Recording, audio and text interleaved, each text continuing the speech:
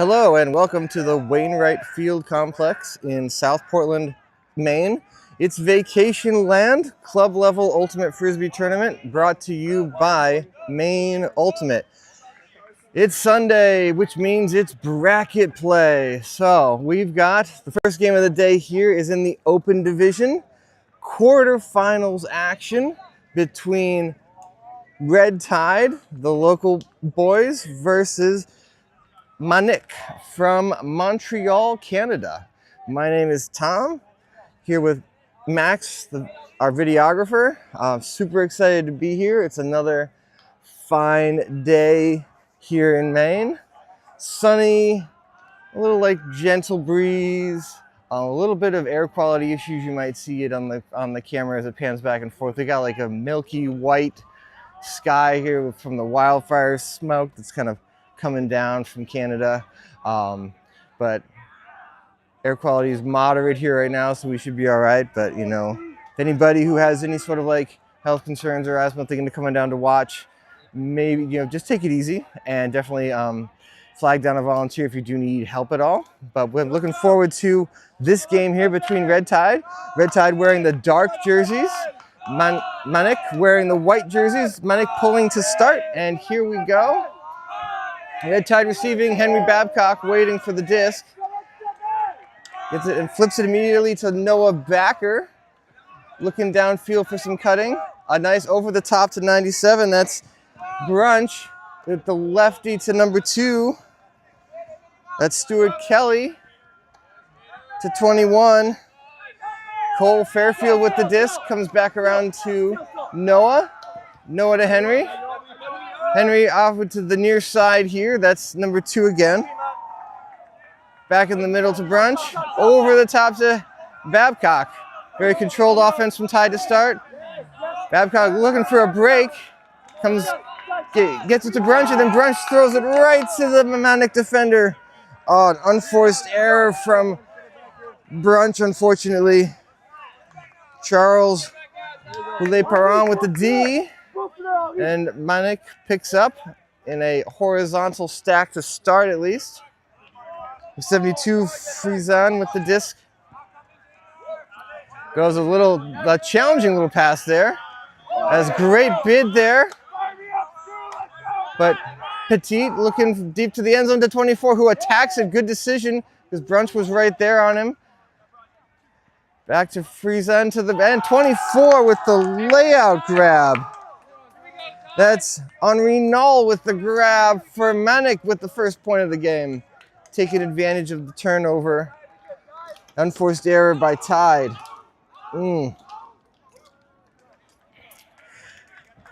Number 2, Stuart Kelly on Tide. Oh, with that nice layout bid for D. That just came up a little bit short. So a break to start from Manik. Not the beginning Tide was hoping for, but plenty of time to recover. So these two teams, let's check and see how they did yesterday. Obviously, quarterfinals action means that they had a pretty good day yesterday, but let's check our Maine Ultimate app, developed in-house by Esther. She's done a fantastic job. I believe she modeled this off of a Frisbee tournament in Europe, in Amsterdam, I believe, where they have their own app as well. And she loved her experience there and wanted to bring some of that functionality here. And we really appreciate her ability and her app designing skills, because this thing is phenomenal. So looking back yesterday, Manik was 2-1 in their pool. They finished just behind Phoenix, who we got to see twice actually on the live stream yesterday. And Red Tide was also 2-1 yesterday, coming in as finishing as the 2 seed behind Magnitude. So 2 teams that have had more success than not so far. As Manik pulls, looking like it's going to hang up there and go out of bounds. Henry lets it go. Going to take the brick mark. Noah Backer is going to come over and actually take it. As we have Tide with kind of a condensed kind of like a condensed side snack, kind of sort of. We got brunch here on the near side. Lots of space here to operate in the middle for the Tide cutter, who is initiating and going deep right away, pulling defenders with him. Coming under is number 8. He goes up to Fairfield, number 21, goes under to number 2. That's Kelly again. Kelly with the disc. Tide already down close to the goal line. Henry had to go chase that down as Kelly really stretched him out. Full use of the side of the field to Noah Backer. Noah looking for something. It was going to go back to Babcock. Babcock and Backer have played lots of ultimate together in the past. Ooh, some contact on that one and a turn, but a foul called by Backer as he's entitled to step and pivot that way, and the Manic defender kind of cut him and hit him in the shoulder as he went by. It's a tough play when you kind of step around through. The defender can't contact you. They have to mirror your movement, and if they're not ready for how aggressive you're going to be, that can be a tough adjustment for the defender to make. Looks like a no contest on the foul call. Noah resets and goes back to Kelly to Babcock, commanding the offense. Looking to break to Backer again using the full width of the field. Nicely done. Babcock is poached. Now Manic peels off to cut Henry down.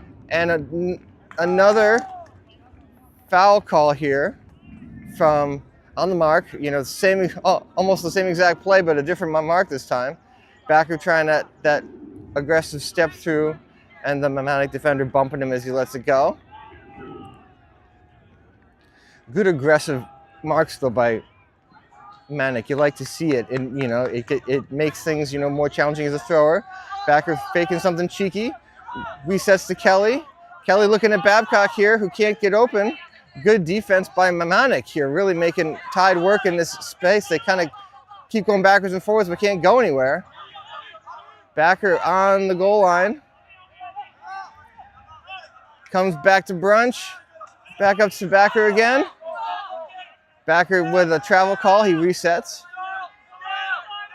Still nothing. Manic really working hard. Is finally the over-the-top high release from Backer to Babcock, and Tide responds, and it's 1-1.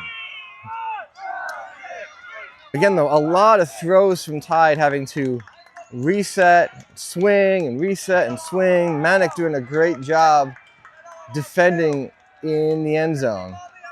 And also, Tide remaining in control, not panicking, just taking the dumps, the resets, and keeping the disc in their dangerous throwers' hands. Babcock and Backer can have every throw known to mankind, and probably a couple that are that we've never seen before, ready to go at all times. As that ties us up at 1. Manik coming down from Montreal, Canada. We always appreciate having our friends from the north coming down to play tournaments here. It's a great experience for everybody to get to play teams that you don't necessarily see as often.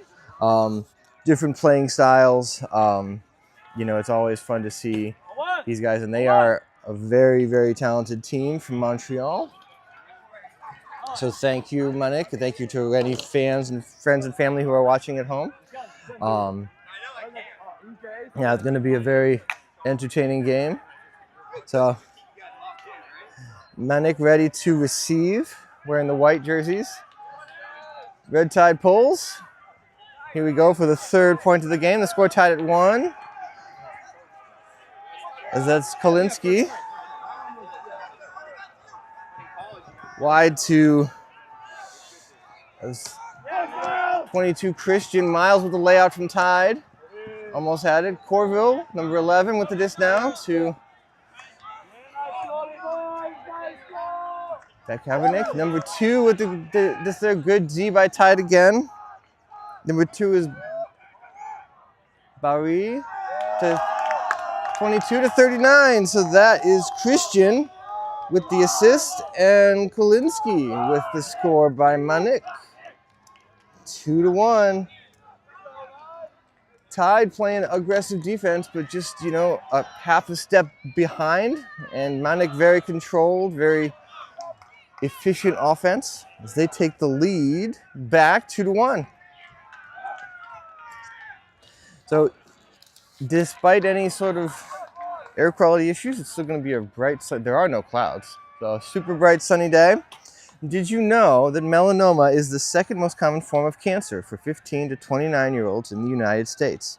Protect your skin, your body's largest organ, by wearing sunscreen, SPF 30 or higher, seeking shade, wearing a hat, and avoiding tanning beds. Check your skin. Melanoma is 99% curable when caught early. Learn more at impactmelanoma.org. We're doing a pretty good job of protecting ourselves from the sun up here in our broadcast tower. We do have a pop-up that the attorney director supplied us. It's doing a fantastic job on my half of the broadcast tower right now. Not so much for the poor videographer, Max, who is roasting in the sun. As the sun angle changes, this will change too, and I will slowly turn the color of a lobster, a cooked lobster. But sunscreen, sun hats, all very important. We appreciate Impact Melanoma sponsoring us. There's free sunscreen over at Attorney Central for anybody who's here. As Manik pulls, Red Tide receives. It's Babcock to Kelly. Kelly to Brunch. The O-line of Tide doing work to start. Brunch going back around to Backard. They'll take that yardage loss as we get a poach off of Brunch here. Real quick to shut down a cut. Nice job by Manik defenders. Go to number 8. Up to Kelly again. Kelly back around to Backer. Backer, there's not a lot of action downfield. Backer's a little stuck. He goes to continues moving it over on the break side. Kelly going up. That's behind McCarty, but Babcock is there to make the reception. Up the field of Brunch on the goal line. Babcock in the right place at the right time. Brunch with a high release over a couple of shoulders to Babcock.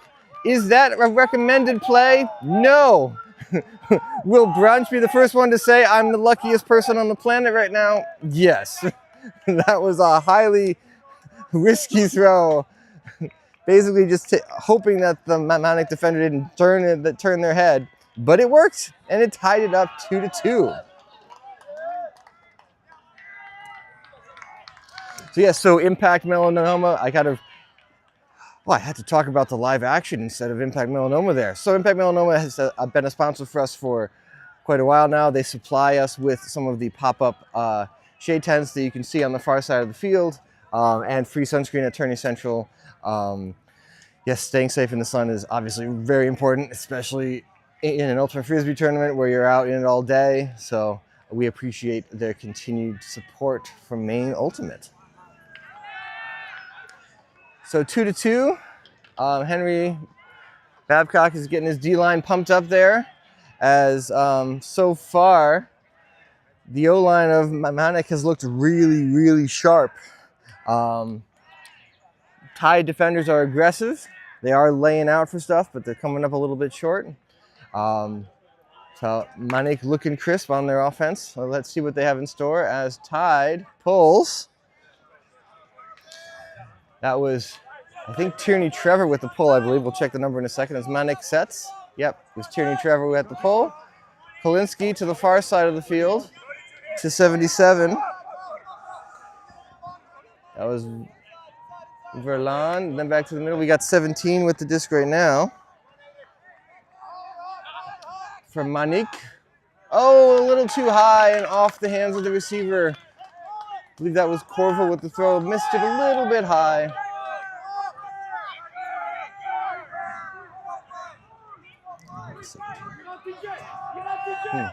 Tide takes over. It's Davis Ritker. Cole Moore with the disc goes back to the handler, number 22. That's Jack Sands. Far side of the field to number 6. Bowden to Cole Moore. Cole looking. The D-line gets to play some offense as Davis Ritker with the disc right now. Looking at Sands, but Sands is covered off by the Manik defender. Cole Moore, highly contested there by 39. Kolinsky by Manik. Ritker to Moore.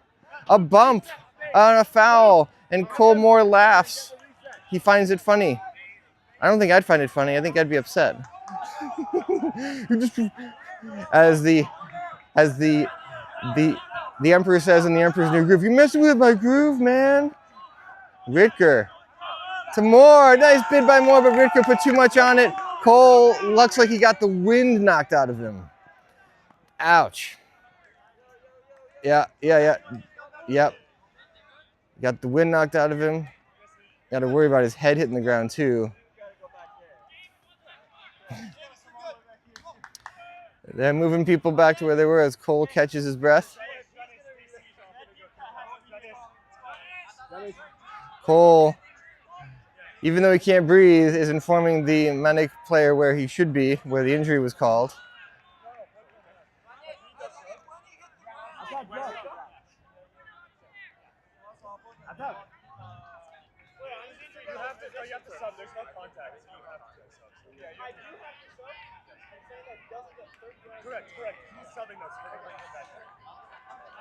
Cole's coming, so we're trying to figure out where people should be, the non-contact injury, so everybody has to go back to where they were when Cole hit the ground. Everyone agrees. The Manic player is substituting. Cole is substituting. As everybody is where they should be, Colmore comes out. The Manic player 24 comes in for Manic. It's Null coming in, and the Tide player Livingston, Tucker Livingston comes in, subs in for more, and play is on. We going deep, Manic right away.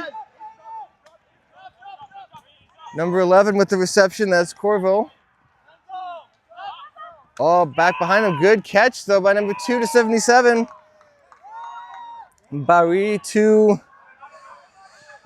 Verlan, not in, and then they go back to Barry. Barry for the score. Manik taking the lead back again, 3-2. So far, Tide's beating themselves, giving up 2 breaks, right? Yeah, just unforced errors from Tide. Good offense otherwise, but no need for that swing pass by Davis to be as wide as it was for Cole. Hopefully Cole is okay. He looks all right. I mean, we're not even going to speculate on what would. First of all, I can't jump that high or that far. And if I were to happen to end up in the air for that long, you would just have to bring the ambulance on the field for me, because there's no way I'm getting up after a collision like that. And he just gets the wind knocked out of him and he gets up and walks. Oh, to be young again, right? Even when I was young, it wouldn't have ended well. So it's 3-2, Manic. Tide O-line, ready to answer and tie this thing back up. Manic coach getting everybody set up there, and they're in their matchups. And we're getting ready for point number 6 here, as the score is 3-2 in favor of Manic.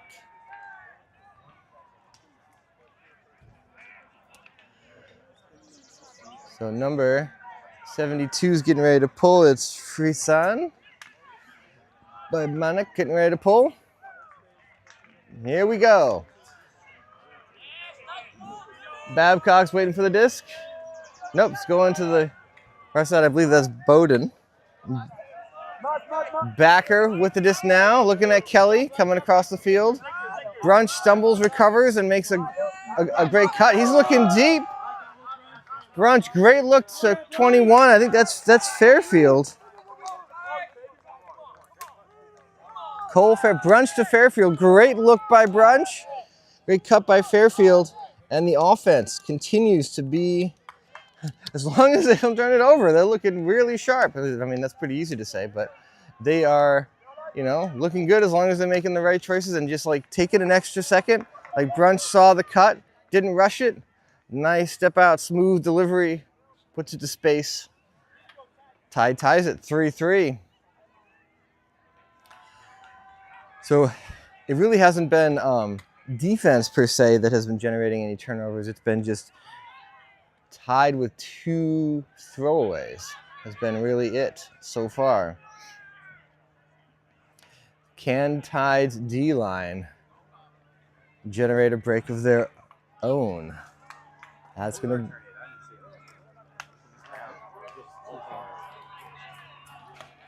Yeah, we'll see.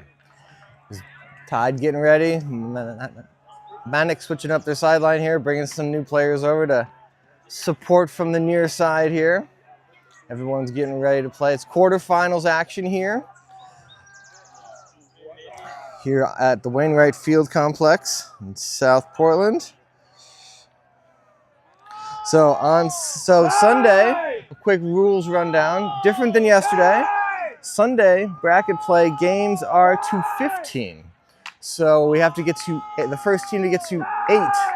That will be halftime. Games are an hour and 40 minutes, so a little bit longer, until we get to a cap. The caps do not affect timeouts, and the timeout situation is the same. 1 timeout per half, and 1 floating timeout that can be used in either half for each team. Manik receives. Tied in a little bit of a poachiness off of the handlers here to shut the throwing lanes down. Bari with the disc on the near side. Looking to reset. There's a call here. So Bari saying that Tucker Livingston here was too far away when he started the stall count.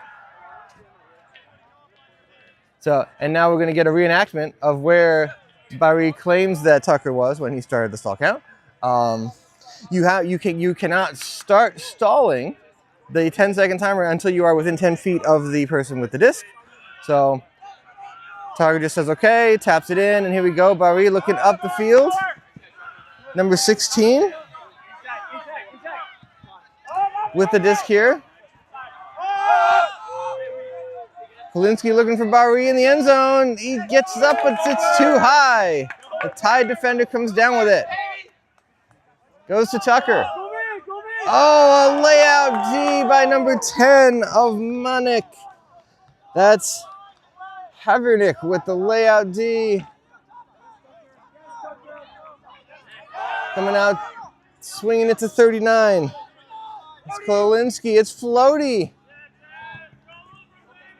Havernick grabs it up from the sky, goes up to Kolinsky again. Turns down the cutter and swings it to Havernick. Swings it again to Bari. Looking up line here, 22 with the reception. That's Christian with the disc. He goes back to the middle.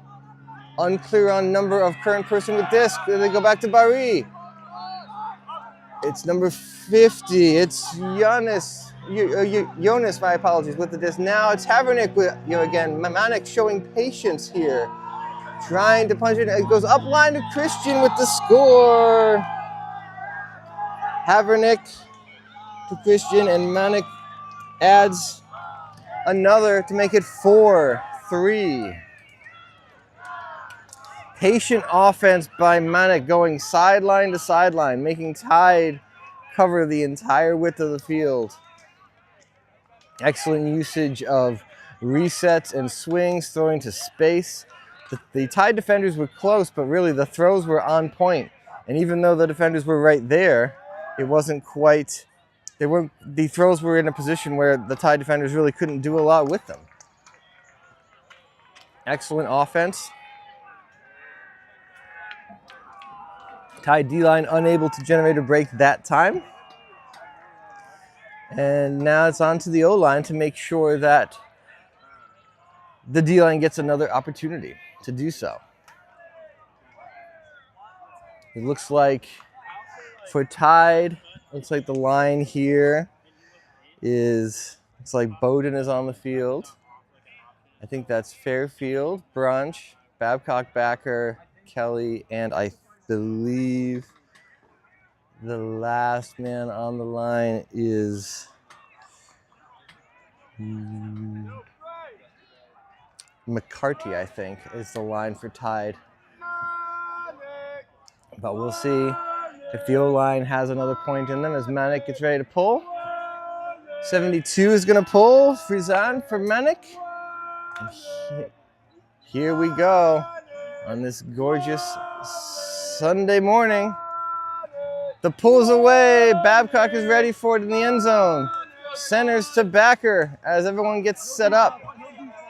Oh, it's Chuck Cantone was on the offensive line too for Tide instead of Bowden. As here it's Fairfield coming under to the near side. Kelly right on the line here. Going to McCarty, up to Brunch. Great cut, great throw. McCarty to Brunch, the O-line making quick work at that point. Great timing by Brunch.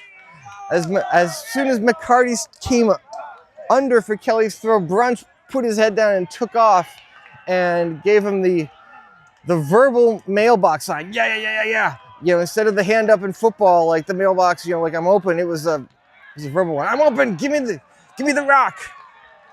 McCarty obliged with a great throw. And we're all tied at 4. Back and forth we go.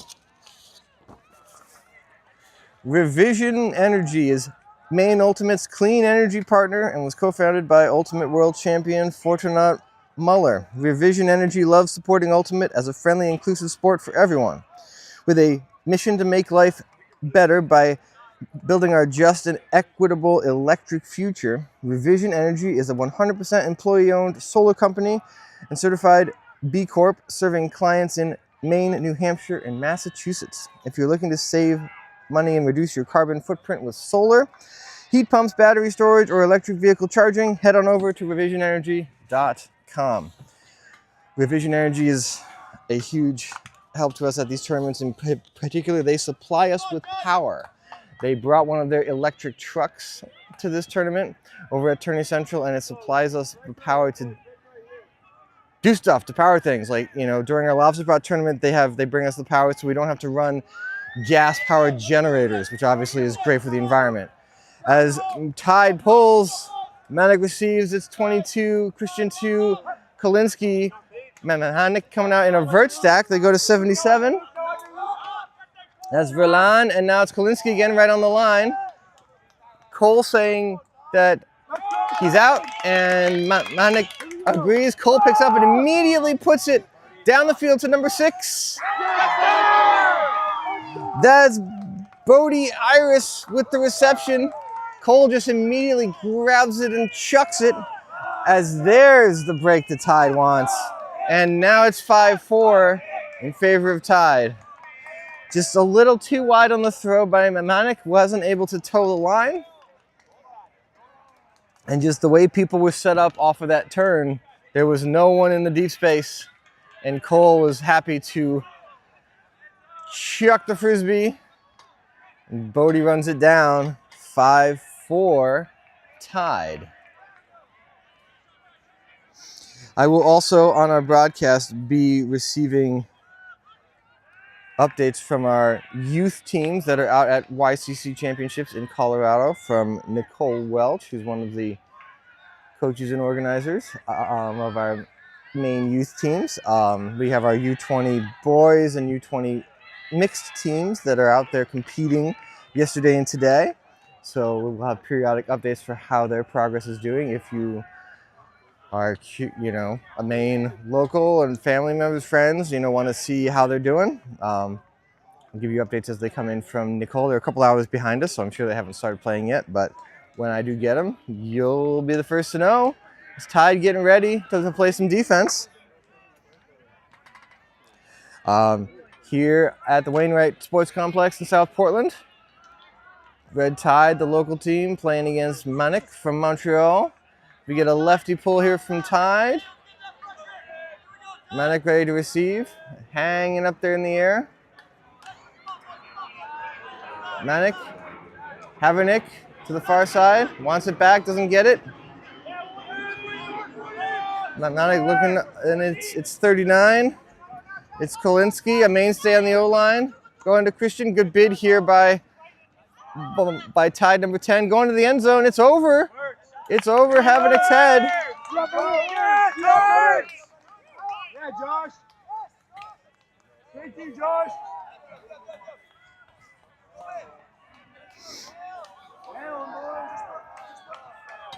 Good bid by the Tide player. We've seen a different group here on defense for Tide.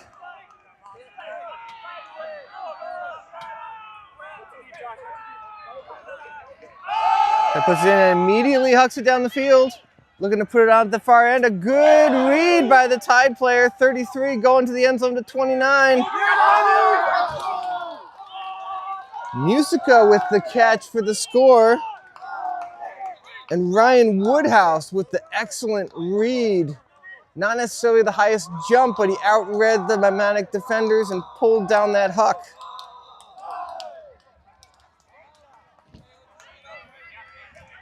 Tide flipping the field on the D line and getting, that's back-to-back breaks by Tide. It is 6-4. That's a nice throw by the Tide thrower there. I'm going to get his number in a second. Well, it might be more than a second because it looks like we have a timeout on the field. So I'll take this opportunity to tell you about an upcoming tournament that Maine Ultimate is going to be hosting in October in conjunction with the city of South Portland, Visit Portland, and the Maine Sports Commission. We're hosting Lobster Pot on October 18th and 19th right here at the Wainwright Complex in South Portland, Maine. If you are a team organizer, team captain of a college team, and you'd like to come, the cost is $600. You get this whole complex. There's like 70 or 80 teams that come out here for this tournament. We book out the whole thing. 2 days of ultimate, lined fields, tourney food, trainers, hotel discounts from some of our sponsors to help out with the cost of being here. Multiple food trucks, tourney central with players lounges and games and activities, merchandise tents with stuff from Breakmark, Maine Ultimate, friction gloves, disc clips, greatest ultimate bags. The live stream will be here. And shuttles to get you to and from the fields, because we all know Wainwright the complex is huge and we got a park like it seems like 10 miles away. And obviously we have the Maine Ultimate app, so you can get all those request trainers and water and shuttles to get you from field to field. If you'd like to send a team, send an email to rich@maineultimate.org. Coming out of the timeout, Tide, back-to-back breaks. They're up 6-4 over Manik, coming down from Montreal, Canada. It's like Jack Sands is going to be the puller here for Tide as Henry gets everybody lined up. Manik ready to receive. Barry with his hand up in the air, like, let's go.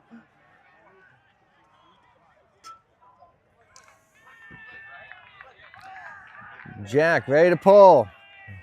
It's a laser beam.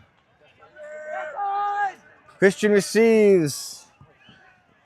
Kalinsky with the disc as Tide maybe a little confused on who was marking who there for a second. Verlan with the disc, marked by Davis. Ritker looking for 17. Corville, side number 11. Corville goes far side. Barry, no one there. Must have been some help out down in the field from the sack that I wasn't looking at. I was watching that disc. Barry, good D here by Davis, making this hard for Verlan with the disc. Back to Christian. Christian into the middle. That's Jonas. Verlan now. Davis helping out real quick to not let that handler action go. Davis Ritker on the mark for Tide. Verlan with no options, looking for Christian. High stall count. Good defense by Tide here. Christian, Verlan doing work together, but good job by the Tide defenders here. Still nothing. There, they got it up the field. That's Jonas again. Looking at Barry up into the back corner. Barry with great footwork as he goes up and over Hokanen for the score and toes in 5. Good throw there too. If you're gonna miss, if you're not gonna put it on the back cone and let your player run onto it, you know how high you can jump, and clearly Barry can jump quite high. So put it up there and let him make a play, and good job out of the timeout by Manik. It is 6-5 in favor of Tide.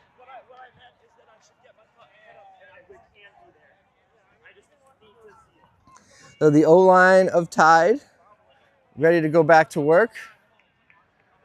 Brunch, Fairfield, Babcock, Backer, Chuck Cantone, Kelly, and Sam McCarty. Pretty much the go-to O-line here for Tide, at least in this matchup. Manik prepared to pull.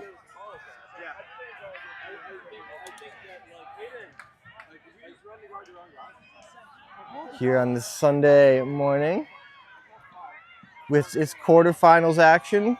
It's open division. Manic from Montreal in the white jerseys, Tide, Red Tide in the red and black jerseys. Manic pulls Babcock to backer.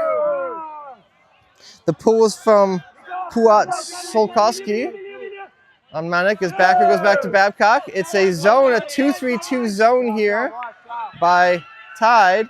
Babcock saying that the stall count kind of got switched between the two guys and he was too far away, so they reset it. Babcock looking to backer here, get some yards while you can. Patient by these two handlers. They love carving up a good zone. Backer and Babcock. Backer goes far side to Cantone. In the middle of Brunch. Good spot by Brunch. He goes to McCarty. McCarty with the disc now, waiting for a handle as Manic seamlessly melts the person. He goes, tough catch by Babcock. Looking for some help here. Getting up installed to Backer, a reset. Backer going break side. It's Kelly. It's a score. There's some good spirit here by Backer and his defender. Those two guys have been battling. There's Backer, and it's 48 of Manik. That's Podorovsky. Podorovsky, yes.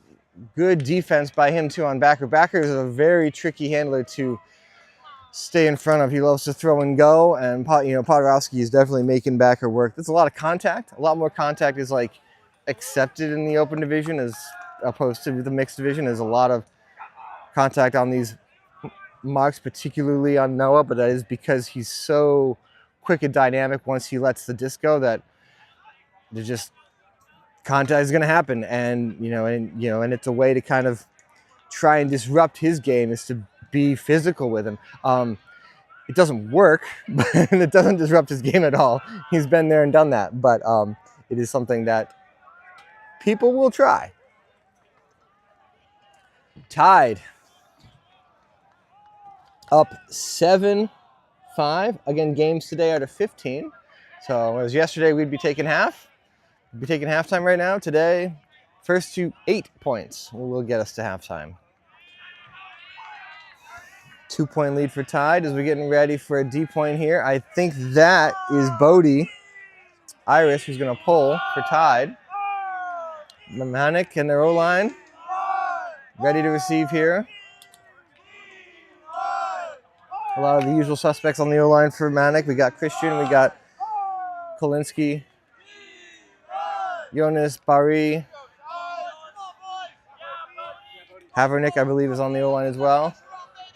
As the pull comes down, it's Kolinsky, it's far side here.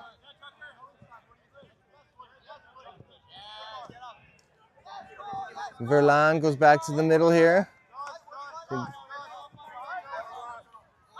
It's Kolensky with a deep shot. He's got space.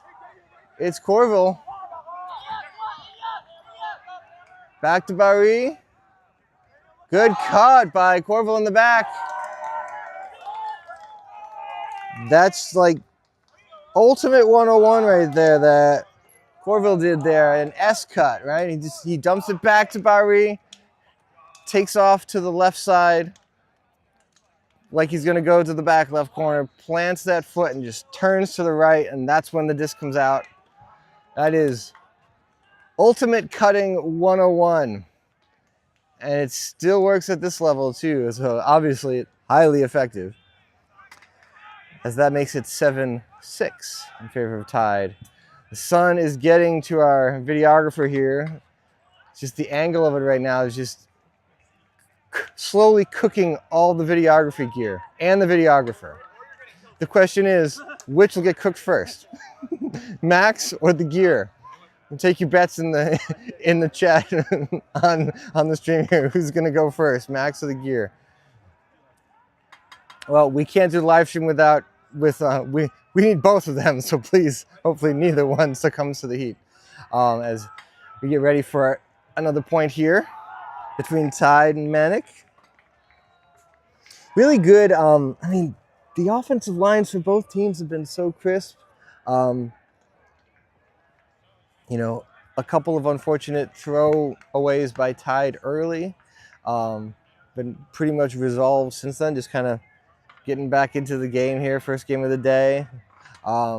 Manic's O-line has looked really, really sharp as well. So like, it's really, who can generate a turn on defense is going to really have a huge impact on this game for sure. As Manik pulls, Tide's going to receive. Like it's in between Babcock and Cantone here. Whoa, 72, almost with a play there by Manic. This is a real good work by Friesen getting down there. McCarty goes up the line to Kelly. Kelly looking deep and comes back looking at Babcock to reset. He's got Backer on the far side if he wants him. Babcock looking deep again as well, but decides to take the easy to Backer. Backer back to Babcock. Fairfield's here on the near side with the disc. And immediate reset back to Babcock again. Good work here by Ty being patient. McCarty exploring the open space in the middle. Continues to Backer. Backer with that nice like high flick he's got to Brunch. Brunch to Backer again. Backer doesn't like what he sees. Eventually picks Babcock. There's a call here.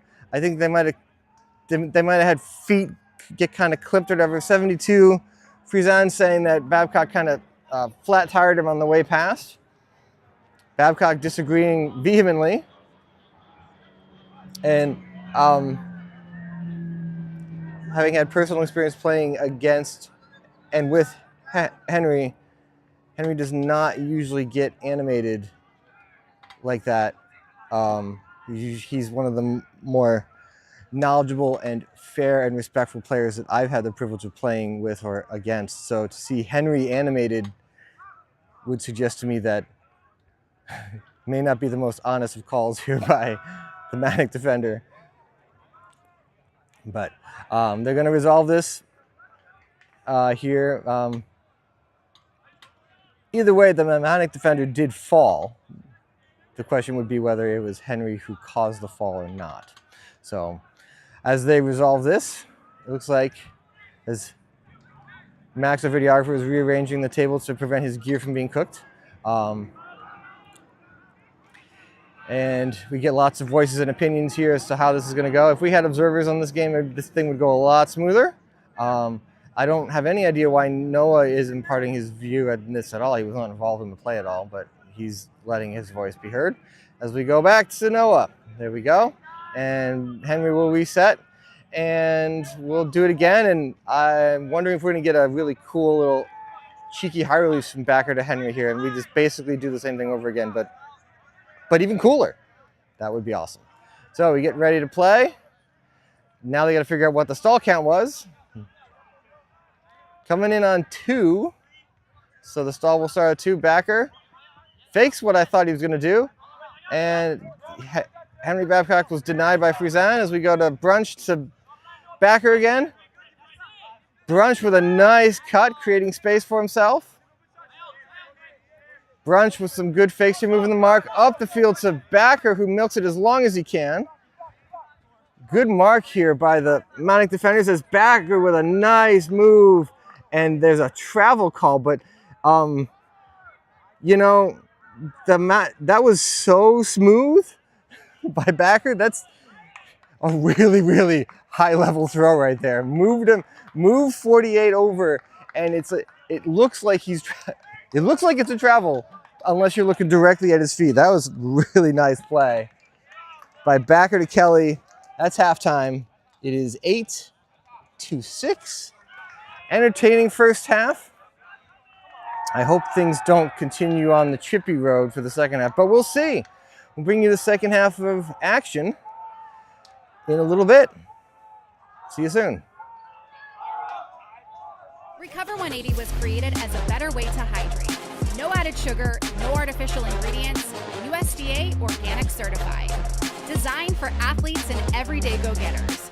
Recover 180 empowers you to hydrate better and recover strong. No shortcuts, no junk, just better hydration. Recover 180. Everything you need, nothing you don't.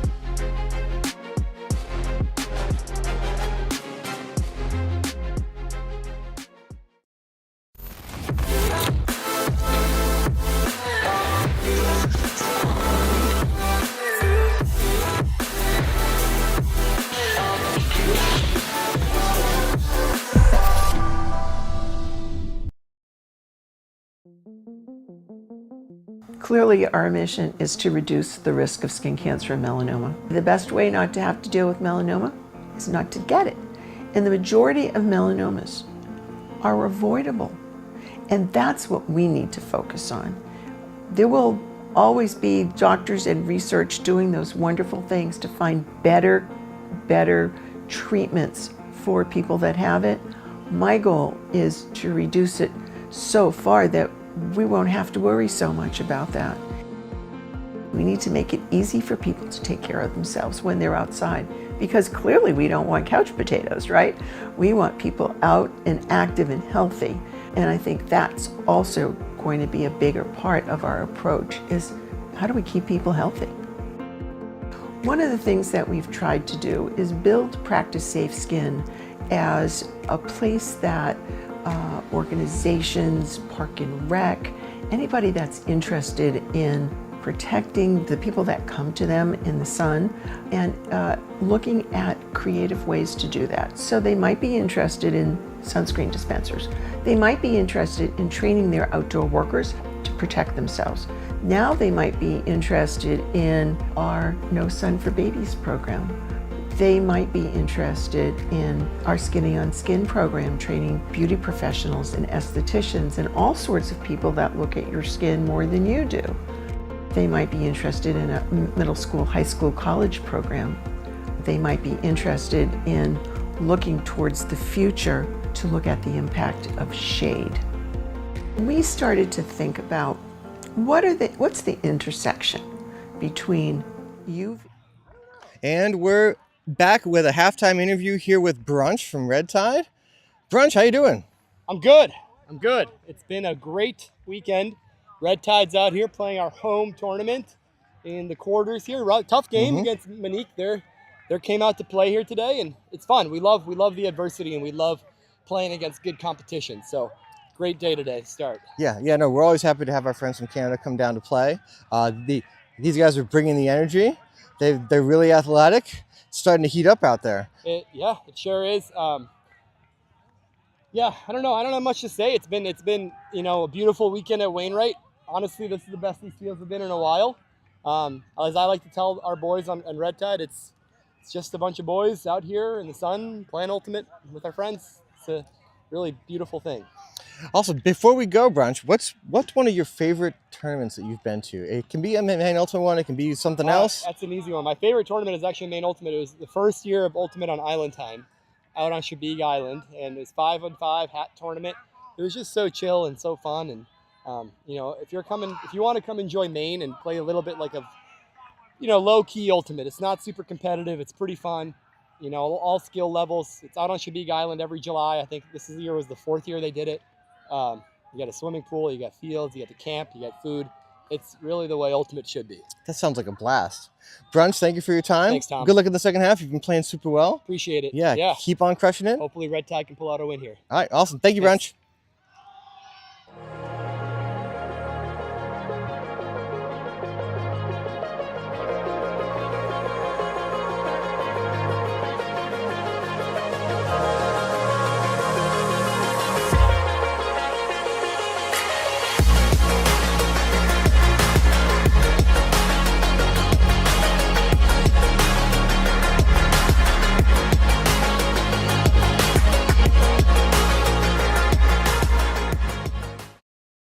First few years of college, I threw every single day. Of course you want to be a champion. Of course you want to be working toward winning titles. Be happy, but never satisfied.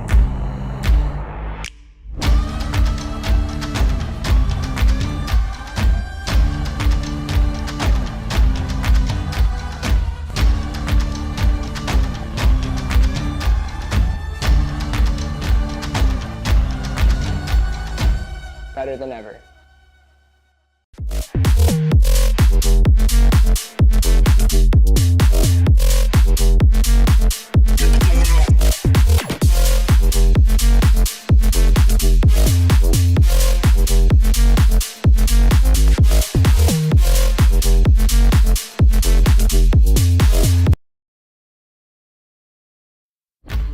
There is a place where we are us at our best.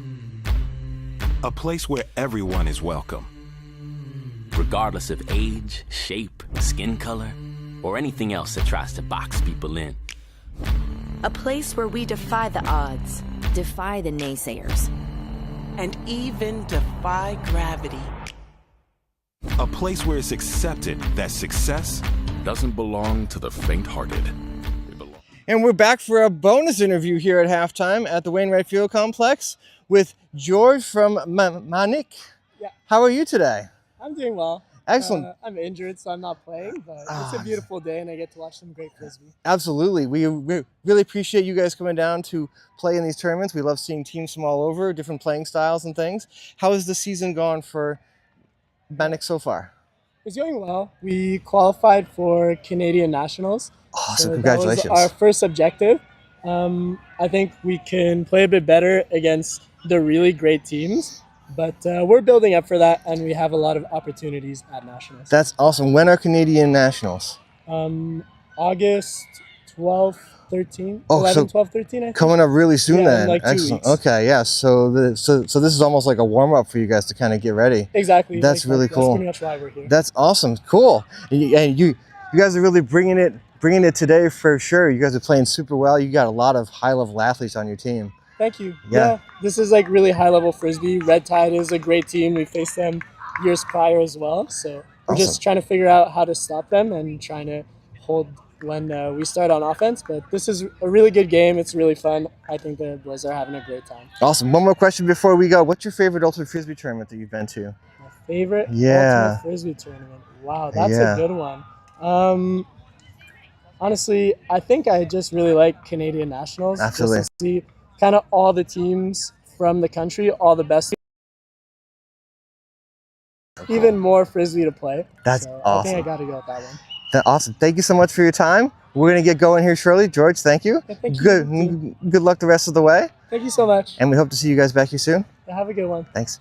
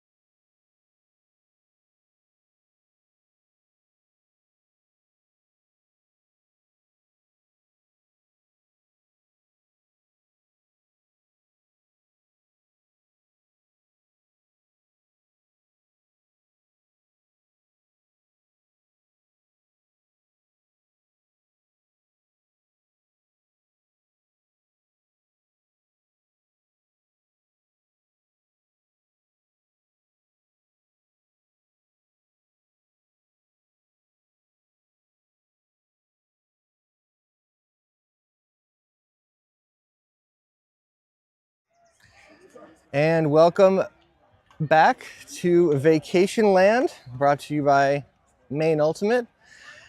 We're here in the open division. It's quarterfinals action on this beautiful Sunday morning. Red Tide versus Manik. The score is 8-6 in favor of Red Tide. Red Tide wearing the dark jerseys. They are pulling to start the second half. Manik in the white jerseys. My name is Tom, Max the videographer. Happy to be here bringing you this quarterfinal action game as Tide gets ready to pull. Here we go. It's Bodie, Iris with the pull. A little short, but Manik will take over. That's 39. It's Kolinsky. It's Havernick. Cole Moore on Tide poaching in that lane there, making these, basically forcing the disc back into Kolinsky's hands as he goes to Havernick again on the far side. Looking at Barry, but good defense here by 33 of Tide. That's Ryan Woodhouse. They got to go the long way. Back to 77. It's Verlan, and now it's Kolinsky again. It's Barry. Woodhouse routing Barry. Barry taking a deep shot to Corville again. And it's a great throw. Beats 29 of Tide down the field. Beats Josh Musica. That throw, though, was spot on from Barry. Perfectly paced. Put him on the back line. Manik scores the 0 point out of half, and it makes it 8-7. High fives all around. Crisp offense.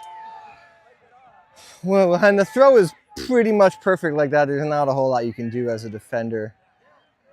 Josh was giving it a good run, but it's out past everybody, and Corville has major wheels for Manik. Manik's D-line gets set. The O-line for Tide is ready to rock and roll in the second half here. As long as their O-line stays composed, Tide's still in a good position. Manik will do what they can to disrupt that composure as their coaches are out, getting them all set and ready to go.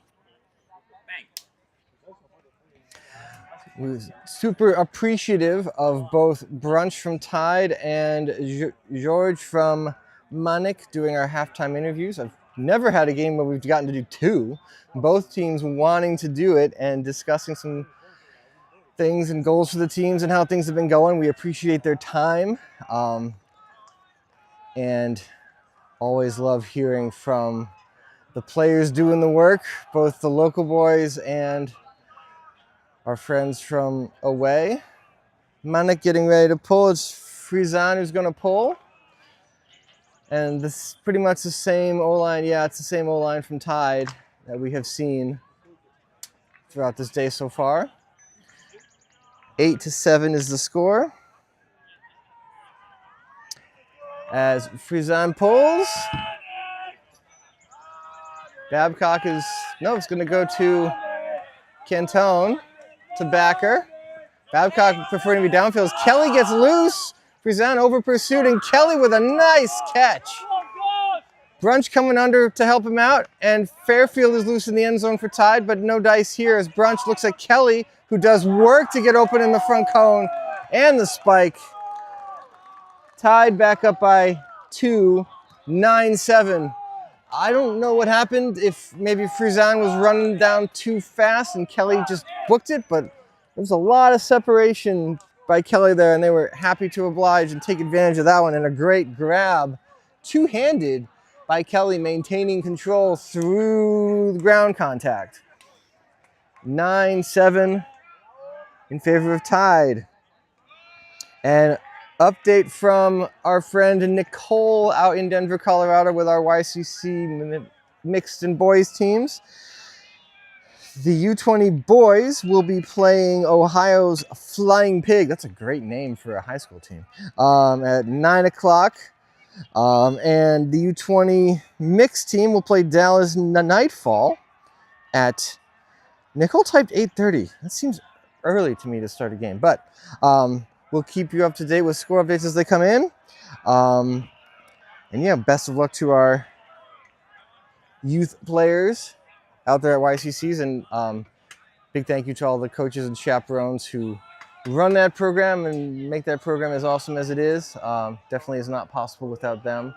So continuing the growth of the sport at the youth level, something that has always been a priority of Maine Ultimate, and a lot of really talented coaches educators, organizers really made that happen and continue. I mean, we have a fantastic youth ultimate scene at the high school and middle school level here. And it shows as more and more Maine players move on out to different teams all around the country, in college and club, and representation even at the USA level. So fantastic. As Tide pulls, Manik receives. It's Kolinsky. It's Verlan here on the near side. Marked by 0, that's Justin Strout with the mark. He goes to Baril. Woodhouse falls, but goes to Havernick. Looking at Christian in the end zone, and it's too much. It was a good look because Christian was there, but just too much sauce on the throw from Baril. Tide set up in what looks like a side stack-ish, kind of sort of a L kind of a shape. Woodhouse clears. Livingston comes under from the far side, a bid by the defender there, Kolinsky, but Livingston's got it. Livingston playing at the college level at Tufts. And he's a Maine high school kid as well, as Woodhouse doesn't go to it, and they mack it multiple times and don't get the catch in the end zone, as Manik trying to mack it into the end zone to create a Callahan opportunity. Didn't end up working, but that's Woodhouse for Red Tide. Kind of slowed down on his cut, and that's why we always say to go, like, continue cutting, do not stop. Like, just keep on going, don't slow down, because your defender's gonna run right through you and make a play. Manik looking to get back within one is Kolinsky with the disc. Turns down Christian's tight cut. Verlan with the disc, fakes a hammer. He's got Barry in the corner if he wants him. Instead, it goes to Jonas. Jonas wants this front corner, somebody. Barry makes the cut, but there's a call. It's like a foul. Oh, yeah, there's a foul, no contest here. Jonas taps it back in. Here we go. Barry clears out. Verlan clears out. There's the cut. It's Kolinsky. Just too long for Livingston to keep up with, as Manik takes advantage of that turnover. And now it's 9-8.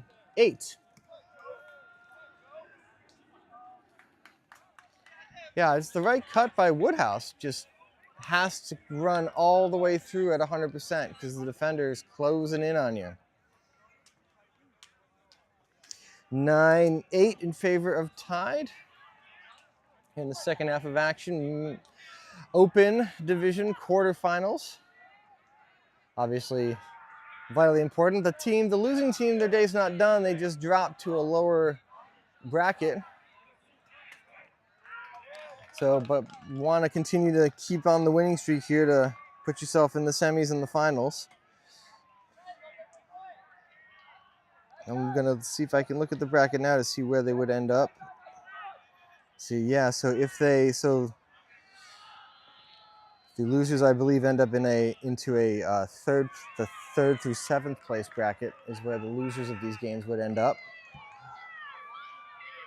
Again, it's not like it's not a sectional side tournament, but it is something that you want to like play hard and really get as many of these games in. The point differentials, you want your strength of schedule to really, help out with the USCU algorithm and everything to keep your team ranking up high as you continue on through the season.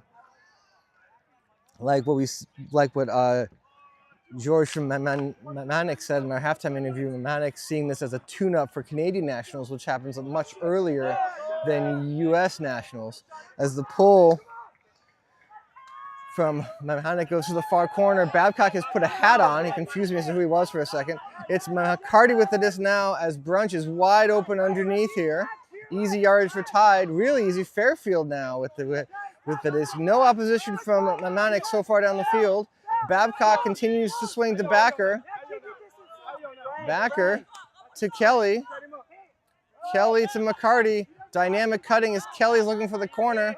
And then he just turns around, stops and turns around. Easy from McCarty to Kelly. So much speed by Kelly. You have to over pursue him to the corner because that's where he wants to go first. As soon as you're over pursuit, he just stops on a dime and the disc arrives. Great chemistry from the two of them. It is 10-8 in favor of Tide.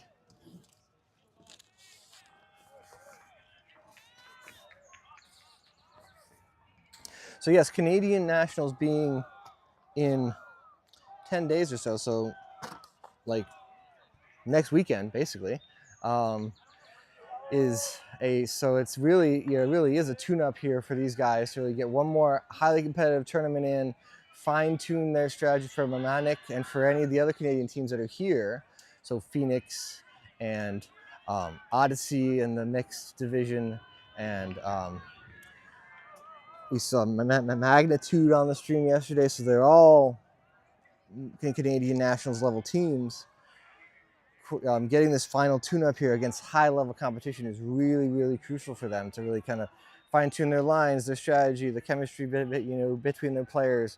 Going over some different strategy type things that they're going to use and really, get themselves in like final shape for nationals for them. So it's really cool that they're able to come down here and take advantage of that. And obviously the United States teams that are here love playing against really good competition, no matter where it's from. So I'm glad that they're here. Manic getting ready to receive. Ty D-line. Ready to go.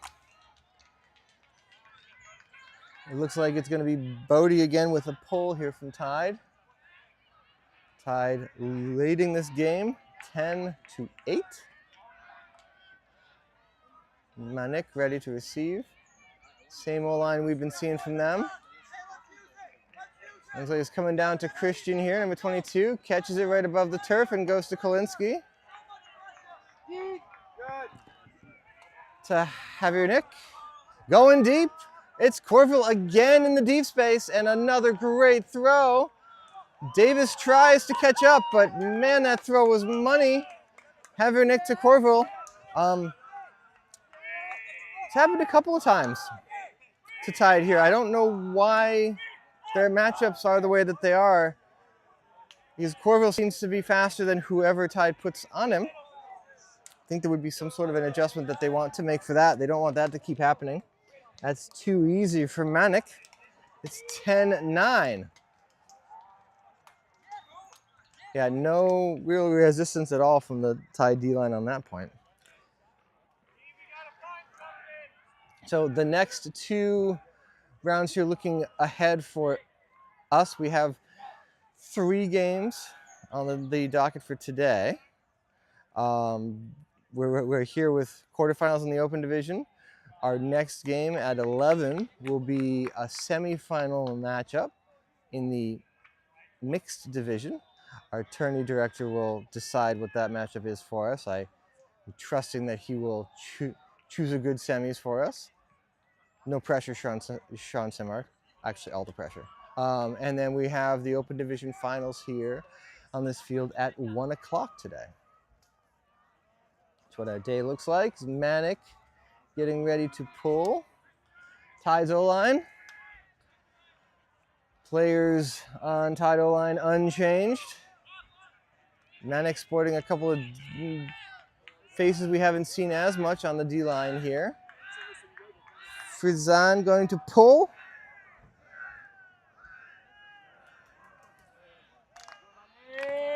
And here we go. It is 10-9. Tight game here. Manic looking to make another break out of it to tie it back up. Pull goes away. It's to the goal line, and Noah Backer receives to Henry Babcock. Brunch is gone down the field as Babcock immediately throws a hammer to McCarty as the Manic trying to get into a 2-3-2 zone look, but they're already starting to maybe melt it down a little. They're sticking in it. Yeah, it's almost like person on the handlers here and a little poachiness on the middle cutters. Another hammer from Babcock over. Oh, a deflection by Debian. Brunch to Cantone. The hat came off for Cantone, and there's the hair, the power of the hair for Cantone. Nice job by Tide. That throw by Babcock was Real close. The defender there, Debian, got a piece of it, but not enough of it to disrupt it. Brunch with the focus. Still catch it and up the line to Cantone. Well done by Tide. It is 11-9.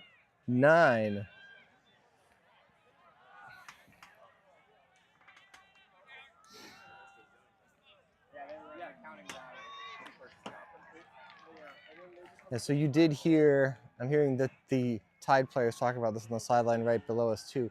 You did hear the Manic sideline counting down. What they're doing there is they have a predetermined countdown of how many throws they're going to allow to happen before they disintegrate their zone and match up person to person. So it is a good way to, because it's always a hard decision. If you don't have a countdown, it is a hard decision to know when to drop your zone defense and match up person to person. What happens is lots of times the players on the field are too stubborn and they want to continue playing the zone defense until and by the time they realize that they've been broken, it's too late, and it's too late then to even match up in person. So that's why the countdown helps. As Bodie pulls, Manik receives, it's Havernick with the disc. Cole sitting in the lane for a second. Havernick goes far side, that's Varlan. Corville exploring the deep space down the field for Manik here again as Verlan comes back to Havernick, goes to Verlan and up line to Havernick. Quick action, but he forgot the disc though. A great cut, but one requires the disc to continue playing, and he forgot. Tide takes over on the far side of the field. Comes over to Cole Moore here. Up to Tucker Livingston. About 10 yards out of the goal line. Tucker to Cole. Cole looking maybe back to Tucker. Nope. A blade to the cross to the other side of the field for the score. 15 with the reception. That's Hokanen. From Moore. It's 12-9 Tide now. Taking advantage of the unfortunate error on the far sideline by Havernick.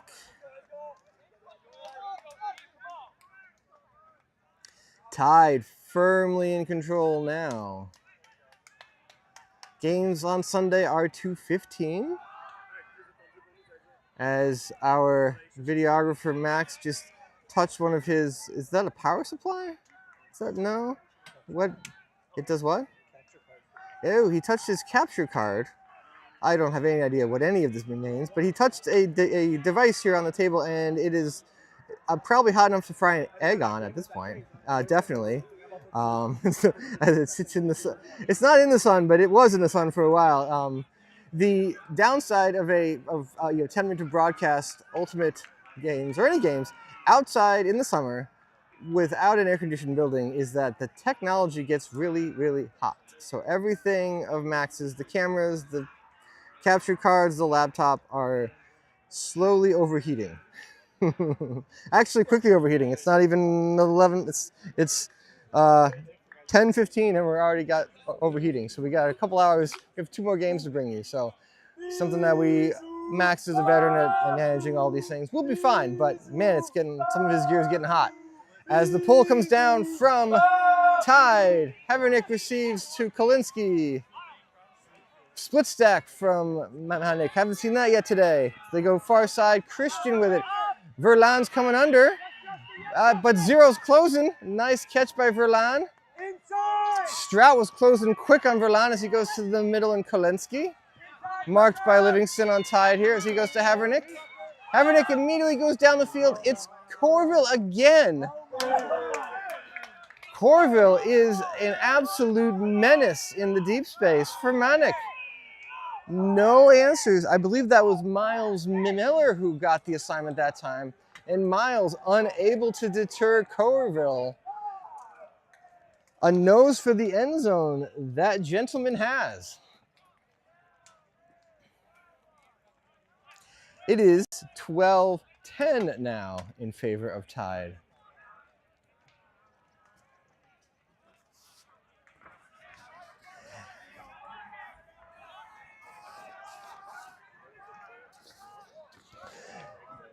When you check the weather before leaving home or when you're out and about, do you check the UV index?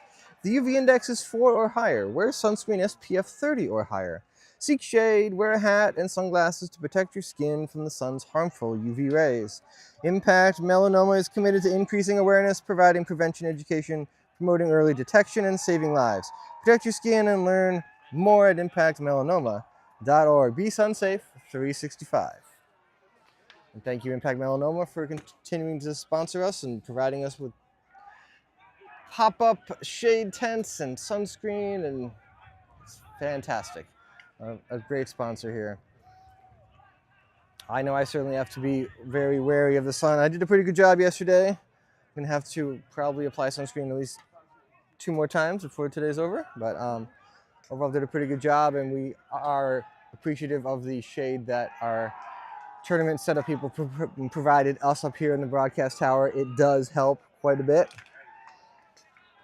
The angle right now, the angle of the sun's a little unfortunate for Max's equipment, but for us it's been great. As Manik pulls, Babcock will receive the pull about 5 yards in the end zone as he goes to backer to start.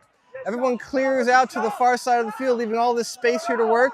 Fairfield goes deep, McCarty comes under, and it all was not timed well with the handlers. They had to reset to Babcock. Go to the far side, it's Cantone. Fairfield was under, but got declined as they go with a big, Cantone, a big swing to backer in the end zone. Up the line to Babcock, now Kelly goes deep. Comes back under as Babcock works to Brunch here. Way to go up and get it, does Brunch. He goes to the middle of the field to Kelly. Kelly with lots of space downfield. Fairfield goes deep but is turned down. Kelly goes back to Babcock, who swings it to Backer. Backer now to the far side. It's McCarty with the disc. Good defense by Manic, and 70 from Manic. That's Paran with the D on the throw. Knocks it out of bounds. Excellent defense by Manic. Dylan Wu picks up to start the point for Manic. Doesn't have the upline, needs some help, goes back to 72. It's Frizan. Paran is cut off by McCarty on tide as Frizan goes to Wu. Wu up the line to Frizan, given a little bit more room by Henry to operate. Goes to Paran. Guarded by McCarty. Looking downfield, he's got 24. That's Henri Nanal, goes back to 13. It's Wu with the disc.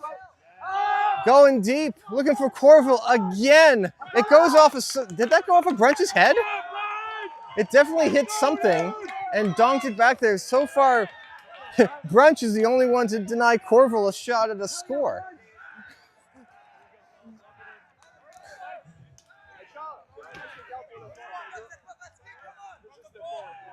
Long point back and forth here. Babcock picks up. Horizontal stack, at least initially, as Fairfield clears. McCarty goes to the break side. Brunch coming in hard. Nice job by Brunch on the near side. Fakes the huck and chooses to go back to Babcock. Babcock up the line to Backer. Good cut by Backer. He looks deep. It's Fairfield in the deep space. He's got it. Good bid by 27 on Manik. And Mel Philibert. Good bid. Good spirit by the two of them. Tied. With another point, it's 13-10.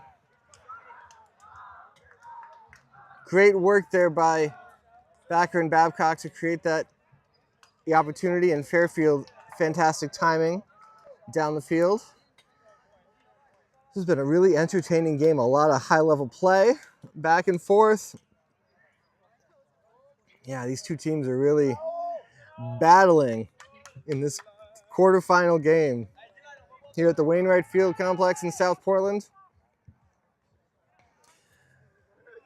Super happy to be here with all this cool Ultimate Frisbee. A second day. We had a great day here on Saturday with a bunch of really awesome games. And this one is also back and forth. We've seen Manik be able to break tide multiple times, so despite it being a 13-10 score, this game is not over by any stretch of the imagination. Tide D-line matching up. Manik O-line The usual suspects on the O-line for Manik. We got Kolensky, we've got Christian and Havernick, and Barry and Jonas, and Corville. Jack Sands with the pull for the D-line of Tide. Christian's going to receive. Good pull by Jack. It's most of the way back in the end zone. Flips it up to Kolensky on their own goal line. Marked by Cole. Goes to Baril. Baril going deep immediately. It's not to Corville, though. It's to Jonas, who gets run over by Davis. No contest from Davis. That is, I said run over. That was harsh. They were both looking at the disc, and they got their feet tangled up, and they both went down. Davis did not purposely truck Jonas. They were both watching the Frisbee, and feet interacted with each other, and down they go. Coming in on 0, no contest stall, no contest foul, pardon me. Jonas with the disc, marked by Davis. Davis goes back to Havernick. Jack Sands on the mark here, starts the stalls. They go back, looking at Baril up the line. Good defense by Tide. Kolensky. He's ready for an end zone shot. You're going wide here. Jonas again. Davis was sagging off into the lane to help as Jonas goes out here, and it is a low throw and a catch verified by the sideline. Number 11, that's Corville again. Another point for Corville. A great effort by the Tide defender, though. Right there in his hip pocket. It's not quite enough. Great effort, though.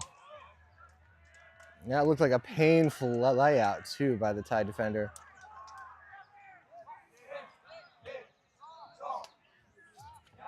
Yeah, he's definitely a little slow walking that one.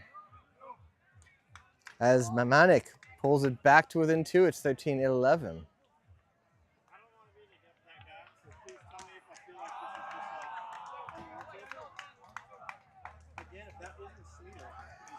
That bid by Tide, that was Aiden Hayes on defense. His jersey says Peach, but yeah, that was really good defense right there. That was so close to being a turn. Manik getting ready to pull. Prizan's going to pull again. We got the tried and true O-line here by Tide. Manik throwing a couple of substitutions on the D-line here, trying to get a good matchup. As it is 13-11. Got an hour. Our time cap is 1 hour and 40 minutes, and we started at 9. So we've still got 15, 17 minutes or so before cap time. So I don't think cap's going to be much of a factor here. We're already at 13. The highest score of 13 by Tide. So I don't think we're going to have a whole lot of time cap considerations as Manik is ready to pull. Tide's ready to receive. Prizan with the pull. Here we go. Noah Backer fading back to catch this one. And he does so. Getting down real quick is 35 of Manik. Good bid there by Pool Paran as McCarty has the disc. More defense. A foul called by McCarty. Pool Paran saying that it was not a foul. That player by Manik, I apologize, I don't have a 35 on my roster. But was phenomenal getting down the line there. It's Parant, 35 Parant. So now there are multiple calls. So McCarty on the mark here on the throw, there was a foul called over there. There's also a foul call down the field between Fairfield and Barry. So there's a foul there as well. So they've resolved the foul on the mark. They have not resolved the foul downfield, as Barry is now showing evidence that of a flat tire of a Fairfield accidentally cleating him. It's like, look, there is a bruise. I was cleated. So they're figuring that one out, and we will get back to play as Brunch trying to be impartial and get this to a resolution as we debate and debate and debate. And if anybody is wondering, we do not have observers at this tournament. This is why observers are necessary at high level Ultimate, is to resolve these situations quickly and fairly. Here we go. The disc is back in play and we're going as McCarty goes backwards to Babcock, turns down the backer cut up line. Kelly with a layout. What a grab by Kelly. He goes up the line. McCarty right here on the sideline. McCarty to Babcock, a little inside throw there. Babcock marked by Perron, goes to the far side. Cantone, great throw to space.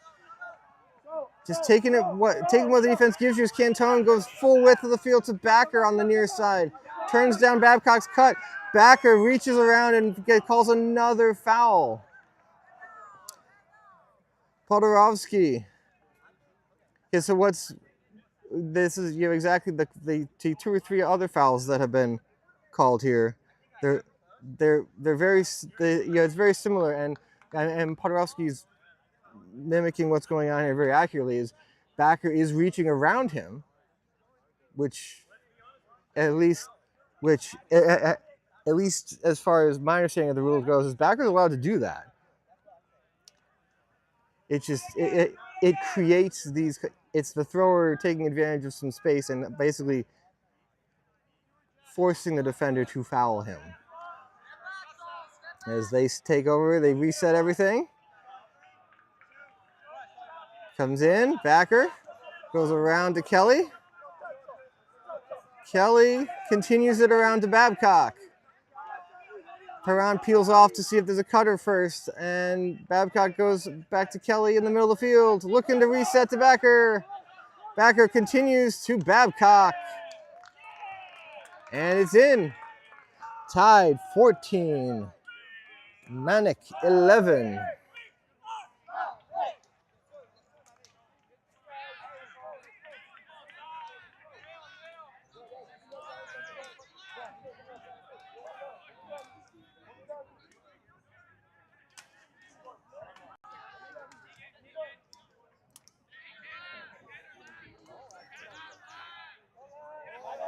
As we get ready here for another point, it's 14-11 in favor of Tide. Quarterfinals action, the Open Division at the Wainwright Field Complex in South Portland. The only thing not gorgeous about this day is the milky white haze that we get to deal with. But otherwise, what a great day for some awesome ultimate frisbee. It's the D line for Tide getting ready. Henry Babcock's matching up his team's D line.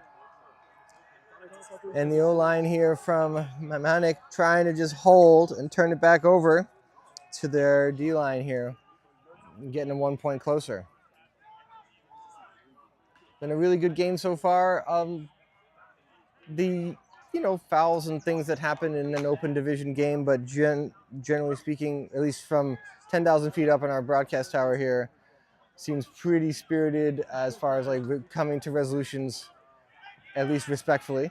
As the pull comes down from number 10, it goes to Verlan.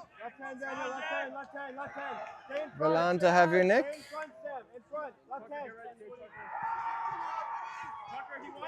Haviernick to Christian. Good D here by Livingston, cutting down Kolensky.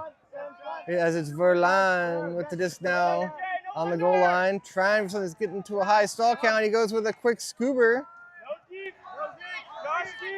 It's Kolensky. Comes back to Christian. Christian to Verlan as they go the width of the field. Have not made any progress toward the end zone though, Manik. Jonas, as number 0, Strout was helping out on this side, leaving his man Jonas open. Verlan goes to Haviernick. Defense for Tide working hard. Comes to the far side here, it's Kolensky. Kalinske looking big. It's Barry versus Woodhouse. It's Barry.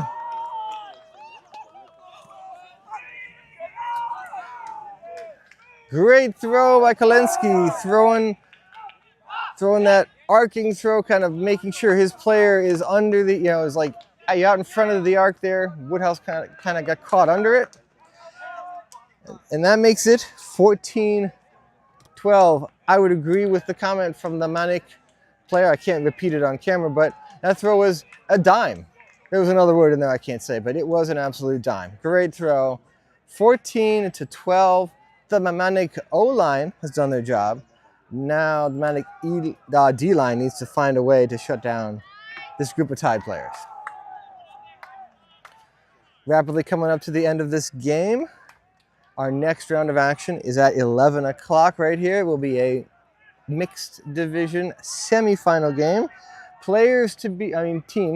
Teams to be determined. It's obviously depending on how their quarterfinal games turned out.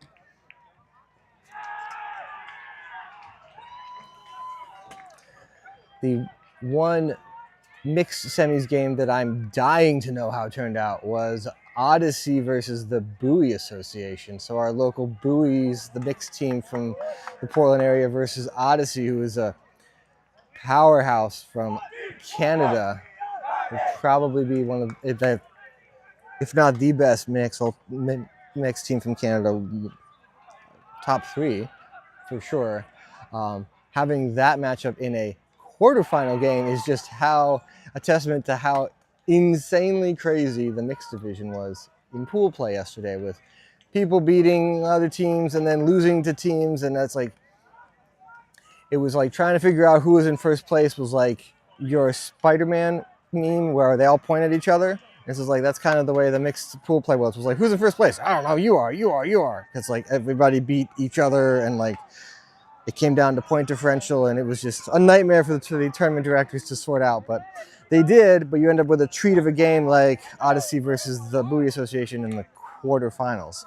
So our next round here at 11 will be next semis, and then we'll be back here for open finals at 1. Maybe the winner of this game will make it all the way to the open finals, and we'll see them again. We'll see how it turns out. Manik is ready. They might have actually that might have actually been a timeout by Manik. I didn't see any like official gestures or anything to either squad, but it might have been an actual timeout. But either way, their D-line is getting ready to go. The Tide O-line is ready to receive. 14 points for Tide, 12 points for Manik. Frizan is ready to pull once again. Manik rolling a little bit less of a D-line per se, and more of a like top, like there's some holdovers from the O-line playing on this D point as well. As the Tide O-line we've seen all game is ready to go. The pull from Frizan is a good one. Babcock retreats. Front of the end zone to Backer. And Verlan is waiting for Backer. Backer to McCarty, a bid from Paran to Backer. Tight window throw there. Verlan is right on Backer. Kelly is open underneath, as he has been all day. The disc what happened to the Frisbee? Something is stuck to the Frisbee. Like a piece of Velcro or something? That was interesting. Not sure where that piece of debris came from, but it was on the Frisbee. So Kelly with the disc, and Henri Nault will be marking him.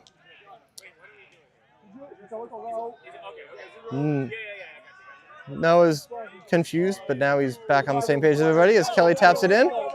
Looking at Noah. Kelly turns down the, oh no! Kelly throws it away. Babcock with one extra fake than Kelly was ready for, and he threw it to no one. Frizan getting everybody organized. A vertical stack here. Calling Verlan out. Pushing Podorovsky over. Looks back to Verlan. Goes back to Frizan. Fakes it. Goes break side to Podorovsky. Good throw. Lefty to Frizan. Buoy on the near side over here in the corner. Swings it to Podorowski. Good defense. To go to Buoy. He threw him in the end zone. Great throw by Podorowski.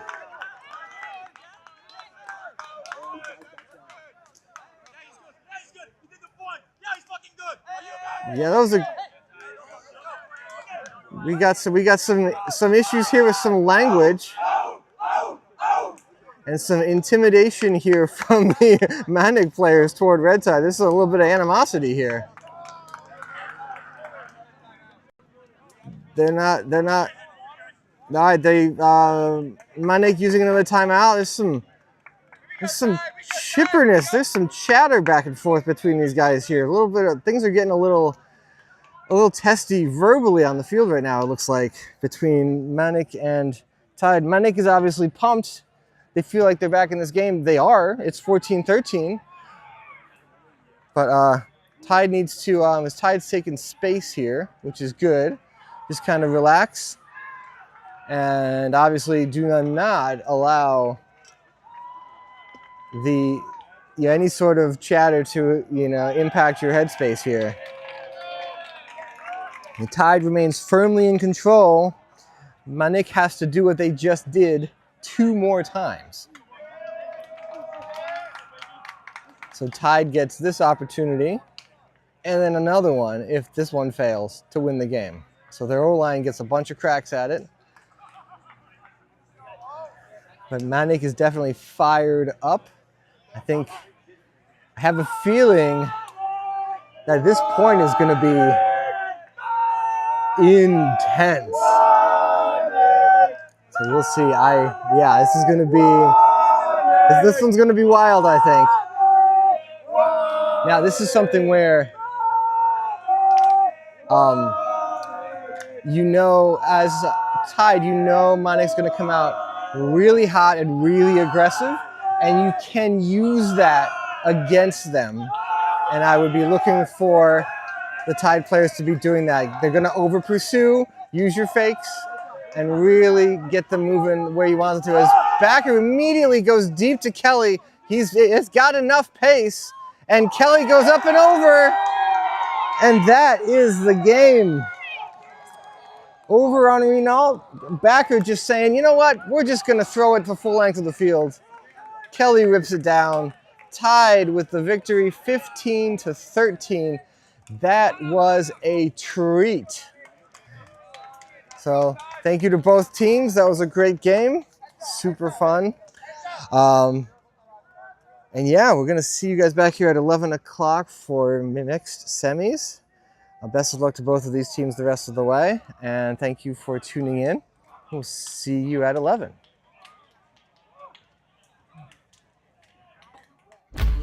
There is a place where we are us at our best. A place where everyone is welcome. Regardless of age, shape, skin color, or anything else that tries to box people in. A place where we defy the odds, defy the naysayers, and even defy gravity. A place where it's accepted that success doesn't belong to the faint-hearted. It belongs to the brave, to the determined. A place that knows grit, knows grace, knows bright lights, and knows empty bleachers. A place where we remember to laugh, where we learn to trust, learn to high-five strangers, and eventually even learn to fly. A place where character, community, and competition are all as balanced as a disc in flight. That place isn't in a stadium or on a field. That place is in the spirit of our players. Because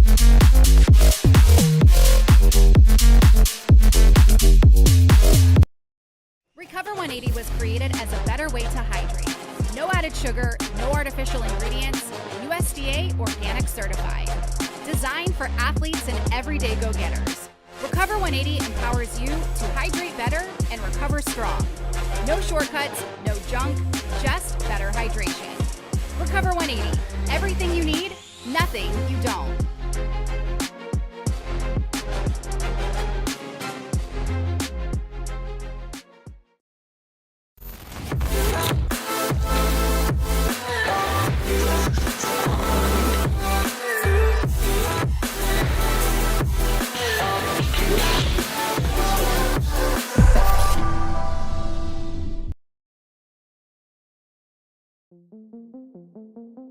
Clearly, our mission is to reduce the risk of skin cancer and melanoma. The best way not to have to deal with melanoma is not to get it.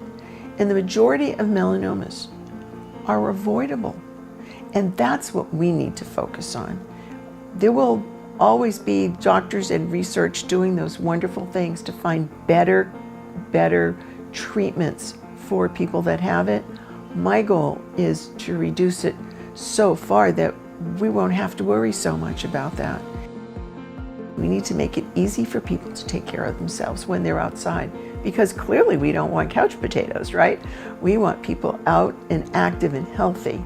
And I think that's also going to be a bigger part of our approach, is how do we keep people healthy? One of the things that we've tried to do is build Practice Safe Skin as a place that organizations, Park and Rec, anybody that's interested in protecting the people that come to them in the sun, and looking at creative ways to do that. So they might be interested in sunscreen dispensers. They might be interested in training their outdoor workers to protect themselves. Now they might be interested in our No Sun for Babies program. They might be interested in our Skinny on Skin program, training beauty professionals and estheticians and all sorts of people that look at your skin more than you do. They might be interested in a middle school, high school, college program. They might be interested in looking towards the future to look at the impact of shade. We started to think about what's the intersection between UV, heat, and shade. One of the things that we do a lot in our training is talk to people about how do you protect yourself in the sun. Well, we talk about hats and protective clothing and wearing their sunscreen and using it regularly. But one of the things we also talk about is seeking shade. So what happens when you can't find shade? What happens when you live on a heat island where there's concrete or asphalt around and there is no shade and it's difficult to be outside? We understand that there are inequities here. We need to talk to the people who don't have shade about what they need, and when we do that, we find out that there are places close to home that don't have a place for their neighbors to meet, that they have playgrounds with no shade whatsoever. And all the time we're out talking about seek some shade in order to protect yourself from the sun. So for impact melanoma, looking at shade means opening our arms a little bit wider so that we're able to look at what are other health risks. What are some temporary things that we can do while we're looking at more permanent issues? Because honestly, we don't have the kinds of funds that would allow us to bring shade everywhere. What we work with communities around is putting in temporary shade, whether it's 10 by 10 tents or zinnias sunshades or something else. We're really working right now and for the foreseeable future on temporary shade that people can bring personally or have in their neighborhoods. I think these are going to be the things that we need to do to improve the overall health of our community and to reduce the risk of skin cancer and melanoma. The call to action that I'm challenging you with is go out and find a group of people that are interested in supporting their community in a way that will potentially save lives. We can help you do that.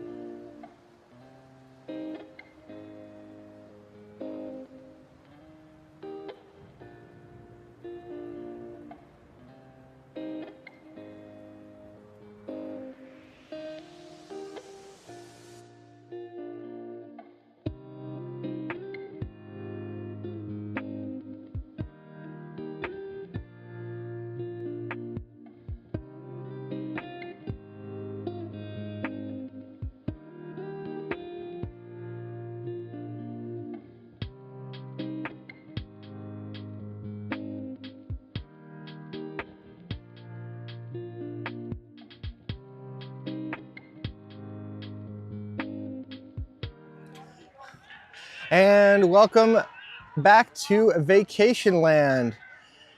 We are here on a Sunday morning. Semifinals action in the mixed division. My name is Tom, here with the videographer Max. We've got a treat for you in our 11 o'clock window here. We've got Darkwing versus the Buoy Association. Darkwing hailing from Massachusetts. Darkwing is wearing the pink. And yes, their team name is a play off of the Darkwing Duck cartoons back in the day. And we have the Buoy Association, the local team from Portland. You want? Yeah. Hold on. I'm going to be right back. I have a question with a player. Hold on 1 second. So, if you want to, you can. Yeah, no, absolutely. Do you need some help?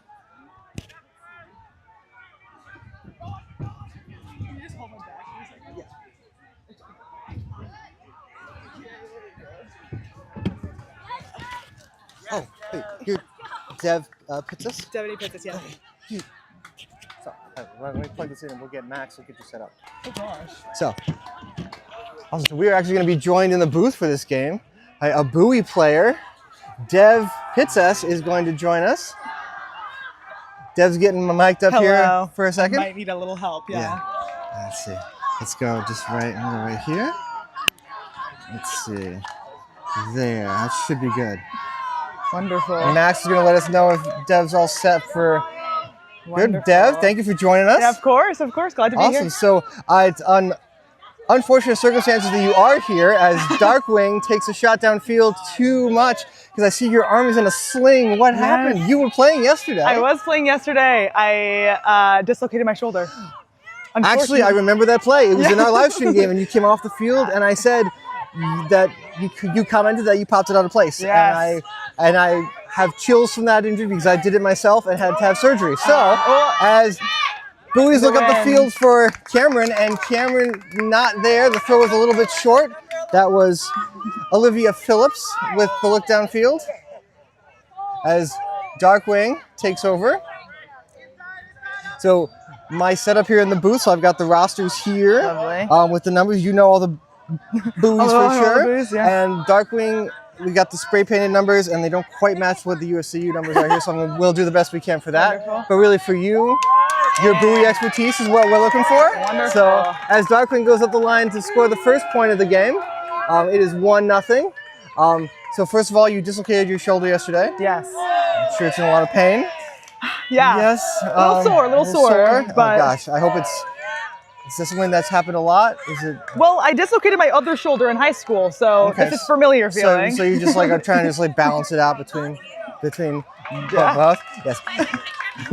And so that's, oh gosh, that's really painful. I'm so sorry that you can't be on the field for this for Sunday. That's such a letdown. But you guys just are coming off of a fantastic victory over Odyssey. And we were talking to to Jess Jondra on the sideline here before the game started. Very contentious game, very heated game, but as it can be when you're talking about quarters and on Sunday bracket play. But like, how did that game go for the Buoys? Yeah, it was good. It was. We were talking about friction when we face friction. How do we persist through it? And I think we did a really good job. We were answering to some of the turns with our own Ds, and it was actually very good. A good first game to warm us up for the day. Absolutely. And so excited for this one. Yeah.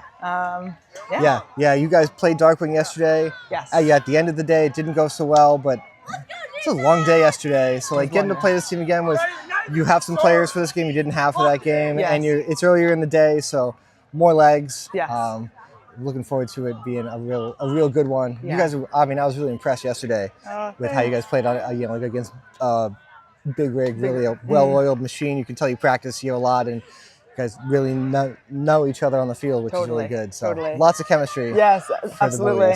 It's been about 4 years that some people have been on the team, and so that gel definitely works. And with the new additions, it's been really wonderful. Good vibes on the team. So cool. So would you like to take us through this offensive point for the Buoys? Yeah, of course. Go for it. All right.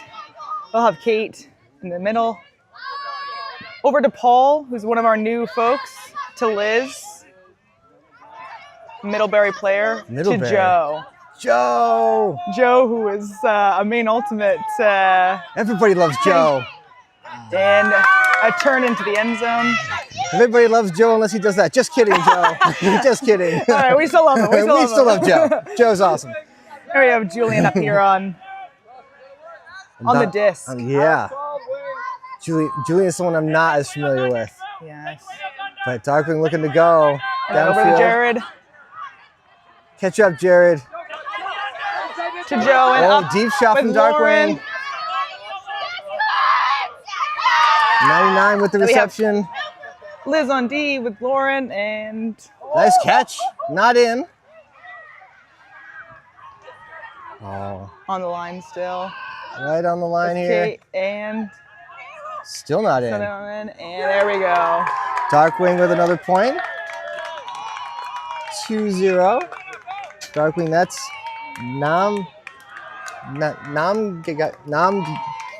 Namgyal with the reception. Number 99, Namgyal.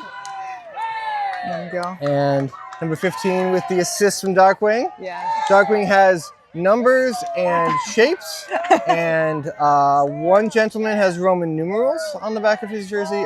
And I see a heart over there too. There's a heart, and what's hilarious is the gentleman with the heart told me his jersey number, but his jersey number is not on the sheet. Oh, no. So I don't know who he is. So maybe at halftime I'll fix it, but for now and the Buoys are looking to maintain some of that offensive composure that we saw yesterday and that I'm sure was there in the Odyssey game. Darkwing is a young, very athletic team. So it looks like we've got Jared, Sam Munson's on the line here. Is that Rachel Westgate is all the way down? Rachel Westgate, yeah. Cameron Barth. Yeah, Cameron. Miles Maxton. Yeah. Paul, I do not know Paul's last name. Paul and Reese. Lauren Bacher. There we go. Paul Reese. I'm old enough to have played against Paul and Jared in college. In Farmington? They went to Farmington and I went to Orono, and they kicked our butts every time. It was Rachel not with a even grab. hard for them. Ooh, nice bid by the Darkwing defender. Thank you. To Jared. Right back to Paul. Oh. Wow. Good focus by Paul. Paul saying to settle it down. And to score, Miles to Cam. Nice job by the Buoys. Nice job. It makes it 2-1. Look at that. 2-1 in favor of Darkwing. I do think that this is going to be a really fun game, though. I agree. So Dev, where have you played Ultimate Frisbee before here with the Buoys? I played in college at a small school in Boston at Emerson. Emerson, yes. And then the Buoys. So it's been a short career. A short career, okay. Awesome though. Emerson is Division 3, right? They compete Div 3 level? Yes, yeah. Awesome. Yeah, it was very fun. Learned a lot. My college teammate is Cameron Barth. Okay. On here. That's awesome. So that is a good he full also went to circle. Emerson? Yeah. He did go to Emerson. He was my captain. It was great. That's so cool. But yeah, I came here the first year. My sister, number 4, is Adele Fitzis, and joined her. Yep. Which was very fun. That's It's so cool. good to play with my sister. That's awesome. It's good that you have that, a good relationship that you like playing with your sibling. My brother plays Ultimate too, and I cannot stand playing with him. Oh no. He is the polar opposite of how I play, and can't stand That's it. It's the worst. Every time he makes a choice, it's like, no, please don't. But different family dynamics as Darkwing receives the pull here from the Buoys. Darkwing duck centers the field, and the Buoys. Ooh, is this a zone, Dev, from the Buoys? Yes, we do have a 2-4-1. Looks like a 2-4-1. Yeah. Darkwing moving the disc quickly, trying to wear the cup out. Good luck wearing number 9 is that Ella Letting? Yeah, good luck wearing out Ella From Vermont Ruckus. A young Vermont Ruckus player, yes. Over to Joe. Joe doing work here on the wing. He falls, he's good. Joe rolled his ankle in our live stream game, and I was very sad because Joe's always rolling his ankles and things. Always injured in some way. But he's okay. Over A the top, scooper! and Yes! D. We called him out and he made a D. Good job, Joe. Grab from Adele. Who has the disc now? Is that Frank? That is Frank. That's Frank. Frank Wang. To Alex Rowell. Uh-oh. Is Frank okay? I believe Frank played... Where did he play for before here? Was he with a Massachusetts team? Yeah, he was. Mixed Nuts, I think? Maybe? I played against him. He's been a while for... Oh, is he Darkwing? He might have been. I've definitely played against him, so he's been around for a while because I'm as old as dirt. So, and Frank is a treat to play against. It would be really cool to play with him, too. He's such a veteran. I feel like his field awareness is just supreme. Yes, a master of chaos is what we say. Yes, that yeah. Like there's chaos and then there's he's just kind of in the middle of it. Yeah. Absolutely. Yeah. Nice catch. Back to Frank. Uh-oh. It's hanging. It's out of bounds. Yeah. Good look, but just kind of bounced. Didn't curve as much as thought. No. Kind of caught the air and just kind of sat up there as Darkwing takes over in their own end zone, looking to get out and move down the field. It's like they reset their zone, Buoys did. Yep. Reset the zone. There's someone coming. Yeah, looks like Frank is the deep, and you got a cup in here, and a lot of people clogging up those lanes. Big focus up front. Yeah, Darkwing is having a hard time though. Their poppers, that second level's not able to find any throwing lanes, so they just have to keep swinging it back and forth between the handlers, and they're going backwards. They're now in the middle of their own end zone. And a big up to the sideline. Low look. Without the wind to help you really, eventually a throw like that's going to happen, or this. So if you've got them, makes the zone hard to maintain. Surprising look upfield. That's the throw you want to force, though. It's like you want to force that more chance you throw. Buoys take over. Miles to center.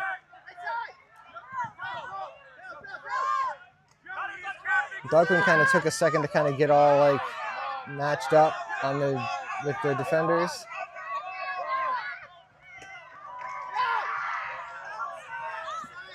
I'm not sure who Frank was actually throwing that to. I guess it was probably Joe, but Alex was also right there ready. And a turn in the middle.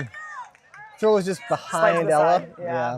Side to the side. Tough. A lot of like, even if there's not actually like people around you, feel like there are when you're in the middle of stack line, you just feel like kind of claustrophobic. Absolutely. Darkwing with a tight hammer to the guy with a heart on his shirt. Yeah. Oh, and 55 forgot to catch the frisbee. Oh. The grab wasn't there. Nope. Nope. Miles on the sideline to Adele. Joe doing exactly what Bond told him not to.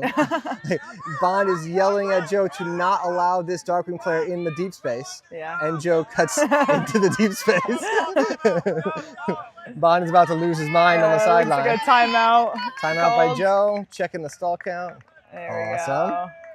While they take a timeout on the field, I'm going to read one of our sponsor messages. Let's see. We're going to talk about, on this bright sunny day, Impact Melanoma is one of our big sponsors of Maine Ultimate. And did you know that melanoma is the second most common form of cancer for 15 to 29-year-olds in the United States? Protect your skin, your body's largest organ, by wearing sunscreen SPF 30 or higher, seeking shade, wearing a hat, and avoiding tanning beds. Check your skin. Melanoma is 99% curable when caught early. Learn more at impactmelanoma.org. Yes, the sun is our friend and our enemy when there's no shade to be found. Absolutely. And especially today. Especially today, and especially if you are a pasty Irish person like myself. The sunscreen has to be applied every 10 seconds. I know, and you're standing in the sun. I'm standing in the sun, which is fine because it's better if I'm in the sun than if Max's gear's in the sun because it cooks. But yeah, so I mean, even though there's no shade here, it's a little bit easier to find shade in this location as opposed to like Devens, Massachusetts, where sectionals usually happens, where it's just a wide open. It's an old army base, I believe, so it's just like open fields with no trees, and just I feel like it was always like 5 to 10 degrees hotter than what the forecast said it would be over there, because it's just like you're just baking. It's true. Yeah, I was saying that Wayne right here, the complex that we're in, the row of trees is wonderful. Especially we have our summer league, a Maine summer league here, and the sunsets and the casting of the sun, the shadow from these trees is so nice. Yeah, definitely some relief. So lucky to have some of that. Yeah, it's so nice, sure. and we're so grateful to the city of South Portland that it partners with us to use this facility. You know, it's so hard to find field space of this size to be able to host tournaments like this, and like our huge lobster pot tournament for college in the fall. Like, and they're really great about it. And we do everything that we can to be respectful of the fields we use, and only drive cars where they say we can, and park where we're supposed to. And like, so, you know, it's all like, you know, they allow us to use it, and none of this is possible if we don't have the field space. Absolutely. So it's really, really great of them to do. As out of the timeout. Buoys are setting up in a mostly vertical stack.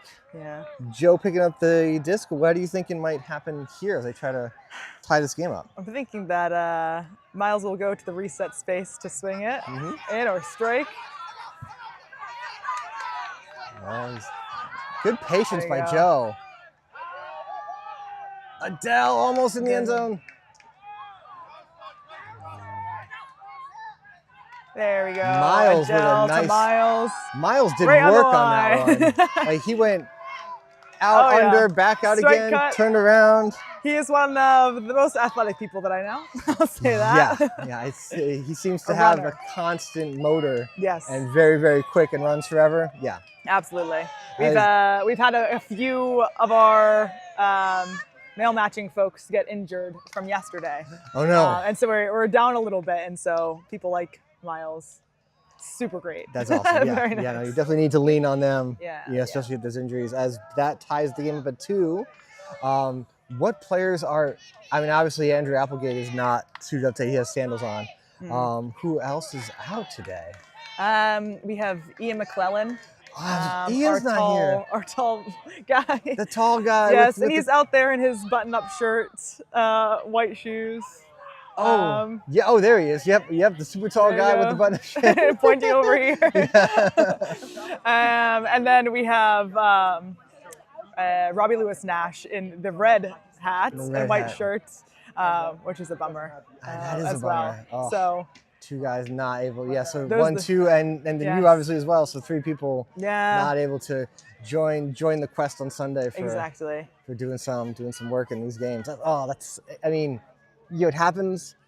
It's unfortunate, and we hope everybody heals up as fast as possible. But that's why you have a big roster. Exactly. You know? That's a big roster, and they're there for keeping the morale up. Absolutely. You know, on a Sunday especially. Yeah. So. Yeah, because it's the second day.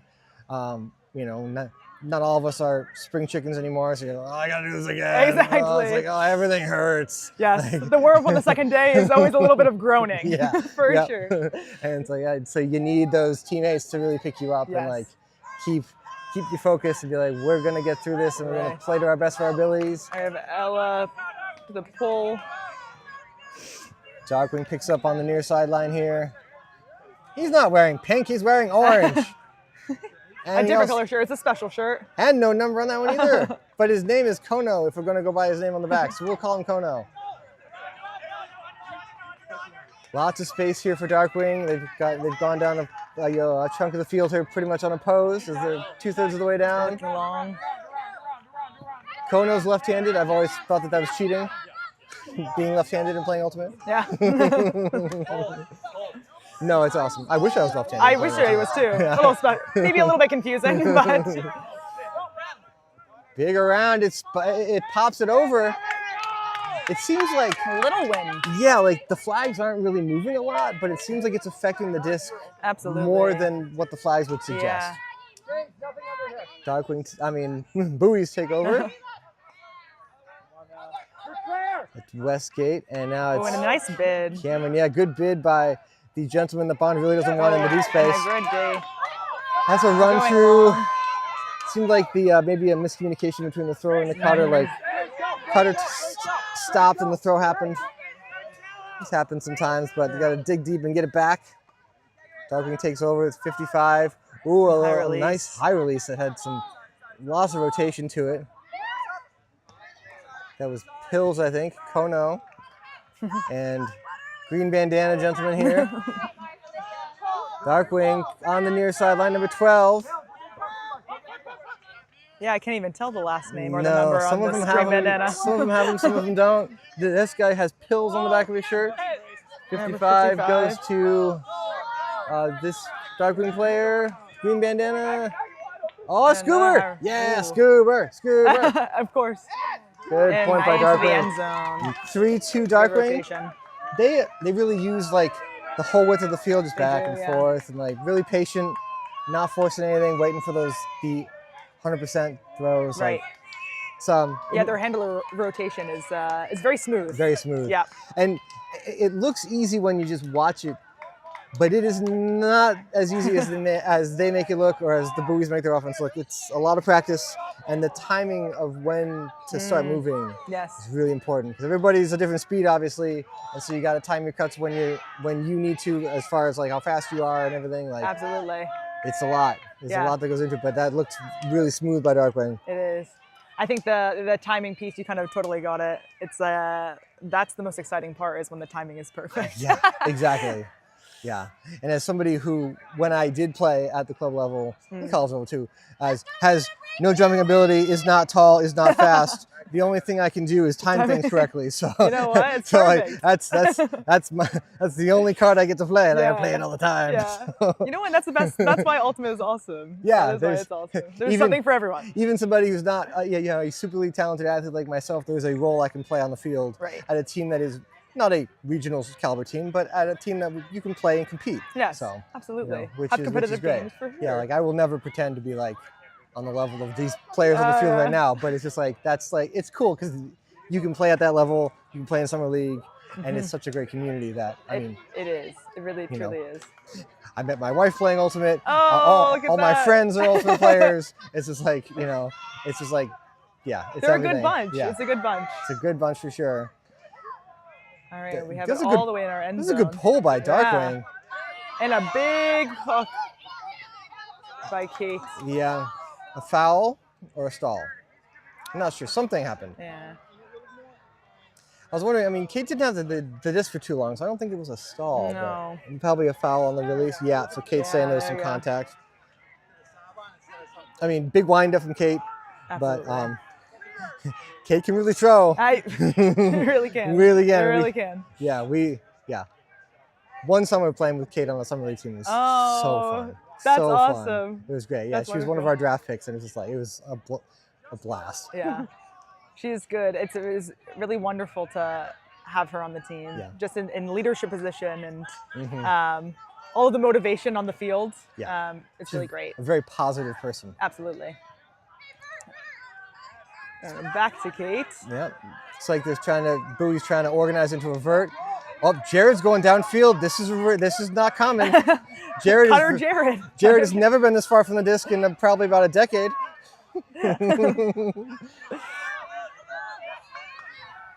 But I like it though. I think there's a strategy here. Absolutely. At least for unfortunate foul. Okay, foul. That would explain. I was like, Lauren doesn't miss a throw by that much. Yeah, right. That Lauren's precise. So something happened to alter that. Right. I know. I think that we need a little microphones on all of the people. No.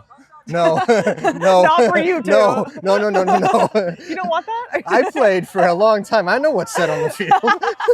I know what words we'd have hilarious. We certainly couldn't bring it live. That's for sure. We'd have to have a button. Give Max more things to do. He has to have a bleep button on there. No. I know. I just got looked over to say no, we're not doing that, just so everyone else knows. That was great. A good response.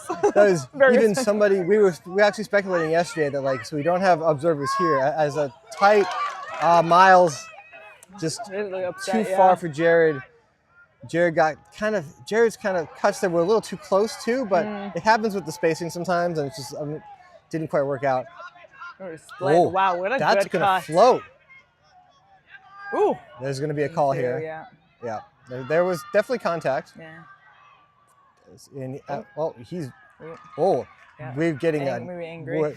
we're getting an Oscar submission for acting, which I love. That, as I said yesterday in one of our live streams, this is my favorite part of when fouls happen, is the reenactments that happen after. Totally, especially for us far away. Absolutely, yeah. Great. And it's just and even from playing too, the truth gets stretched. Absolutely, it's hilarious. But the longer you talk too. Exactly. And so we were talking yesterday on the live stream with one of the other people who was up here. It would be cool to have microphones on the observers. We thought at first, yes. if we had observers here. But then also, again, because of what things are said on the field, my answer would be no, because we don't need to hear all of the things that are said. It would be cool to hear some of the things, but that's why the observers have the hand signals, and we know what they are. To kind of help the viewers, because we obviously can't hear what's going on. Right. But definitely a foul here. It looks like they're still discussing it, but so what has happened in every one of these instances so far this weekend is it goes back to the thrower. We could get the good old-fashioned do-over. Yep, There we contested go. foul, here it comes, coming back. Hey, look, I can predict the future. You should go down there and be I an know, observer. right? Yeah, no. Oh, no, I Get don't it know what over actually quickly. happened. I just know how it's going to be resolved. So Darkwing taking resetting here. I'm sure they want to attack the break side space, so Jared's going to want to make sure to not let that throw that was just faked happen. Yeah. And they seal. Darkwing really stagnant here. Looking, they're going to maybe let the handlers do work. Oh, good piece. Nice. Lauren nice got a butt. piece of that on the mark. And no Great movement. defense. Darkwing stacked just stationary. There we go. There's the turn. Yeah, it's easy to play defense if you know that they're only going to throw it to the dump. Right. Jared, Kate. Back to Jared. To Paul. Apparently I talked about Jared and Paul too much yesterday. I'm going to keep talking about Jared and Paul. Deal with it. No, as you should. Oh, Jared completely just cut the Darkwing player to the ground. Hey, look, it's Paul. Oh, weird. And Kate. Kate on the line.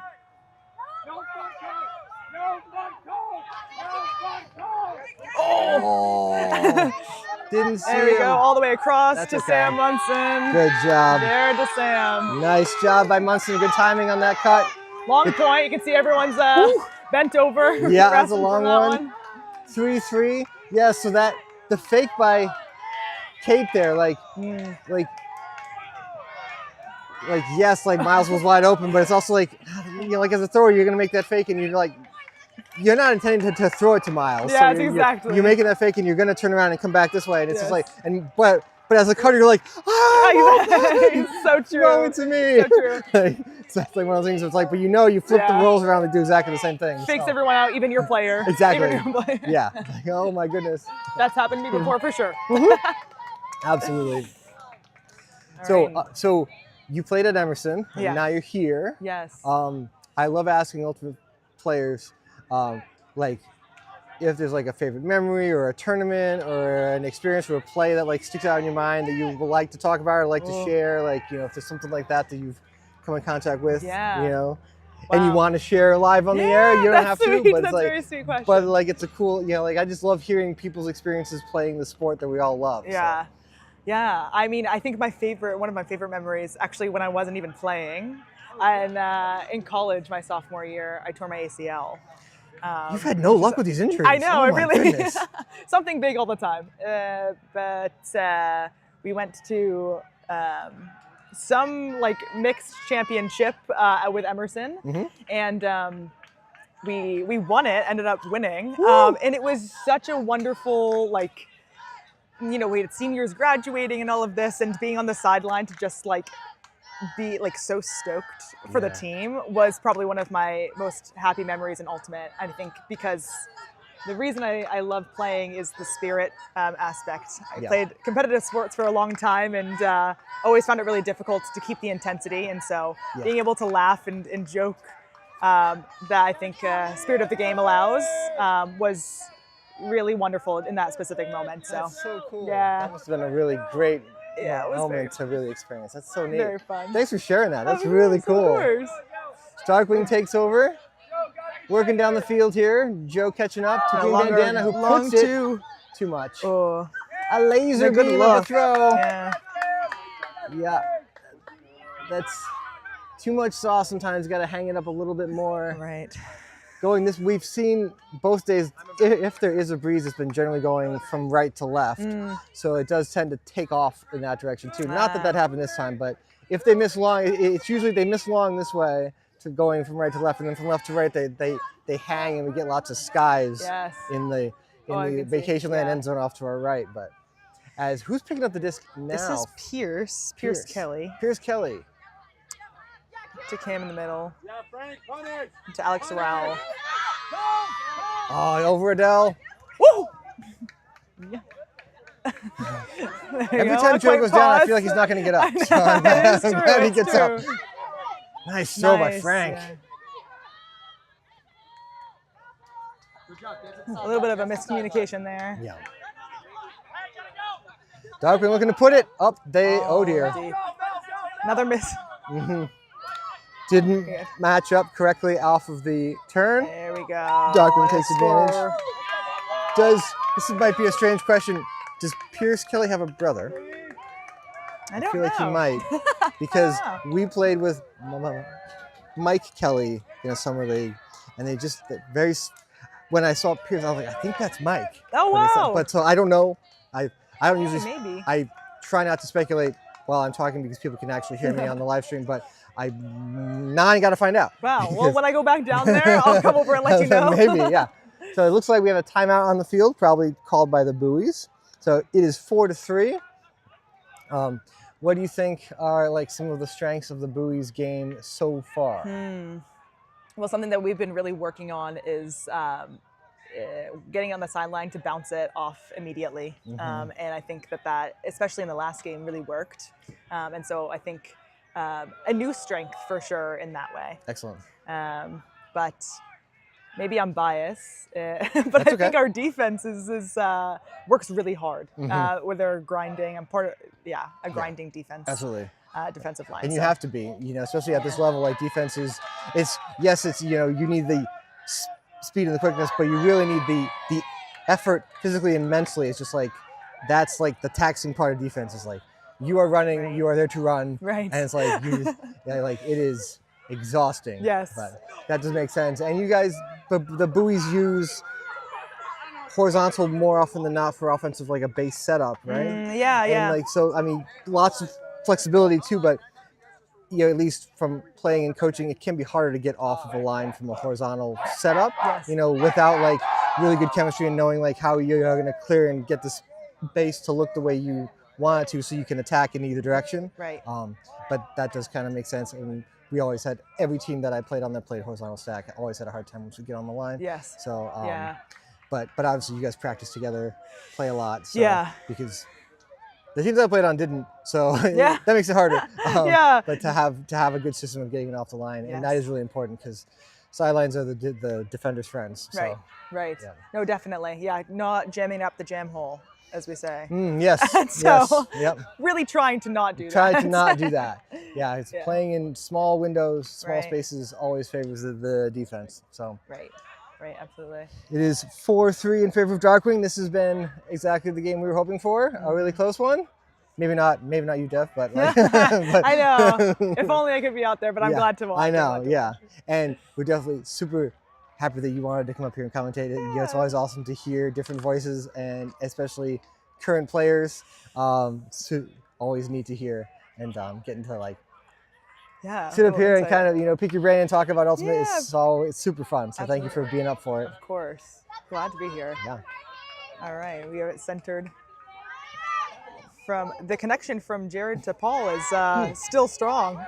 Been strong for I'll say it so you don't have to. Probably about 20 years, right? Jumble there. Bummer. Into a split, really. Yeah. We're not even going to speculate on what happens to me if my legs bend like that. I'm certainly not getting up. Looking for the reset for the orange shirt. Yeah, Kono. And a pole with a big. If only Paul knew he didn't have. He's like I didn't have to do that. I didn't need to. And right back to him for another bid. Yep. He didn't get that one either. Now, if you ask Paul, he'll say, if I didn't make the first one, I would have made that one. He's like, come on, Jared. You know how fast I am. We've played together once or twice. Looks like he's going to sub out after 2 in a row in less than a minute. 2 in a row. He's like, I'm done. Yeah. That didn't feel great. Yeah, no. So we have Cam Barth taking over the position. Yeah. That's the...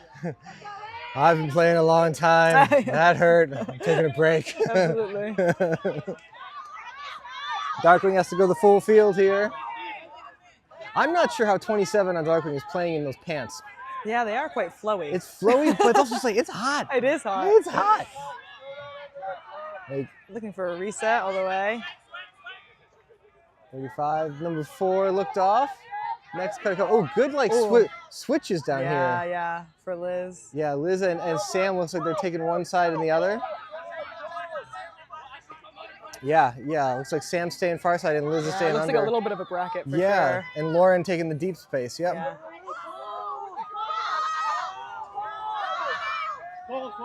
Patience here by Darkwing, and it sails over everybody. Ironically, like way back, I mean, so Darkwing's been around for a long time.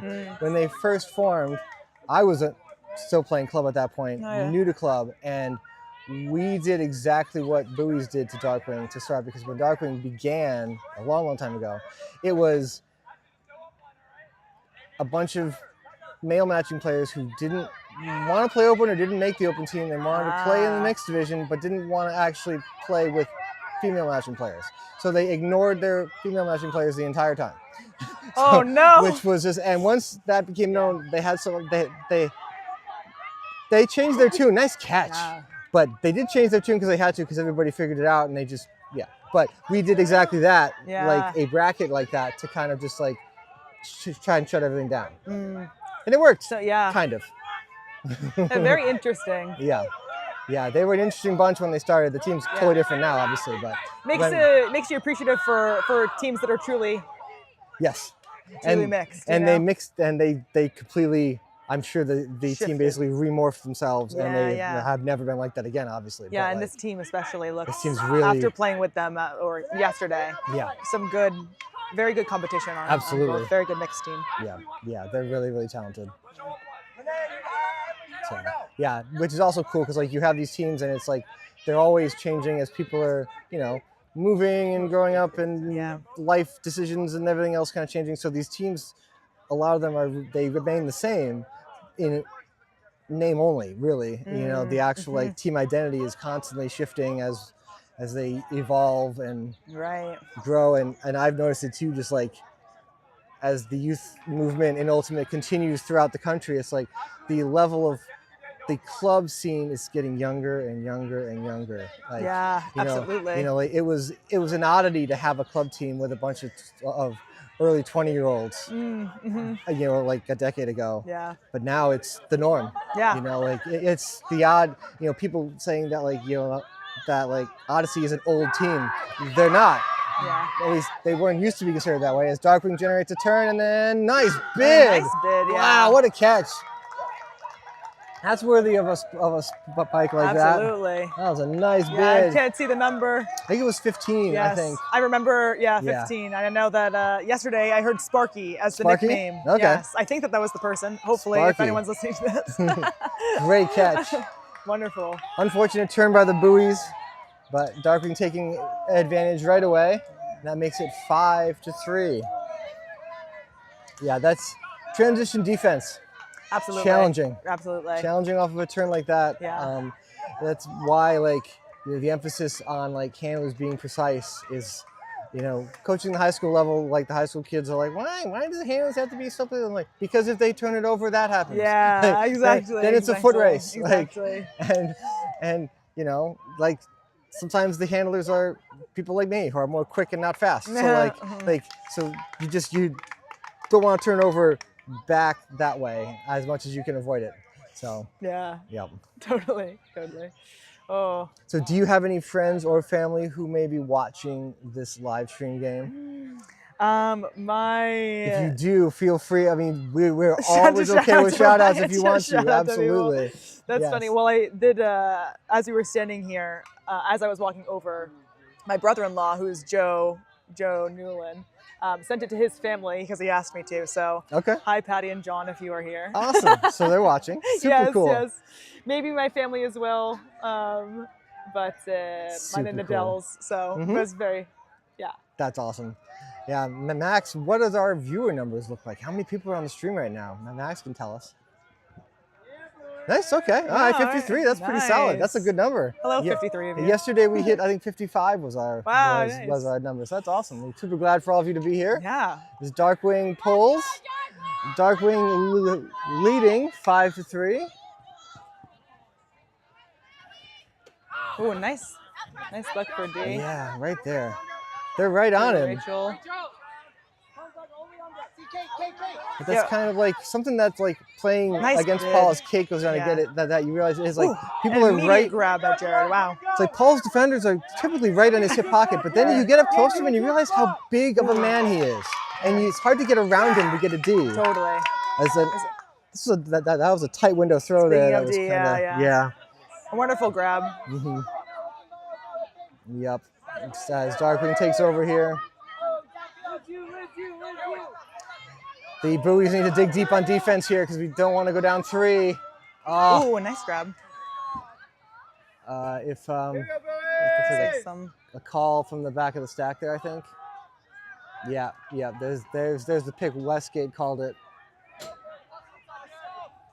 Good timing by the Darkwing cutter to go to that base, but 99 was in the way. Okay. Darkwing knocking on the door to go up 6-3. Yeah, there's a strike. Good throw. Nice grab. 6-3 in favor of Darkwing. Yeah, I mean, obviously being down 3, the Buoys need to get back in this game on defense. Like you're going to need to generate those turns. Right. Right now, some of the unfortunate errors are hurting, obviously. Yeah. But this Darkwing team is really fast. They are. They're really fast. Yeah. And kind of like a team in basketball who loves to get out in transition, as they say. It's like Darkwing really loves to get out in transition. Like they get a turn and they're always looking to go. They're quick. Yeah. They're quick. So. And this is the best type of matchup, I think, for us in terms of training as well. Absolutely. As we look into the series at the end of the month, or I mean in a month, I should say, this is really good competition for us. Yes. So this is good to because you will see teams like Darkwing. Yeah, I think we will see Darkwing. You will see Darkwing. Yeah, we had a little. See others. Yeah, a little change of section this year. Oh, really? Yeah. Oh, so I'm down where? What happened? I think that we were down in Boston, and now we are going to Vermont. So we'll be with Darkwing. I'm pretty sure they're from Vermont. Darkwing is Massachusetts. They are Massachusetts. Yeah. Okay. Yeah. They'll also be with Big Rig. Okay. So there was a little bit of a shift. Interesting. Hopefully, I'm not saying that wrong. No. I mean, it's my own not looking at USAU in the last 2 months or 3 months or whatever. So it's my own lack of knowledge here. So if you are most definitely correct. Yeah, that's what had happened because they do redo the geographic regions at times to kind of help try to balance things out and represent everybody based on where the teams are. And it probably has to do a lot with Vermont having a lot of teams all of a sudden. Yeah, Vermont and upstate New York has a bunch of teams as well now too. So trying to kind of get them all together and then not force teams to have to drive 8 hours to sectionals is what they're trying to avoid. Totally. So, I know, and the amount of times we always joke that we go to Devon's, Massachusetts. It's like our second Wainwright field. Second home, exactly, yeah. So Darkwing pulls, going to receive is Kelly, right? Yeah, Pierce Kelly, yeah. Oh, yeah, good D. Yep, that's a run through there. Just didn't kind of check to make sure that where that defender was before making that throw. It's I'm all about to the handler back to a wing. To a cutter back to a wing handler, but gotta take a quick peek first as Darkwing. Looking to add another. 15 with the disc, the layout grab from before. Turns down the strike cut, goes around. And a break. 82 and a break, yep. Bummer. 7-3. Games today in bracket play at a 15. Yeah. Games yesterday were to 13. And our time cap is at an hour and 40. Hour and 40 minutes. So what's that, 100-minute time cap? Yeah. And each team, I can math, even though I haven't had all my coffee yet. And each team has 1 timeout per half and a floater to use in either half as they choose.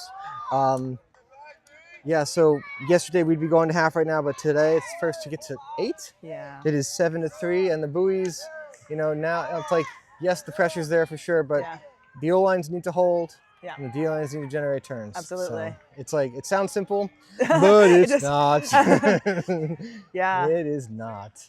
So it's definitely some execution to to be seen.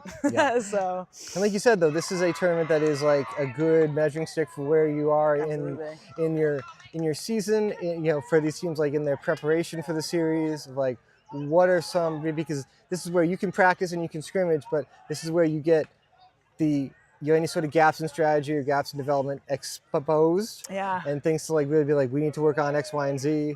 Like, so that, I mean, that's what these tournaments are for. Yeah. You know, like also of getting your sanctioned games in to get your ranking right, of course. But like, yeah, you know, like that's what these are here for. And is that Joe with his shirt over his head?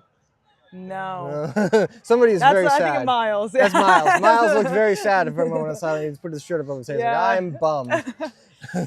No, Yeah. but yes, I think it's a wonderful, like the word exposed just gives a little bit of opportunity for us to work on things before we go into the series. And I think the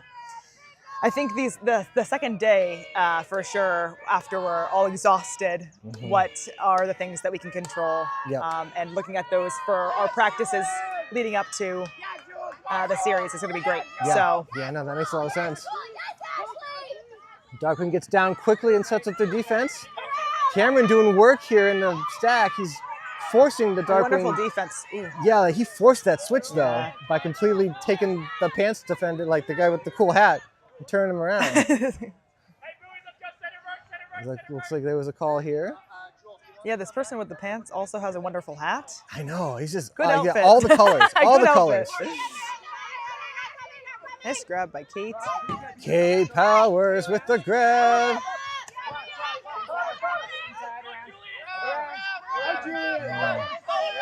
I would have rather seen 37 on the buoys go deep on that one instead of coming under with all the traffic down here, just to kind of clear space. Totally. But unfortunate, tight window throw there again, lots of congestion, another turn by the buoys. Darkwing definitely has the energy, yes, for sure, right now. I can feel it on the sideline too. Yeah, they're very, very vocal. Yes. Good throw by Kate there, getting around. Ooh. Jared with a little bit of get off me vibe there. Yeah, there you go. Jared to Julian in the end zone. Jared to Julian. Good way to finish the point. Nice work. And that makes it 7-4 in favor of Darkwing. And like what you were saying before, like about getting ready for the series for the U.S. teams, we have a bunch of our Canadian friends here too. You guys just played Odyssey.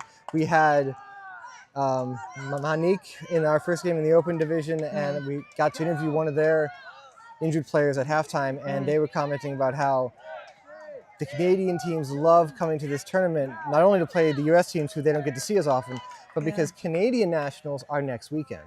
And so they come here as a final tune-up before that, and pretty much all the Canadian teams that are here, at least in the elite side of things, in both divisions, in Open and in mixed, have qualified for Canadian nationals. So they are really good, and that's why they love this tournament. It's like, so that's great, because their season is stacked, a little bit differently with the weather up there too.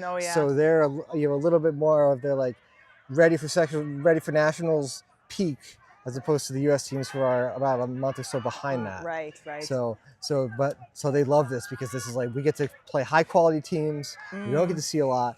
And they are like right at the end of their season, basically. Totally. And cool. relatively close. Relatively if you can say close. that's really close. Yeah, I mean, the guys from Ottawa though. Phoenix is from Ottawa. That's a ways. Like Montreal, Quebec, not so much, but Ottawa is over there. Yeah. Well, I guess not so much more than Montreal. I guess no, I was thinking of Toronto. We don't have anyone from Toronto here, but I have Ella with a pull. Nice pull from Ella. To Darkwing. Darkwing 55. Number 12, looks like another zone from the buoys. Ooh, right on the line there. As a receiver, I was commonly a wing, handler person in a zone offense. I hated when the center person would throw me that. Yeah. Because it's like, you feel so just like on an island waiting for it to come down. Darkwing resets, number 12. 55 here. Fakes the hammer to the middle. Number 3 to 55 again. Turns down the heart shirt popper. Number 3's in a good spot though in the middle there. Yeah. Right on the end there. Green bandana to heart to green bandana. There you go. Frank tried to impact the play but was a half step too slow. That There we is go. halftime. It There's is 8-4. Dev, would you stick around for the second half? You're going to go back down and cheer your team on? I think I might go You're gonna back down and if cheer your that team on? feels good. Absolutely. Thank you so much for joining us for the Yes, first half. It was a pleasure. Of course. It was And, wonderful. You know, I'm and glad to talk anytime to you want to come back up here in the future, we would love to have you back. Oh, so great. thank you so much. I will, yeah. Awesome. All right. Thank you. And we'll be back for the second half in about 5-10 minutes. There is a place where we are us at our best. A place where everyone is welcome. Regardless of age, shape, skin color, or anything else that tries to box people in. A place where we defy the odds, Defy the naysayers. And even defy gravity.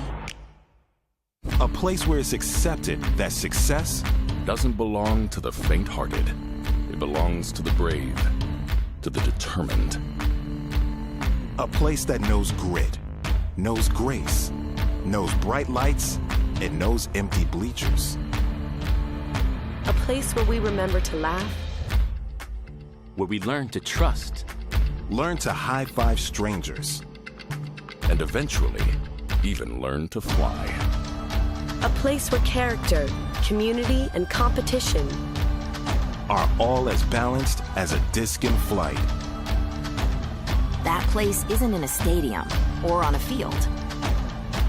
That place is in the spirit of our players. Because we don't just play Ultimate, we live Ultimate.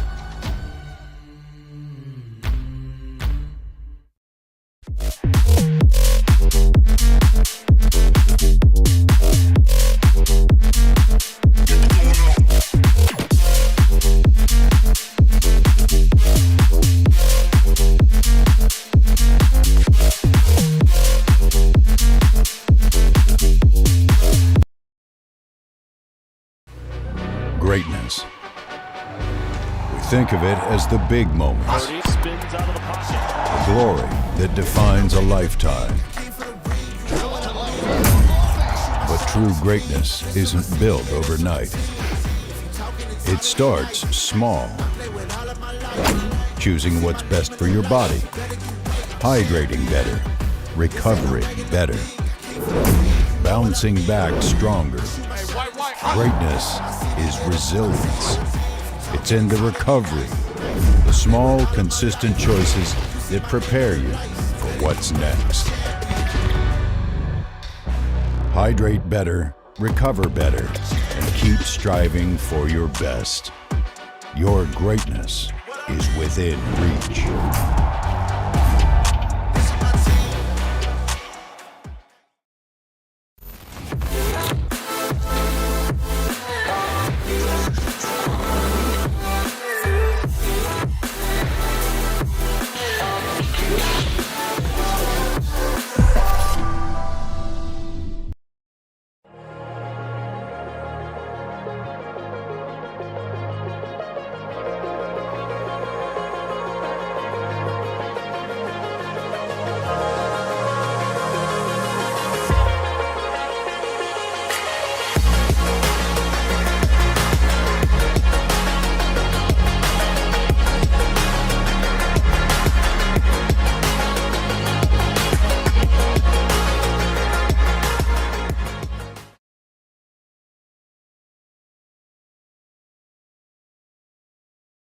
Grand stage to keep possession. Huge bid, gets the time. It's a great opportunity for the Germans, and they break it. Did he throw it the full 80 yards to the field? Are you kidding me? And an incredible catch. You are kidding me. Oh my gosh! One of the plays of the year.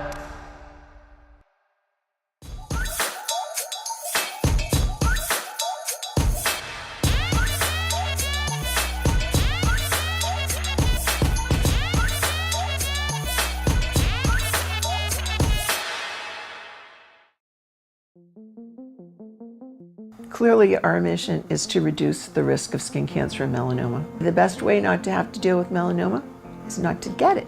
And the majority of melanomas are avoidable. And that's what we need to focus on.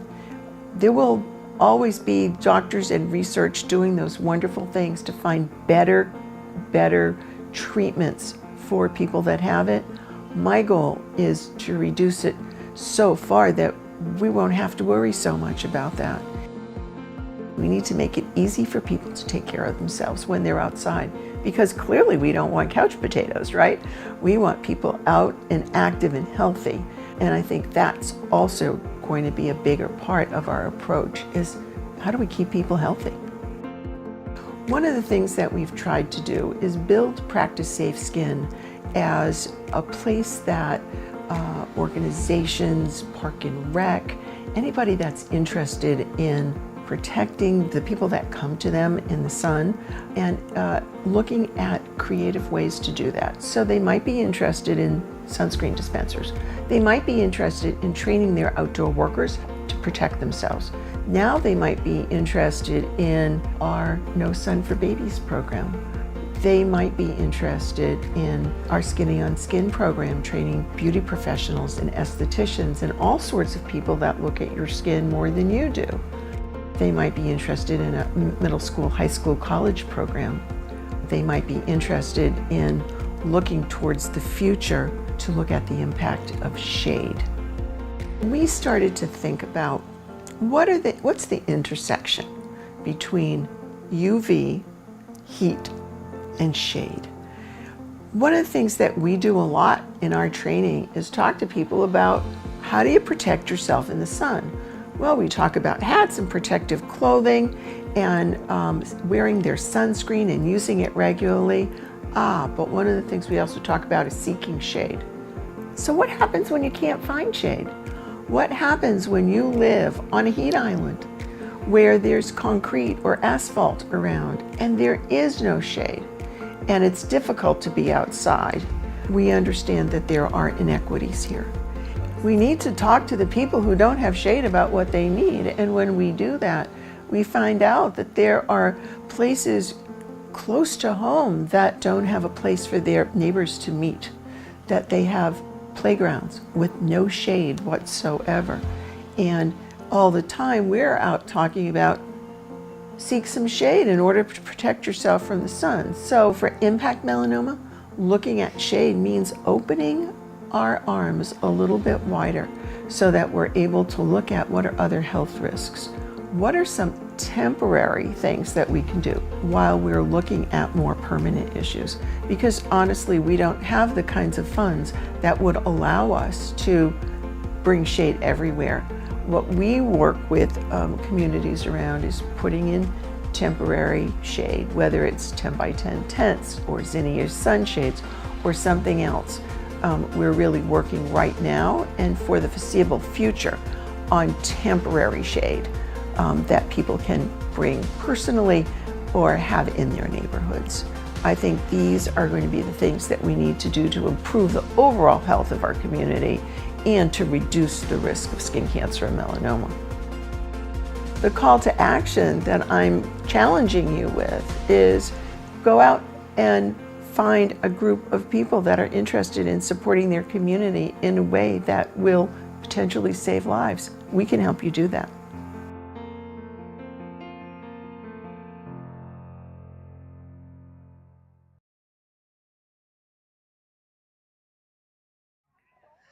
And welcome back to the second half of this mixed division semifinal matchup between Darkwing and the Buoy Association.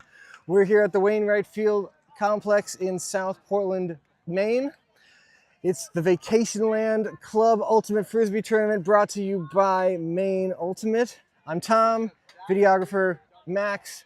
We were super happy to have Dev join us for the first half, and unfortunately injured player from the Buoy Association joined us for the first half and gave us some awesome commentary on the buoys and Ultimate Frisbee and their experience as a player and as a fan. It was awesome to have them up here with us.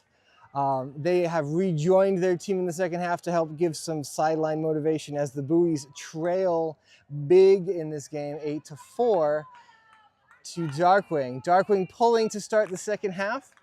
Buoy's ready to receive. And here we go. Darkwing with a nice pull going from left to right. Darkwing wearing the pink. Jared decides to catch that one off the top of the grass. Gutsy move. Kate Powers has the disc to Paul. Paul Reese to Westgate. Nice catch there by Westgate through some contact by the Darkwing defender. To Kate Powers, continues to move it to the near side of Jared, to Paul. Paul Reese looks at Miles and turns him down, then goes lefty, high release to Jared. That was cute. Wow, neat throw. Paul to Jared, 8-5. The Buoys need a lot more of that to get back in this game as Darkwing will reset and get their O-line out there for the next point.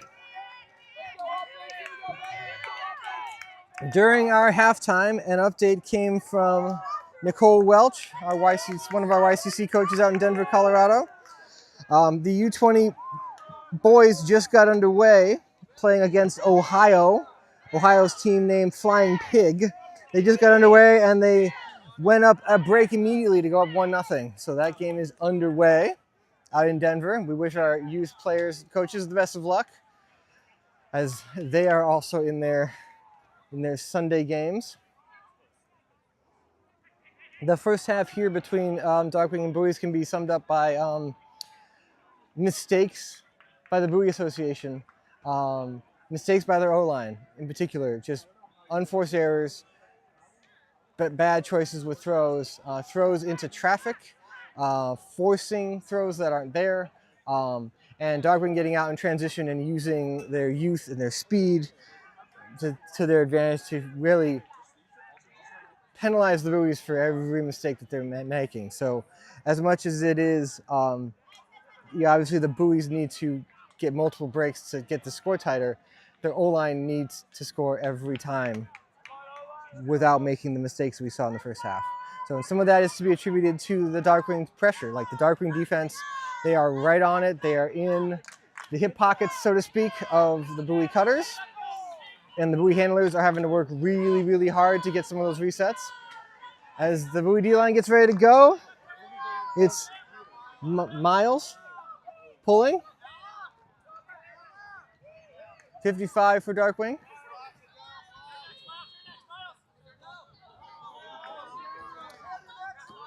And we have a notification here from our Attorney Central that we have a new ice cream truck here today. It's on this near side of the field across from Attorney Central. A Sweet Ride ice cream truck is now at Attorney Central selling delicious ice cream. They're going to sell a bunch of stuff today because it's hot out here. So I'm glad they're here. Take advantage. Go on over for that if you're here. As Darkwing turns it over on the sideline here, Eggy, that's Pierce, picks it up, goes to Ella, and the swing is too far for Miles. Ella's been a little bit off with some of the throws today, just maybe a little nervous or just the execution not quite to what their standard is. We know how good of a player they are. As the heart shirt guy with the grab to green bandana, back around to Pills, number 50, 55. Far side to the cutter to the green bandana Darkwing player, another point. Darkwing goes up 9-5.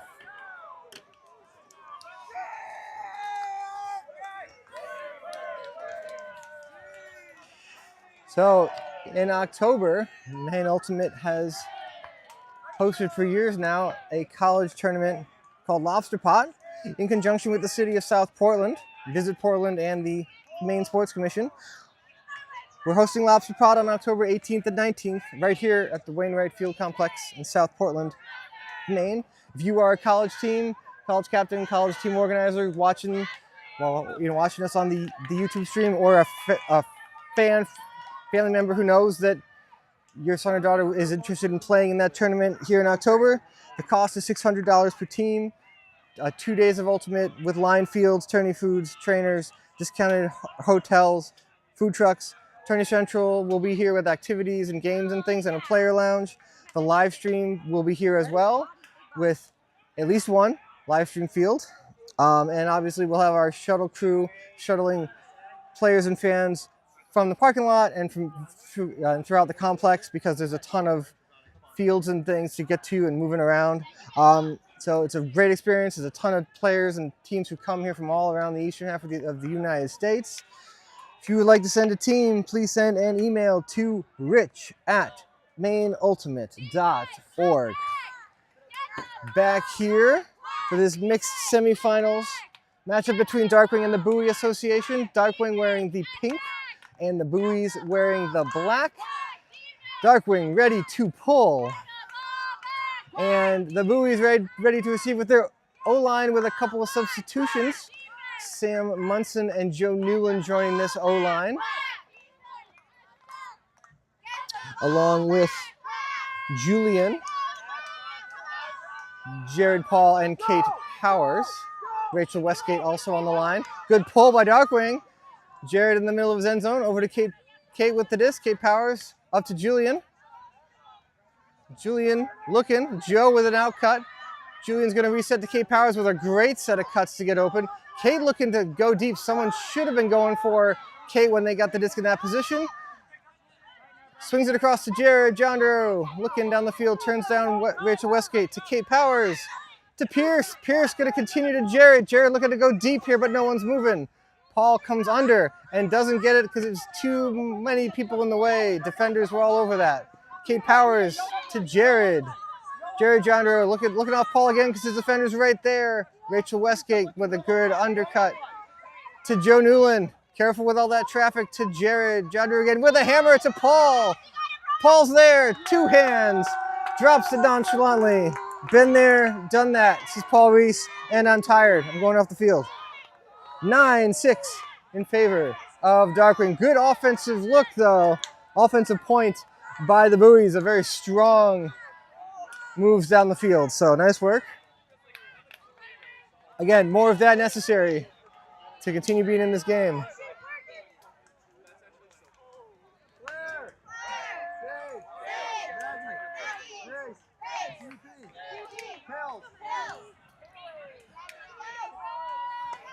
You can really see, especially you'll see it on the O-line here, that the quickness and the speed that this Darkwing team plays with is exceptional. I mean, they work really well together. You can tell that they practice quite a bit together. The Darkwing O-line is really, really crisp. They use their spacing really well. They're very spread out. And that's really important too. It's so hard at times playing Ultimate to not get, we call it like clustered, or to get kind of too close together, because it's important to make your cut into the open space, to clear back to where you're supposed to go, to be out of the way, but then to fill the space that person came from, because otherwise, if you cut from the further downfield and then you clear closer to the disc, if all you do is that and you don't fill downfield some more, the amount of field you're playing with just gets smaller and smaller and smaller. Darkwing's doing a really good job of utilizing that space. They're getting big yards with their unders, so that means they're setting up their cuts going out away from the disc, coming back under again, getting 15, 20-yard chunks of yardage as opposed to 5 or 10. The pull goes up from the Buoys. Darkwing picks up about midfield. Number 12 to Green Bandana. Green Bandana for the far side. Cameron with a good bid there from the Buoys. A little contact as Hart jersey player with the disc here. Good fakes. High stall count going to the end zone. And Green Bandana has ups for days, up over miles. It's 10-6.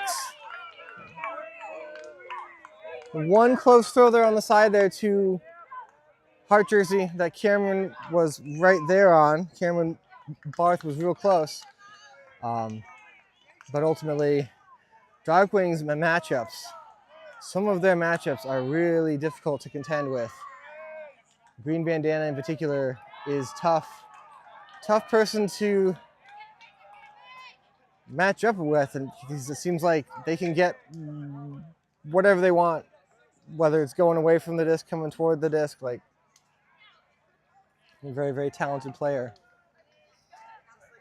Makes it, I have it at 10-6. 10-6 in favor of Darkwing. The winner of this game goes to the finals. The finals will, unfortunately for us in the live stream and for our viewers at home will also be at 1 p.m. So the mixed finals and the open finals will be happening at the same time. I'm going to take a quick look at our bracket on the mixed side to see who the potential opponents are. It is, so the winner of this game will play in the finals against the winner of Zero Strategy and Big Rig, which is the game that is going on the field directly to our right. So past where the buoys are. The Darkwing sideline is commenting on something that they just quote did something on live TV. What they don't realize is that A, they're not on camera on the sideline yet, and B, our microphones are so directional that we can't actually hear most of what they're saying. So, which apparently is a good thing because they were super embarrassed as Cape Powers gathered in that throw from Jared that was going about 240 miles an hour. As Cape Powers goes up and too much for Westgate. Rachel Westgate with a good bid, but Buoys with another unfortunate turnover here. Kono is picking up the disc, the only Darkwing member in an orange shirt. And does that mean that Kono is like head duck? Is that what that means, or class? I don't know. Some other position that he gets to wear the orange shirt. I'm not too sure, but a pick has been called. Pick was called in the sack somewhere downfield. Picks are legal in basketball, but not legal here on the Ultimate Frisbee field as he swings to number 80, I believe. Up the field to number 4. Oh, that was number 30. I apologize. On Darkwing, that's Ethan being a silly. Back to Kono. Up to 99. Are they in bounds? They are, and they're right on the goal line.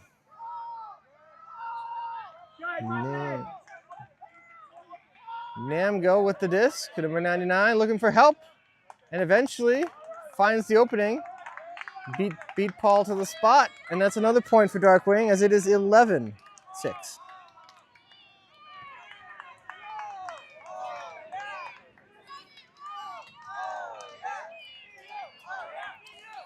Take the second as everybody's getting all set up for one more sponsor message. Revision Energy is Maine Ultimate's clean energy partner and was co-founded by Ultimate World Champion Fortunat Muller. Revision Energy loves supporting Ultimate as a friendly, inclusive sport for everyone.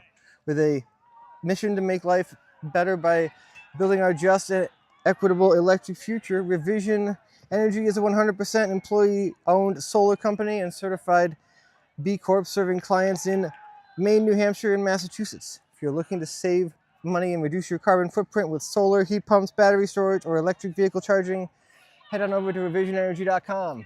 Yeah, they supplied us with one of their electric trucks over there at Turn Essentials, supplying us with some battery power to help keep things charged and moving along for us. We greatly appreciate them. If you have any of those kind of needs for us, needs for you or your business in the local community, feel free to reach out to them. As a proud sponsor of Maine Ultimate, we appreciate everything that they do for us. We have a timeout on the field. The Buoys are trying to regroup and refocus and figure out what the rest of this game is going to look like from their perspective. They are down 5 points, and we have about 23 minutes until Cap's going to go. So this is the point of the day where you really lean on your leadership. You want to put up a battle here. You want to, you can also decide that this is the time where you're going to work on some things you want to work on as a team. So there's a couple ways they can go with this. This mountain here down 11-6 is a really hard one to climb.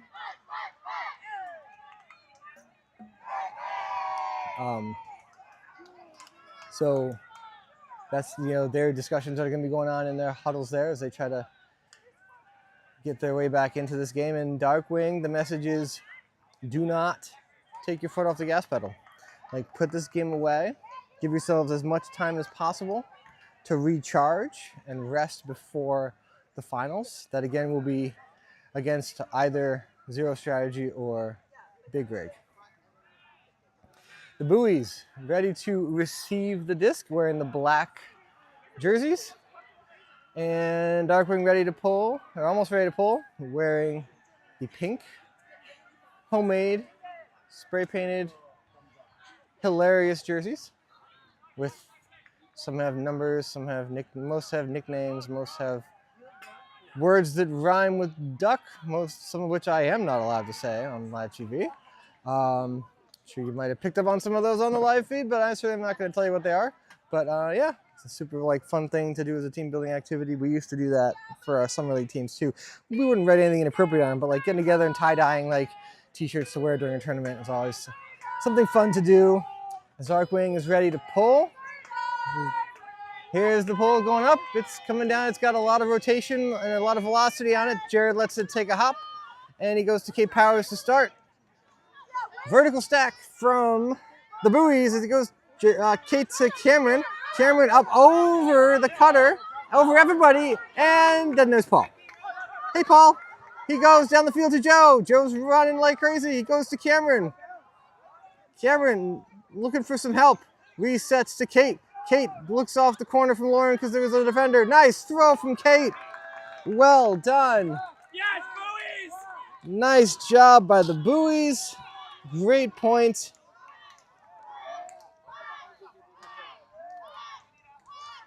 I could be incorrect, but I believe when Dev was up here, Dev said that player is Liz. I think that's Liz Crawford. If I'm wrong, I deeply apologize. They're not wearing the same number that I have on my shirt. They're wearing 71. I don't have 71 on my roster, but I believe that was Liz. Sorry, I believe that was Liz Crawford. But great play by the buoys. Good job by Paul following the play. It is 11-7.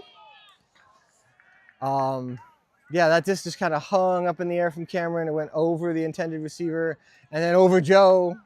And then Paul just kind of comes in and cleans up the mess. Well done by them as the Darkwing team is ready to receive here. Up by 4. There's very little of a breeze here. You can see the flags kind of moving, but the parts of the flag there, they have to the way the flag is shaped, obviously it has to be over one way or the other. So they're not really moving that much. The air is kind of stagnant. It's definitely getting warm, but not a cloud here in the sky. It's great. A great day for Ultimate. In this mixed semifinal game.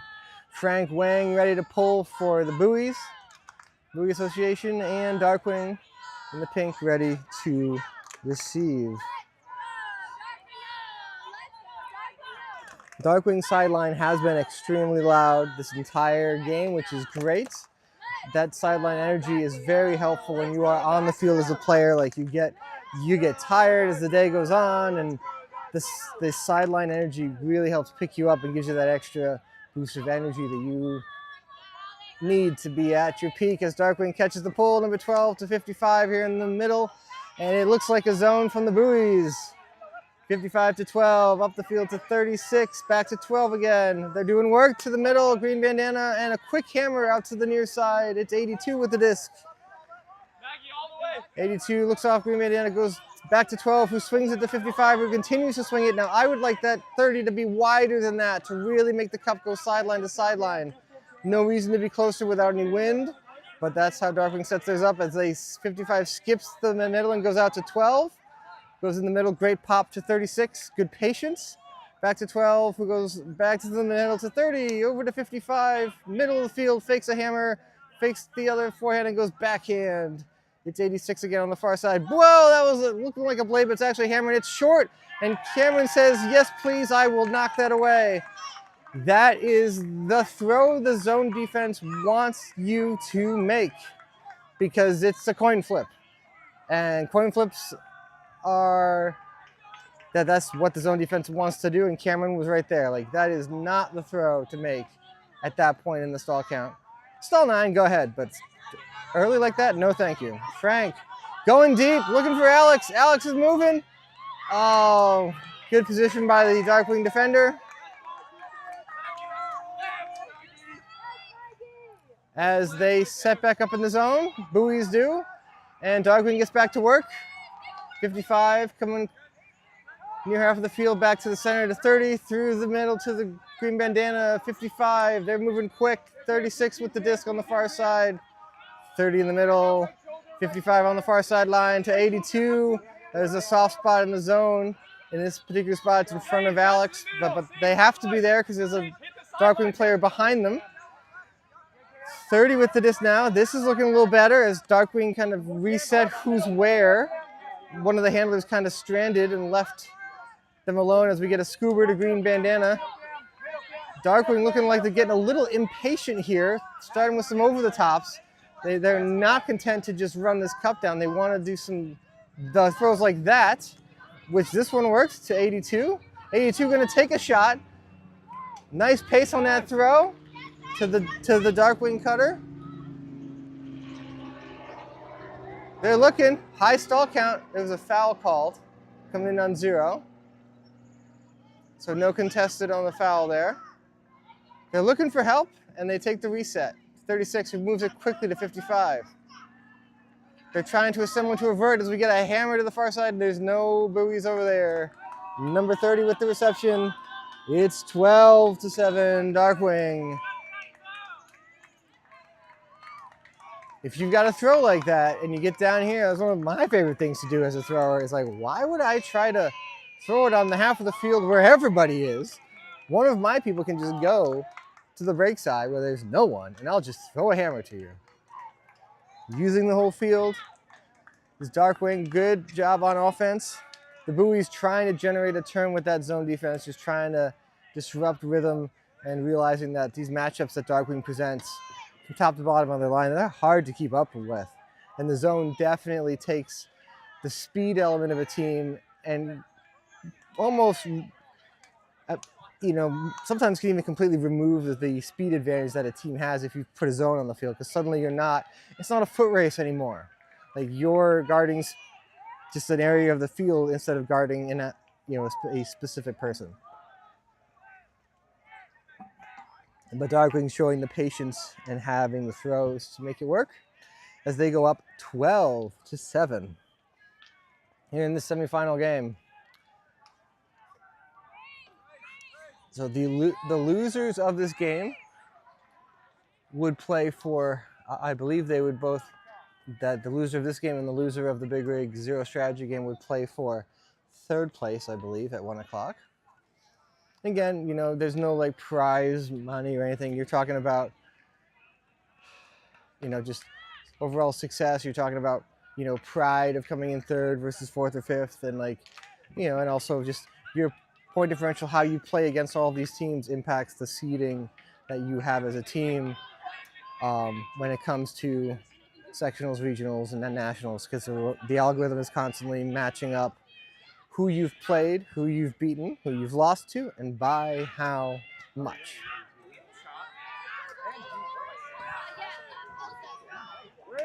Pull from Darkwing. Jared receives to Kate Powers. Paul Reese clears. Rachel Westgate sets up a great cut and comes back to it. No options for Westgate at the moment, though. Paul coming back for Paul Reese. Good bid here by the Darkwing defender. Whoops, that took an angle that Paul was not prepared for, and he knows it. Turnover by the Buoys. Paul wanted that to stay flat and not take that left-hand turn. Good bid here by Kate Powers.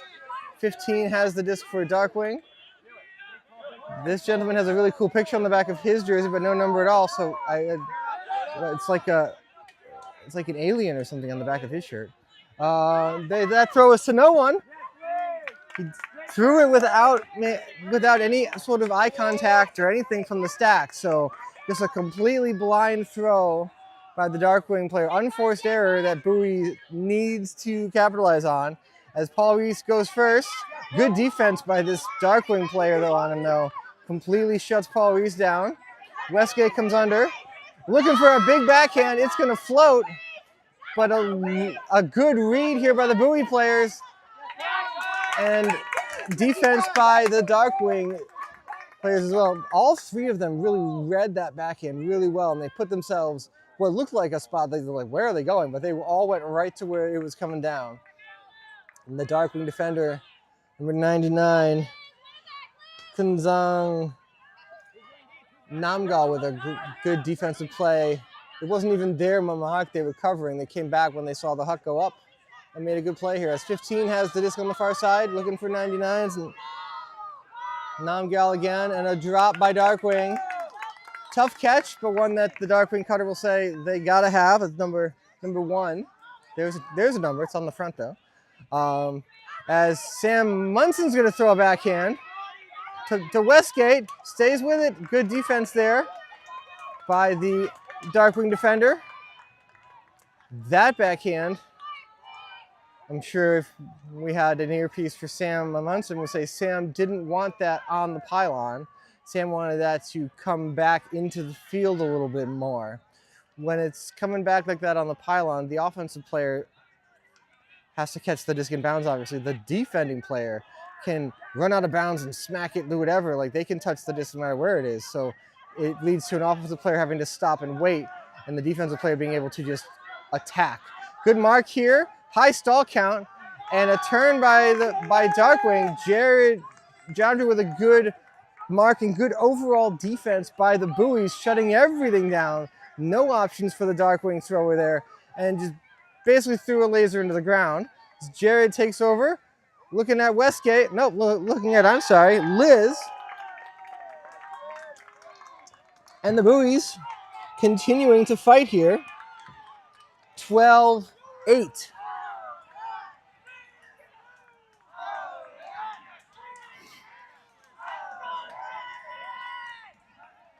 It certainly by no means is time for Darkwing to panic at all.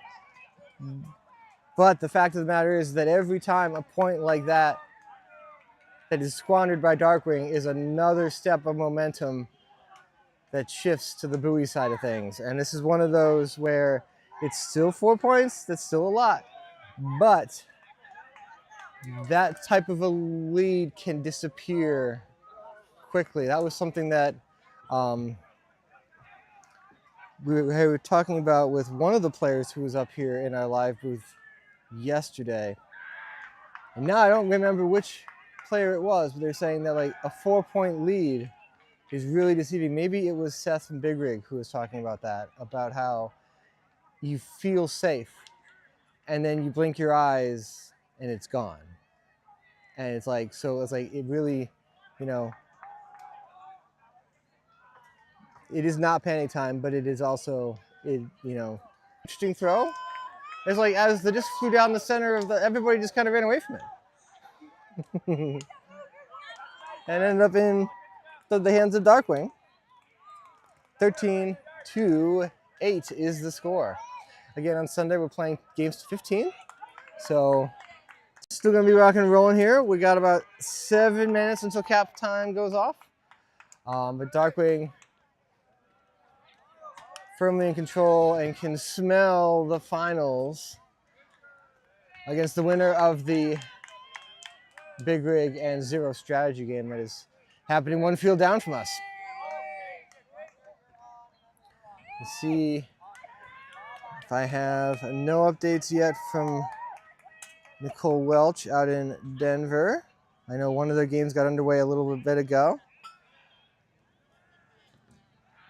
We'll see what happens the rest of this game. And yeah, and we'll have one more game for you on the live stream at 1 o'clock.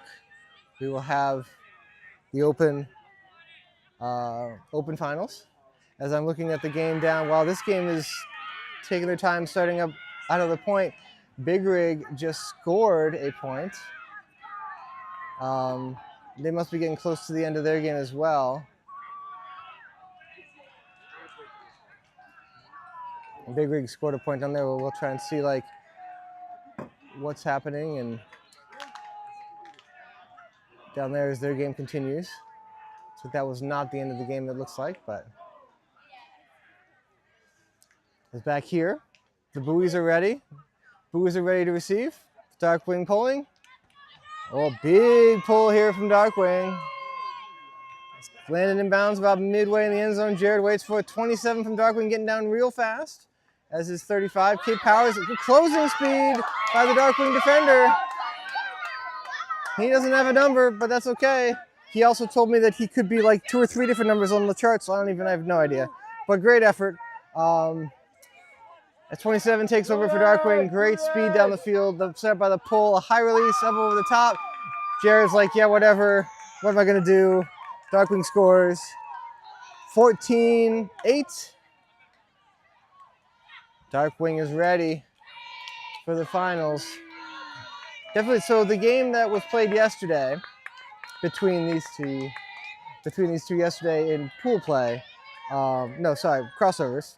Yeah, I believe it was crossovers. Was 13-6 in favor of Darkwing. So this game being 14-8, and we'll see what the final score turns out to be. Definitely a move in the right direction for the Buoys. However, they will also tell you that there's specific things that Darkwing is doing that the Buoys need to work on between now and when the series happens, that they're going to need to try and figure out to have a plan for, whether it's a strategy adjustment, a personnel adjustment, because they will see Darkwing again in the season. They will also see teams like Darkwing later on in the season. And so when you have consistent results like this, it tells you that something that they're doing is taking advantage of something that you're either not doing or not able to compete with. And so they will try to make those adjustments in their practices and in their strategy sessions.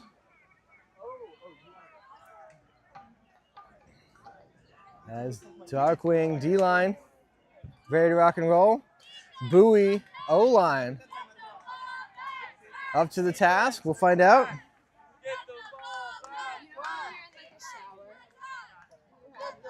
Here we go, as it is 14-8. The Darkwing sideline never stops.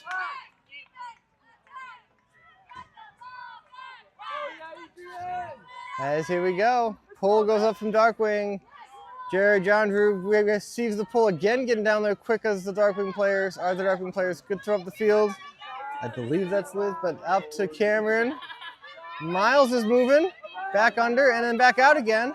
Cameron has no options. Takes the throw to Julian, back to Jared. Jared to Miles, and Miles slows down before. Oh, that's unfortunate. A great run through deep by Darkwing number 1. Miles again visibly slowing down as the throw came in. Must continue. The legs are tired, but gotta run through it because that defender's coming in hot. Darkwing takes over, looking for a reset. Something, got nothing.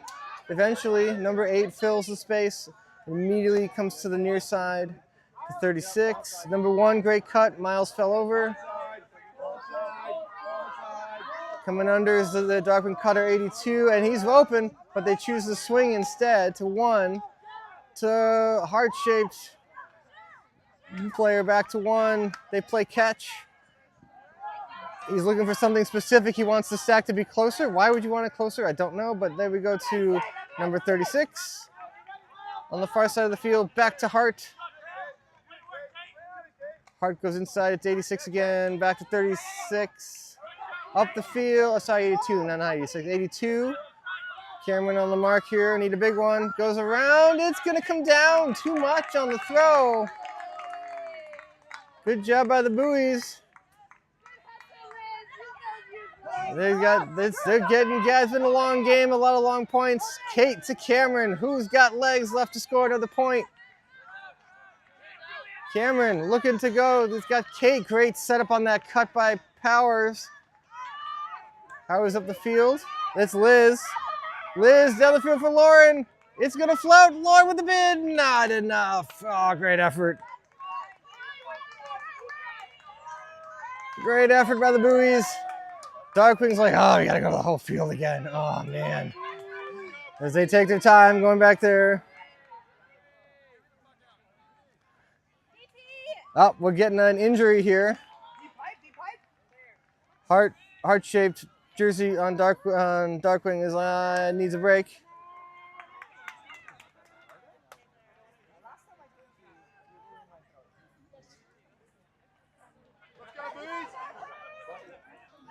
As now Darkwing walks back to the disc, and they're going to walk it up to the goal line.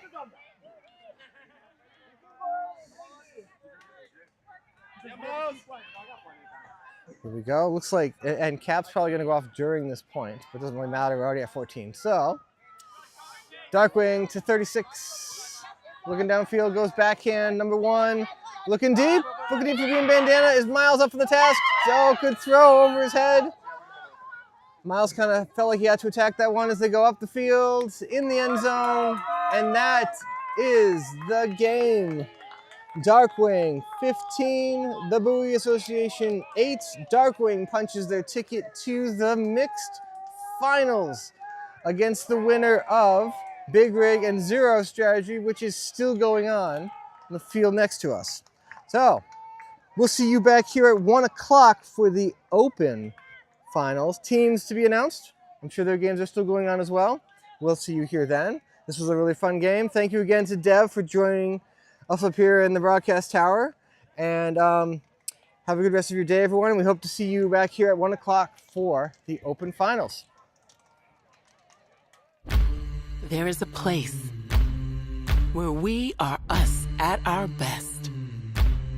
A place where everyone is welcome. Regardless of age, shape, skin color, or anything else that tries to box people in.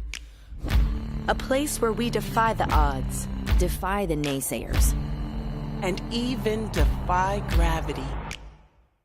A place where it's accepted that success doesn't belong to the faint-hearted.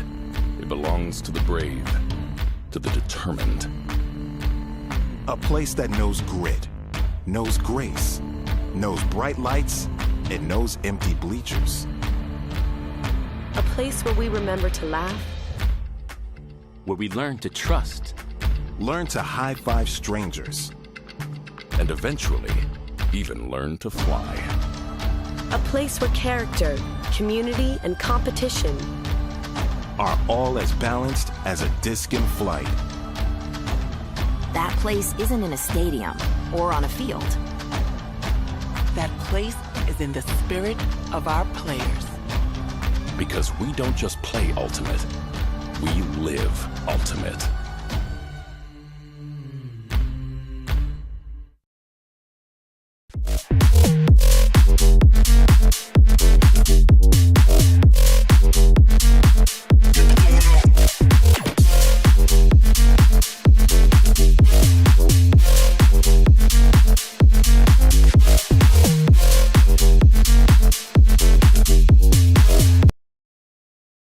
Recover 180 was created as a better way to hydrate. No added sugar, no artificial ingredients, USDA organic certified. Designed for athletes and everyday go-getters. Recover 180 empowers you to hydrate better and recover strong. No shortcuts, no junk, just better hydration. Recover 180, everything you need, nothing you don't.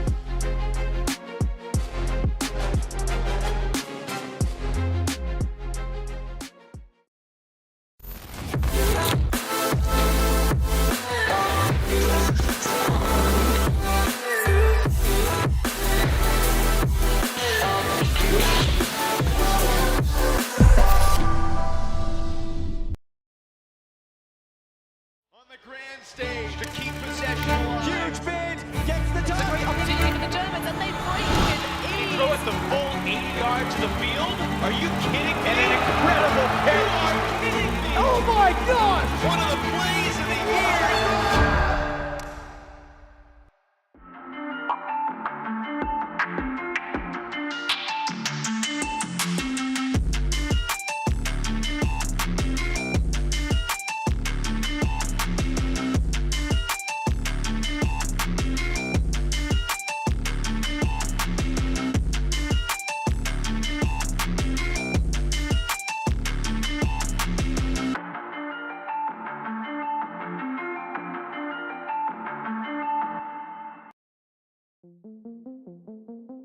Clearly, our mission is to reduce the risk of skin cancer and melanoma. The best way not to have to deal with melanoma is not to get it.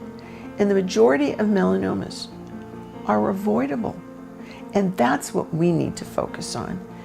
There will always be doctors and research doing those wonderful things to find better treatments for people that have it.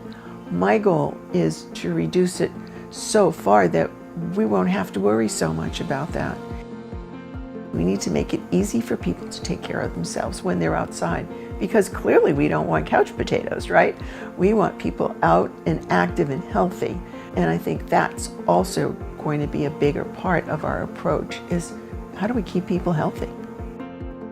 One of the things that we've tried to do is build Practice Safe Skin as a place that organizations, Park and Rec, anybody that's interested in protecting the people that come to them in the sun, and looking at creative ways to do that. So they might be interested in sunscreen dispensers. They might be interested in training their outdoor workers to protect themselves. Now they might be interested in our No Sun for Babies program. They might be interested in our Skinny on Skin program, training beauty professionals and estheticians and all sorts of people that look at your skin more than you do. They might be interested in a middle school, high school, college program. They might be interested in looking towards the future to look at the impact of shade. We started to think about what's the intersection between UV, heat, and shade. One of the things that we do a lot in our training is talk to people about how do you protect yourself in the sun. Well, we talk about hats and protective clothing and wearing their sunscreen and using it regularly. But one of the things we also talk about is seeking shade. So what happens when you can't find shade? What happens when you live on a heat island where there's concrete or asphalt around and there is no shade and it's difficult to be outside? We understand that there are inequities here.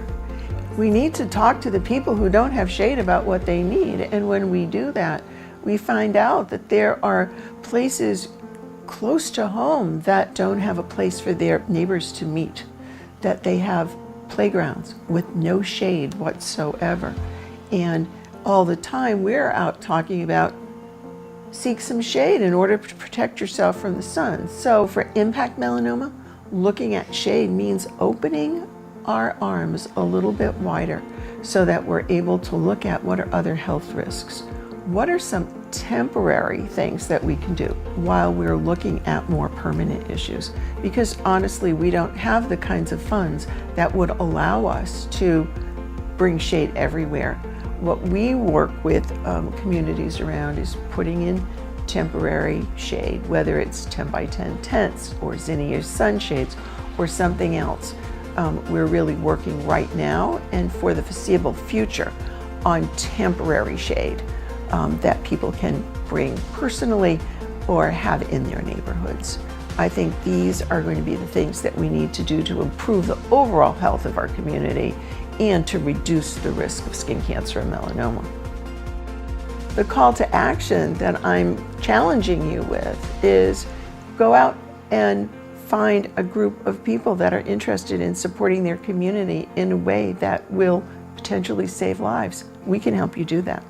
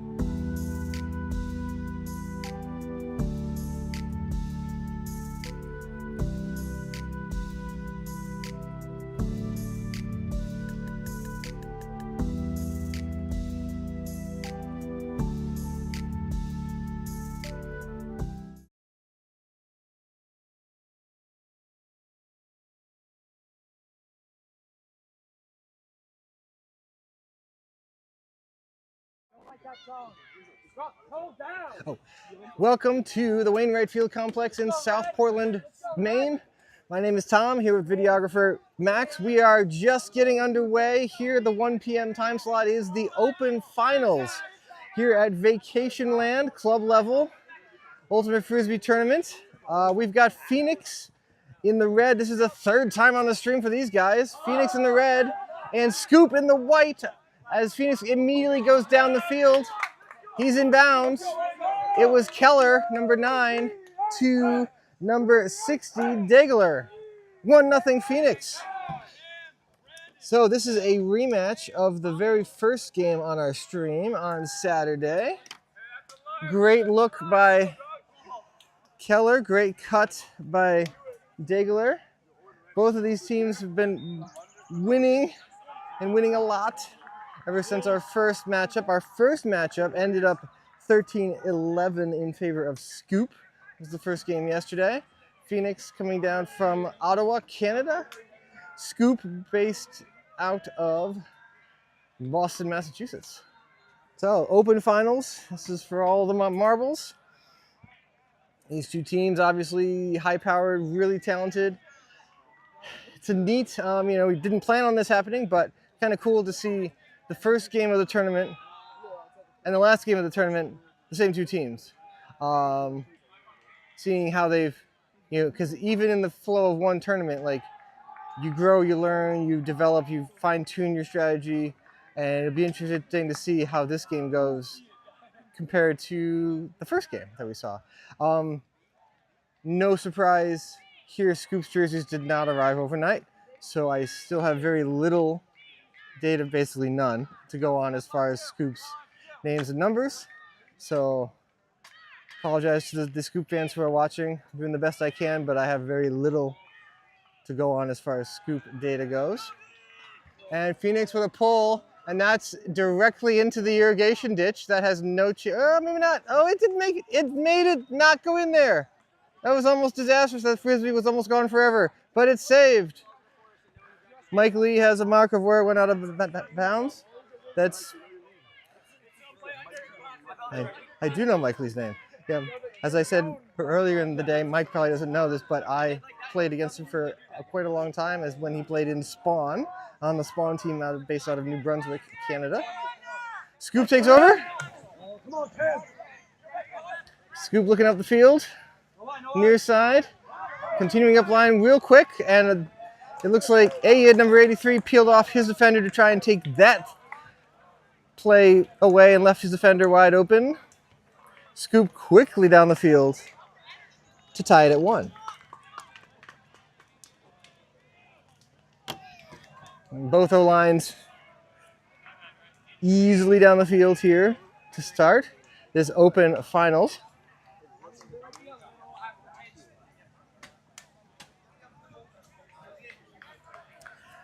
While we have this game on the live stream field here, down one field over from us, the mixed division finals are going on between Big Rig and Darkwing. Big Rig scoring what some would say is an upset over zero strategy, but Big Rig obviously very, very talented team and just kind of didn't have their A game yesterday, but really took it to zero strategy in their semis, and they earned the right to play Darkwing in the finals. We just had the other mixed semi game the round before this one. We had Buoy Association lose to Darkwing 15-8. It's here now, the Phoenix offense ready to receive. Scoop gonna pull. Here they go. Pull's coming down right about at the goal line, far side of the field. To the center here, it's Mooring. To Lee. Lee up the line to Hill. Hill looking deep, decides against it. Keller's clearing out as Hill looks back to Mooring. Hill goes out for the swing. Turns it down from Degler, turns it continue down from Degler, looks at 13. 13 is Berube, back to Mooring. Goes to Degler on the far side. Sliding catch. Up the line to Keller. Keller stays with it. Hill's in the deep space. Keller turns it down and looks back to reset. Looking at Mooring. Good defense by the Scoop defenders as Keller has to huck it down at a high stall. Everybody's involved, and someone comes down with it. It's Hill, and a foul is called by a Scoop player. The Scoop player laying on the ground says, "No, I was unable to catch the disc because things hit things, and I don't know exactly what happened, but I'm going to call a foul." yeah. The Phoenix player down below is like, "Yeah, that sounds about right." Nailed it from the broadcast tower. Yes. As now we get the reenactment phase of the call.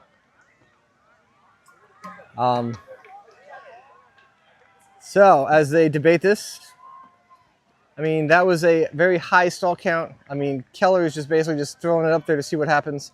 The wind is picking up a little bit, especially it's going from right to left. So throwing into the wind that way kind of hangs up in the air. Looks like they took back the foul call.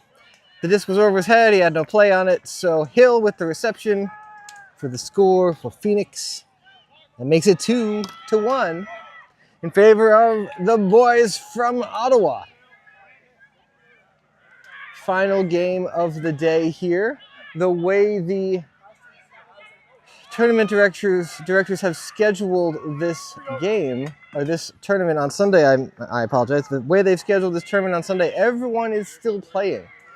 Lots of times, the way schedules are set up on Sunday during bracket play, by the time the finals happen, it's like lots of people are leaving, and there's constantly like teams walking past, and they'll kind of gather at the finals fields and watch the finals happening. But everybody's still playing their games, regardless of what bracket they're in or what division they're in.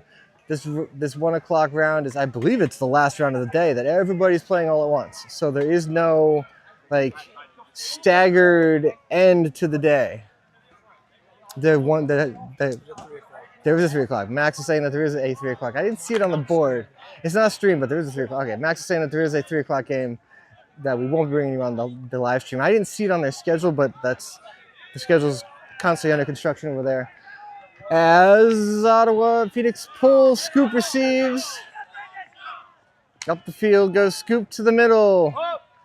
Oh, too much. Uncharacteristic from Scoop, just too far away from number 30. As Phoenix takes their time setting up here, 15 is coming to pick up the disc.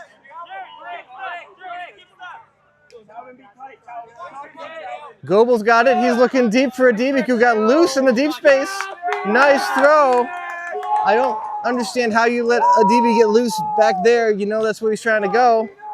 But Scoop allowed it to happen, and that puts them up 3-1. While Phoenix celebrates, as the sun comes out, the wind is picking up. But did you know that melanoma is the second most common form of cancer for 15 to 29-year-olds in the United States? Protect your skin, your body's largest organ, by wearing sunscreen SPF 30, or in my case, SPF 2000, or seeking shade, wearing a hat, and avoiding tanning beds. Check your skin. Melanoma is 99% curable when caught early. Learn more at impactmelanoma.org. Impact Melanoma is a sponsor of ours, Maine Ultimates. They provide us with sunshades. You see one across the field. We usually have had more over time. They've been kind of like breaking down as we go, but there's one over there.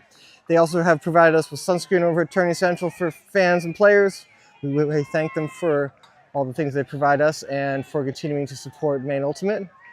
Impact Melanoma is an awesome organization. We're doing our best to keep ourselves sun safe with pop-ups and shade, and teams bring their own. And although I say we're doing our best, I did not do my best. I was supposed to apply sunscreen before this game, and I failed to do so.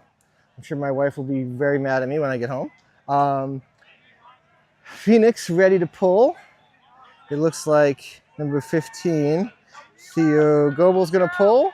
Scoop ready to receive. Phoenix leading 3-1, wearing the red, and Scoop wearing the white and light blue. Scoop coming to the near side here, number 30 with the disc, marked by Simovic. Up the line here for Scoop, continuing up the line. Phoenix trying to catch up and stop this being in a trail position. Scoop goes around to the far side of the field, puts himself nearly in the end zone on the goal line, taps it in, and goes to 30 for the score. Scoop really quickly down the field there with the handler action that we saw them do the entire first game against Phoenix, and was the major driving force behind their victory against Phoenix in the first game of the day on Saturday. The handlers are so quick and so decisive that they quickly put the Phoenix defenders in a chase position behind them, and then they just roll the defense up, kind of like you roll up a rug. It's just like it's go, go, go, go, go, and everybody's out of position. And that makes it 3-2 in favor of Phoenix. It's been a great day of Ultimate. Lots of great games, lots of great layouts. These two teams have earned the right from their own victories to be here in the finals. I know that some of their games were not necessarily walks in the park. But yes, they are both here and looking to put forth a victory. I know, just like what we had said earlier when we talked to the Manic player, George, that the Canadian teams such as Phoenix using this as a tune-up before Canadian Nationals. Regardless of the outcome here, we wish all our Canadian friends best of luck at that tournament. So they're in a little bit different space as far as their season development goes. But still a super good game here as Keller on the near side goes back to Mooring. Good defense here by Scoop down the field, denying Hill. Lee's also cut off. Mooring's at a high stall, goes across the hill, and it goes over his head. Good bid by Degler, but it comes down, and Scoop looking to take a break here. Not a break as in time off, but a break as in a break point. Comes to the middle of the field. A fake from 80 back to the other Scoop handler. Good defense here by Phoenix. 14, that's Tremblay La Rochelle. 80 with the disc, got it by Lee. A little stumble there by the deep defender, and a drop by Scoop. And Scoop handler saying, "That's my bad. I stumbled. I should have been the guy to be there for you." Mooring picks up. Keller looks like he wants to run. I have a feeling Keller always wants to run. As Mooring gets a high stall count himself, Keller comes under. Lots of Phoenix players close to the disc. They need to get themselves back down the field as he goes over. That's Tremblay La Rochelle. Looking at Bruton, going up to Keller, good bid. Did he come up with it? There's a call.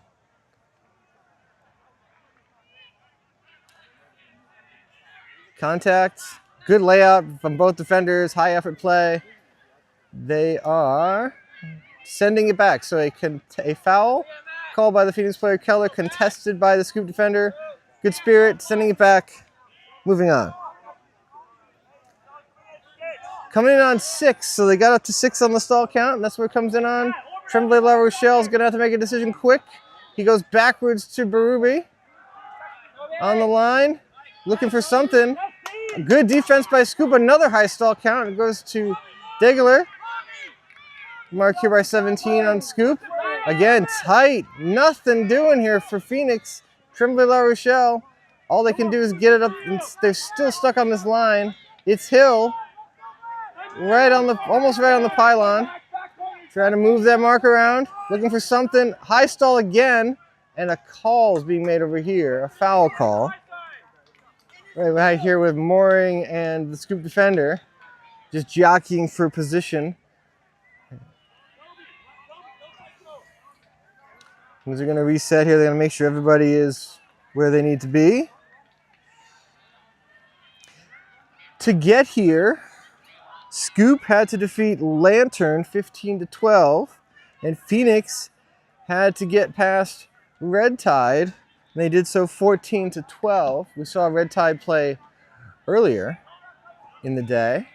Both teams having to get big wins here to get into the finals. As Hill goes down low, Keller catches it but is out of the end zone. They go to Berube, and Keller clearly has lots of energy as he books it off the field. He still hasn't stopped running yet. He's underneath our camera now. I don't know how he has so much energy after playing like 6 games of Ultimate Frisbee. 4-2 in favor of Phoenix. Good point. Way to maintain control throughout that. The Scoop defense was really, really good, and that cannot be emphasized like enough. Like every single cut was a battle. Scoop defense really bringing their A game, specifically on that point. It is 4-2 in favor of Phoenix. Phoenix wearing the red jerseys and Scoop wearing the white and blue and whatever jerseys. I want to say a huge thank you to all of the volunteers here with Maine Ultimate to make this tournament and every tournament that Maine Ultimate runs possible. The volunteers, they make the tournaments possible, the leagues possible. You know, you've got our tournament directors, Amelia Skimaker running the Open tournament and Sean Simard running the mixed tournament. Fantastic job by both of you. Everything was, particularly this year, we didn't have any weather issues, but man, the way these divisions played their games in pool play was so complicated, and everybody beat everybody else, and it was a disaster to calculate. So, well done by the two of you, Rich Young, for putting all this together, and everybody else. You know, like our trainers, our staff, the volunteers doing parking and doing water and everything. Like the oil that runs the machine, everybody. You guys are fantastic. So thank you all for doing this. As Scoop turns it over again, a drop by Scoop, and Phoenix looking to take advantage here. Scoop looking almost the complete opposite of the way that they looked when we saw them this exact matchup on Saturday, where Scoop was very precise. As Scoop running some switching on the stack back here, and it works. As that one defender was just, and hold on, there's a travel or there's a call of some kind without hand signals. I don't know what it was, but something was called on the far side line. But so Scoop was switching on that one. The defender with the white headband was just kind of guarding space. And I think based on the hand gestures I'm seeing here is the Phoenix player is calling a strip. He's saying that he caught the disc first. Dangerous play? Dangerous play was called. Interesting. That was not on my bingo card for that play, but that makes sense. Okay. Interesting. Dangerous play was called. Okay. So dangerous play can be called there where basically the Phoenix player is saying that he was in a defenseless position and that the Scoop player ran through him with too much contact. So to making that contact and putting the Phoenix player in a very precarious position, and a play that can cause injury basically is what a dangerous play is. It is a foul. It's like a subset of a foul. These sort of things happen a lot too, where you have a player that's in a position you don't expect them to be in. The Phoenix player, 83, was not prepared for the Scoop player to be there. He's poaching the lane and coming in with a full head of steam to make a play here, and there was contact. So when we're not able to agree on this, was contested, so it goes back to the thrower. Phoenix retains possession. We're going to come into play here in a minute. Number 15. Goebel goes up to Campbell, number 77. Campbell, nice throw to Adibi over here, number 12. Campbell with a great throw, opening up that whole field. Goebel with the disc now. Back to Campbell in the middle. To Goebel. Is that not right? Is it? Oh, no, he's French. It's Théo Gobet, but it'd be so much easier if it was Théo Gobet. I've been corrected on our pronunciation. I've been doing it wrong all day, so it's Gobet. I will fix that for the rest of this game. My apologies to anybody who's watching that at home. I've got it. They've been on the live stream 3 times, and I've gotten it wrong all game. So it's all weekend is Gobet. 15 is Gobet. Fixed, done. Campbell with the disc. It's Gobet with this nice look, but too much sauce for Leonard. Scoop looking. They pick up. Scoop with the disc here, near side. Simovic on the mark. Scoop taking advantage of a poach. Got 2 guys around. Phoenix is doing the same, like two guys recovering the same guy. They fixed it. Now they're trying to get their mark set. Phoenix all out of sorts on defense on this point. Scoop trying to take advantage. Number 30 with the disc. Looking to reset. Good mark. Good defense. Contact was called there. Yeah. So the contact was called, and the Phoenix player did not drop his stall to the appropriate number, so we corrected it and fixed it. And yeah, contact is called by the offensive player. It is not contestable. The stall automatically comes back into 0. And here we go. Scoop with the disc, number 30, looking to reset. Goes wide, far side of the field. Scoop again, number 30, right on the goal line. And they punch it in. Good bid by 77, Campbell. Mid scoop. We'll hit the point. It's 4-3.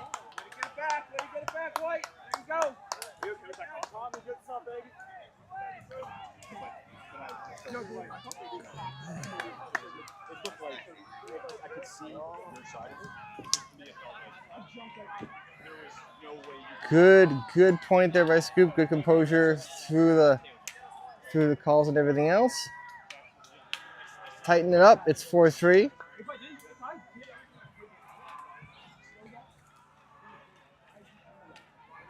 You can tell the energy level is high. Emotions are high. Phoenix puts their O-line back out on the field, ready to go. Scoop, rocking and rolling here. And D-line looking to generate another break.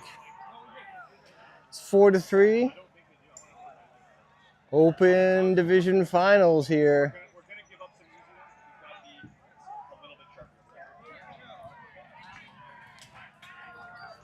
Phoenix wearing the red jerseys and Scoop wearing the blue and the white. Scoop from Massachusetts and Phoenix from Ottawa, Canada. Scoop with the pull. Coming in over our tent. Coming down here. Berube to Mooring. It's Tremblay La Rochelle. To Lee. Hill up the line there. And going to come back into the field of play and reestablish. We're looking to reset. Mooring's coming as he goes crossfield. Oh, through Berube's hands. Bummer. Immediate huck from Scoop. He won't be in though. Nice adjustment to catch it. Hill loses his hat as they go back to number 1. Scoop resetting everything as the cutters form up down the field in the end zone. Handlers looking to do work while their cutters get set. And Phoenix trying to really limit the yardage gain from the handlers by switching. They're not going to be able to deny possession. They're too quick for that, but they can try to eliminate the yardage gain by switching as much as they can. And there they go, Scoop scoring the way that they do. The handler weave, handler movement, and just like that, they tie it up 4-4.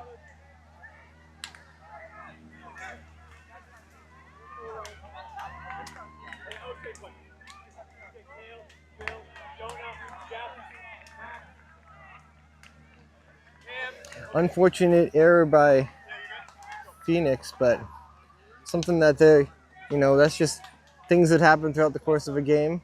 And you just can't let it as a team get contagious and happen more often.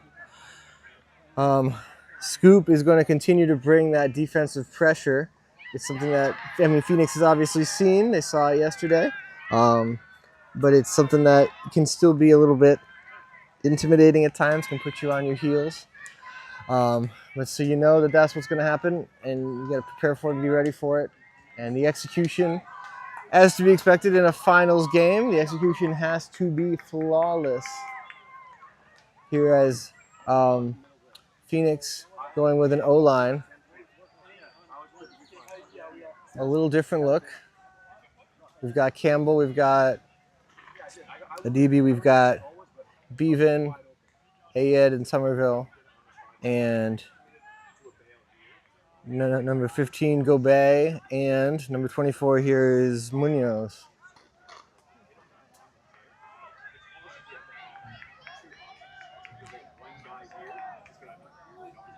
So that's the O-line for Phoenix. Scoop ready to pull.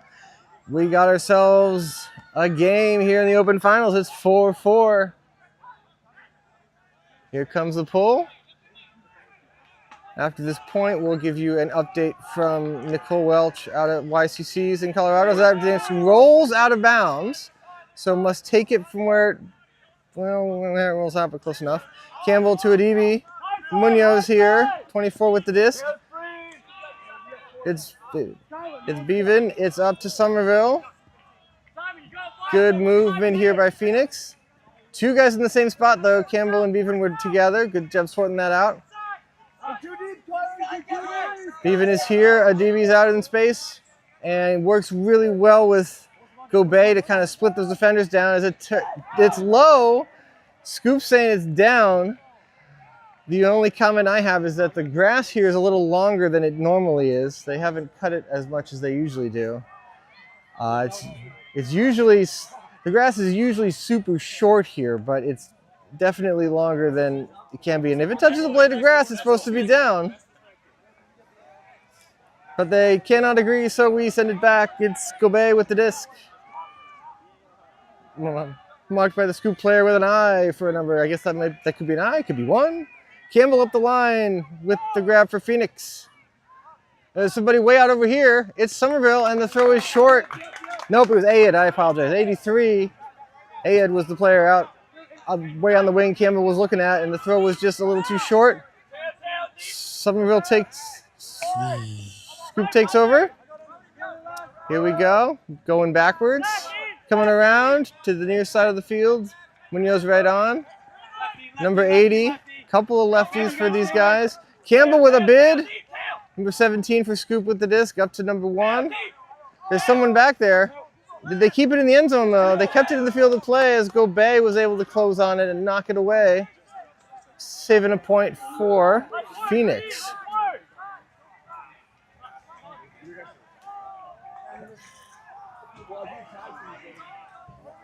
Phoenix setting up in a horizontal stack. Ayed and Adibi are in the middle. As far as cutters are concerned, Adibi clears. Somerville moves. Bevan moves to the middle. They kind of all rotate around. Bevan, Munoz was open, but Bevan, the mark of number 80 on Scoop, take that away as we go across the field to Gobey, to Adibi. Big throw here. Somerville's out here. It's coming to the line now. Good box out by Somerville. Gobey. Back to him. 42 with the reception. No call. Sinks the free throw. Phoenix 5. Scoop 4. Good throw by Adibi all the way out over here. When you check the weather on your phone, do you check the UV index? If the UV index is 4 or higher, wear sunscreen SPF 30 or higher, seek shade, wear a hat and sunglasses to protect your skin from the sun's harmful UV rays. Impact Melanoma is committed to increasing awareness, providing prevention education, promoting early detection and saving lives. Protect your skin and learn more at impactmelanoma.org. Be sun safe 365. Let me check my phone for score update from Nicole. Let's see.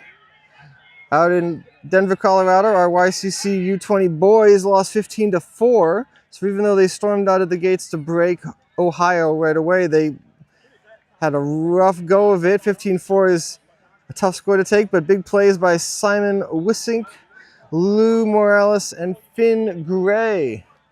A bummer for the boys, but I'm sure they played with lots of grit and heart. And the experience is a fantastic one to be able to play at youth championships. Phoenix pulling. Number 19 with the pull there. That's Leonard. Good pull. Midway in the end zone for Scoop.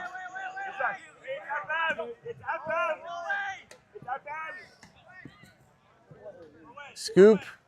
A couple of tight throws there. 30. Good cut by the handlers from Scoop as they work together, the two of them. Again, Phoenix kind of trying to take away some of those handler movements, but it's so difficult. These Scoop players are so good at this. Go into 30. Oh, 23 fell down. Staples fell down for Phoenix, but And now Scoop's moving again. Just these three players just playing catch. Now they both sagged off him and left him alone. This is where, if you haven't played this kind of defense before, it's really hard. It takes a lot of chemistry and communication and knowing how you're going to switch and who you're going to switch onto. It is very challenging when you're trying to do it against players that are that quick and that proficient in short spaces. They tie it up 5-5.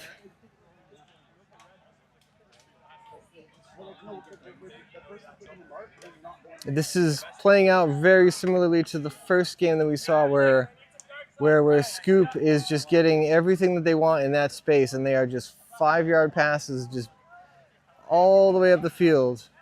And the Phoenix defenders are in a trailing position. I mean, what Phoenix has made an adjustment. They are not chasing as much now as they were before, but now they are halfway there to where they want to be with being able to switch to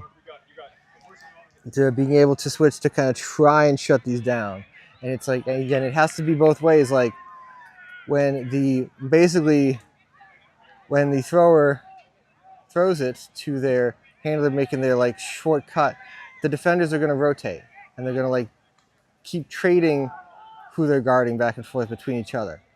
And you both need to be on the same page to do that, because you can't. What Phoenix is having the issues with now is that they're trying to do that, and one of them is switching, and the other one is standing in base, and that means that now they're not guarding one of those people, and they're open.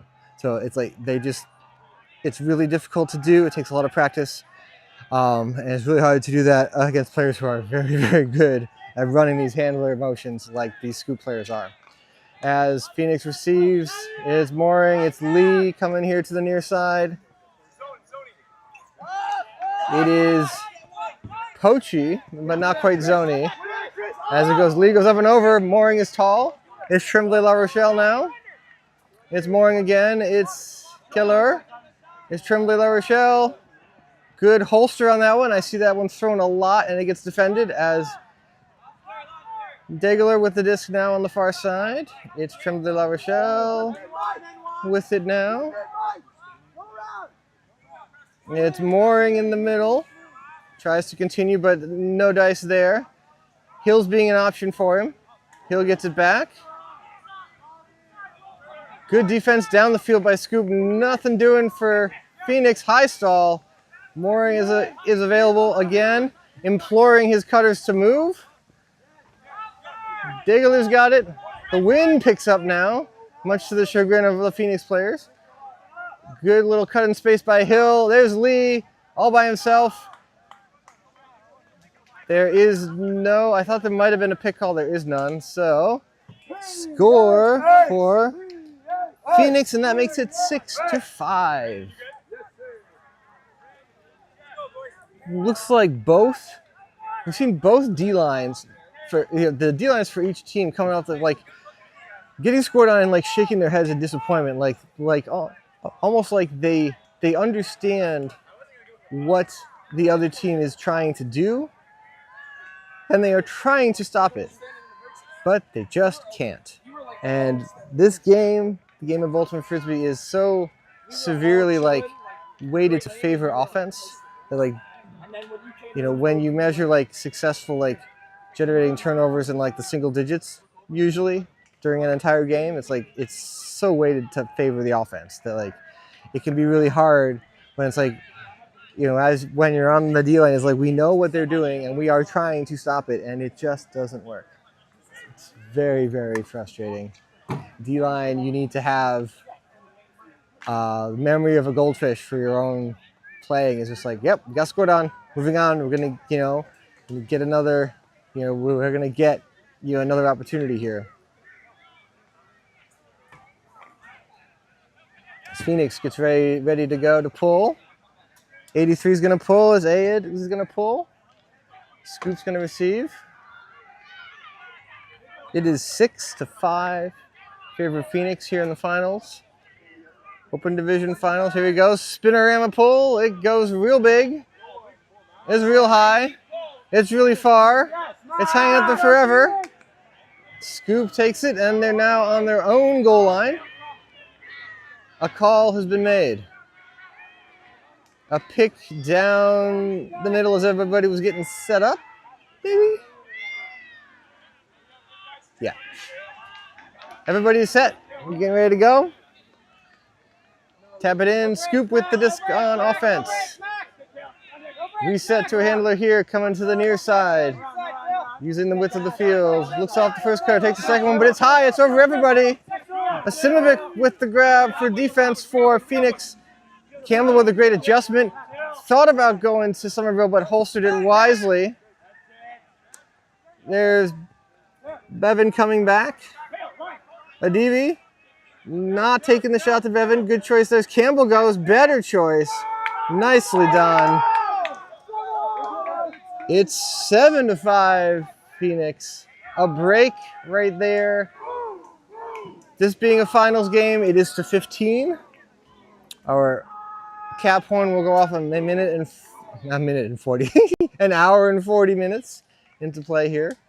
And each team has one timeout to use in each half and one floating timeout they can use in either one. So half will be at 8. As Phoenix takes that break point, gets them up by 2. It is getting, as Max and I were employing, a little bit of a breeze in the first round, or the second round in particular of our live streaming today. It is starting to happen, a little bit of a breeze, and it seems to be a little inconsistent as its directions. The flags kind of don't seem to be able to make up their mind as to which way to go. So it seems a little gusty, a little swirly, and we're seeing the discs kind of pop up in the air like that sometimes. Just like that one did to the Scoop players.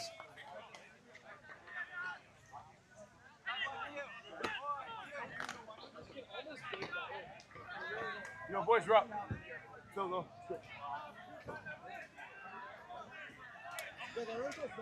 Ayed ready to pull again for Phoenix. Scoop in the white and blue, ready to receive. Here he goes, spinning and pulling.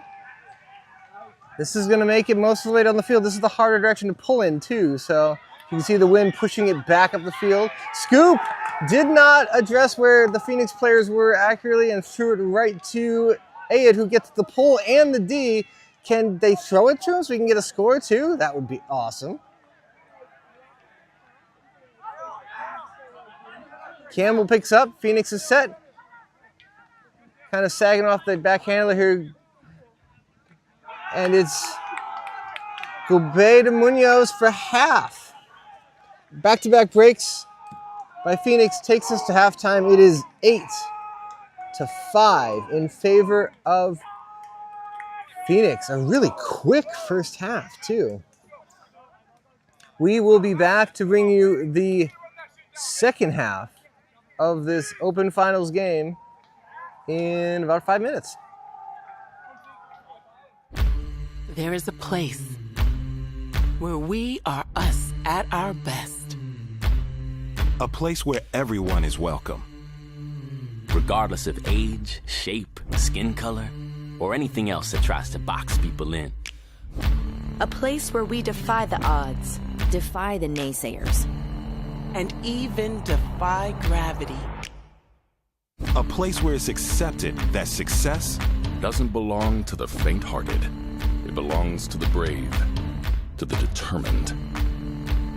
A place that knows grit, knows grace, knows bright lights, and knows empty bleachers.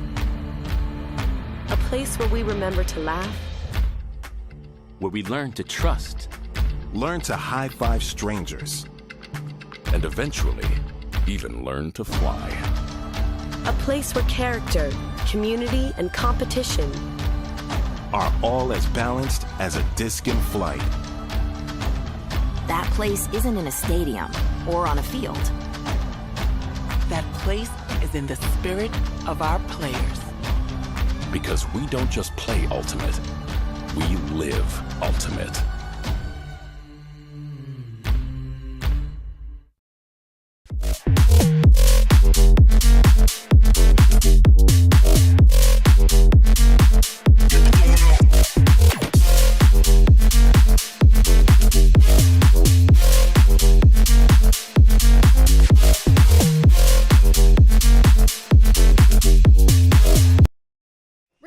180 was created as a better way to hydrate.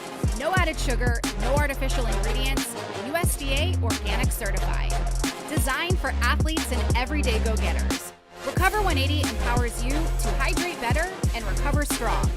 No shortcuts, no junk, just better hydration. Recover 180, everything you need, nothing you don't.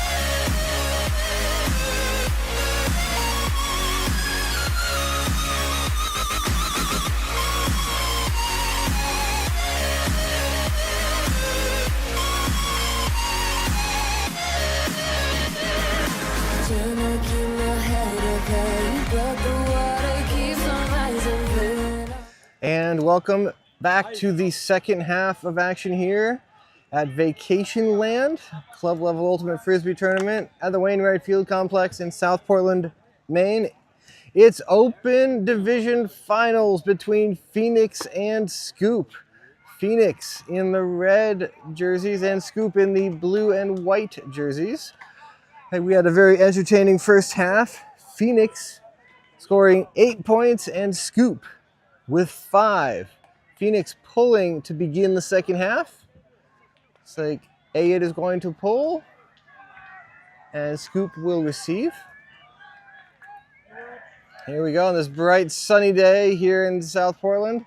Another big deep pull from Phoenix players. Scoop prepared to receive. That was kind of coming back at the end. Scoop in a vertical to start. Everybody kind of peeling off, and they left one Scoop player open underneath, but they were not able to find them. Somerville catching up on defense here for Phoenix. Scoop working it close to the disc with their handlers, looking to go deep, but it's not there. Number 30 is going to throw it though. A low pull, a low put, caught by the Scoop players. Scoop player resets. Back to him for the score with a lefty. Scoop coming out real quick on offense. 8-6. No big deal for Phoenix, as long as their O-line stays on par. It's been a super fun day of Ultimate. We thanked our volunteers in the first half. I'll take a second here to thank all the multiple players who came to join us up here in the broadcast tower. We had Tux from Colt. We had Seth from Big Rig. Seth now competing in the finals for the mixed division Big Rig team. We had Dev from the Buoy Association come up for some commentating, and we had his name was Sebastian from Zero Strategy as our first guest commentator of the tournament. Super fun to have all of them volunteer to come up here and talk about Ultimate, give us some insights to their teams, their divisions, who they've played, and experiences playing Ultimate, and just, you know, overall, like, just sharing the love of the game. It was super cool to hear from all of them. Thank you to them for doing so. It's always cool to have new voices, players, coaches, family members. Mostly so that you don't have to hear me talking all the time, but that's also cool to get to hear, you know, other people's experiences with this game that we all love. As Scoop pulls, Phoenix receives. It's number 13, Ruby to Mooring. Mooring in the middle. Lee coming under. Hill's poached. They get the disc to him. He's right on the line. Good footwork to stay in bounds. Nothing doing for cutters here for Hill, so he looks back to Mooring. Going to try to swing it, but no one's there to swing to, as now he does swing to Hill as he worked his way over. Diggler not utilized. The good defense by Scoop as they come underneath to Trim de la Rochelle here on this close to Ruby, who's going down the middle to, he was trying to get to Diggler, but good D by the Scoop defender. That throw just needs to be higher. Not a bad decision, just a little too low. Scoop handlers go to work. Way to get up in the air to get that as they now put it deep. And the Scoop player with the layout, that's the same player with the D on this end. We call that bookends. And he gave us a little bookend celebration. Scoop 7, Phoenix 8. Scoop with a break coming out of half. So a big push by Scoop here to assert themselves back into the game. It is 8-7 now. Phoenix's O-line needs to get back to first half level of execution in order to see this to the end.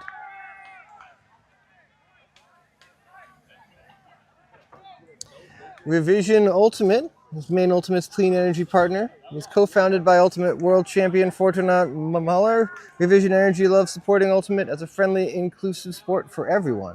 With a mission to make life better by building our just and equitable electric future, Revision Energy is a 100% employee-owned solar company and certified B Corp serving clients in Maine, New Hampshire, and Massachusetts.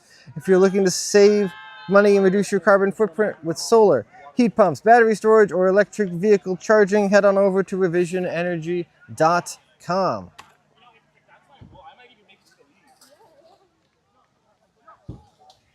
Everyone's getting set for this next point. A little bit of confusion here on the line. We can pick up some of the voices from Scoop as they get ready to pull. They get their defense set in order. And a low pull. Phoenix happy to take over and move the disc quickly. Mooring's got it, and it looks like they're getting set up in some sort of either a zone or a poachiness here as Keller's got the disc on the near side. To the middle, it's Degler. Goes wide to Hill. Lee and Degler with the same kind of cut. Lee waits for Degler to clear, and then he's there. Mooring with the disc. Looking for somebody in the deep space. Tremblay La Rochelle working hard and does get open. A foul has been called.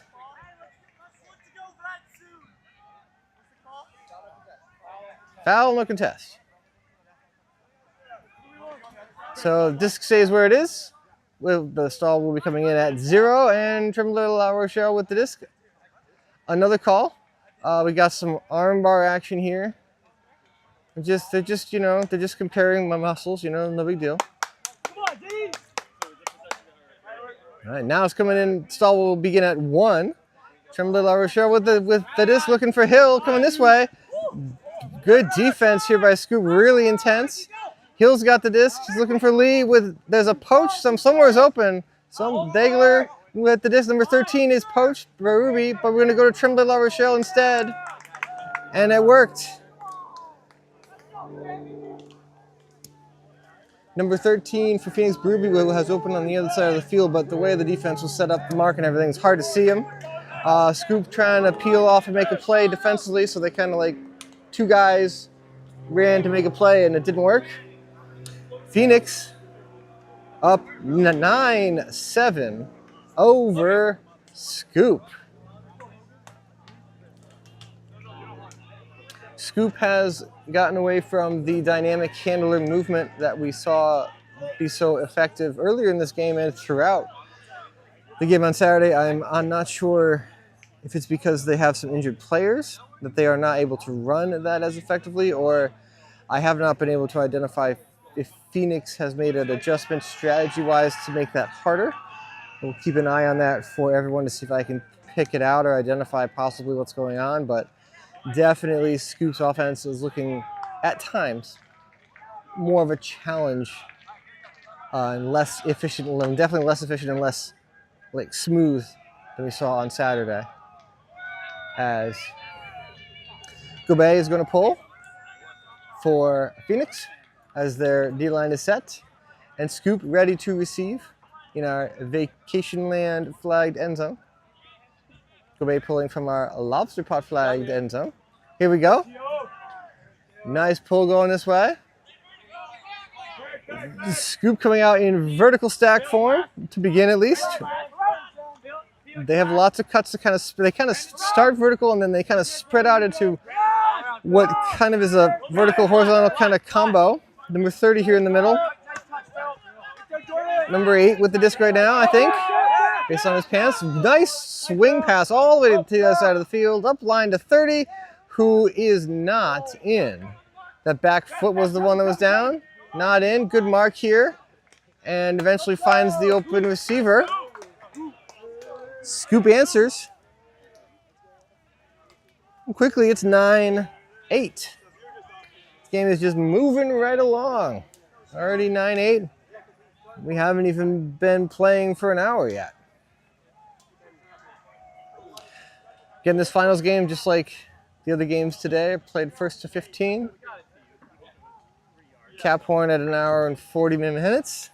Our videographer almost just ended up wiped out of his seat. That would have been potentially bad. I certainly can't operate any of this tech, so if Max goes down, we're in trouble. This whole stream can operate without me. All I do is talk, but we can't operate without Max. So I am significantly less important to this whole operation. Easily replaceable. Max, on the other hand, not so much. Max, don't die. My goal of making Max laugh every day has been achieved. I got it yesterday. I did it today. Okay, we're good. Check. Excellent. Scoop getting ready to pull. Phoenix getting ready to receive. Pretty much the same O-line. Maybe sometimes they might move one part or two on the other, but for the most part, it's the same O-line for Phoenix. Scoop obviously looking to continue their momentum, get another stop, get another break. And Phoenix wants to operate business as usual. Here comes the pull. It's going out of bounds. The Phoenix will take it in the middle of the field. They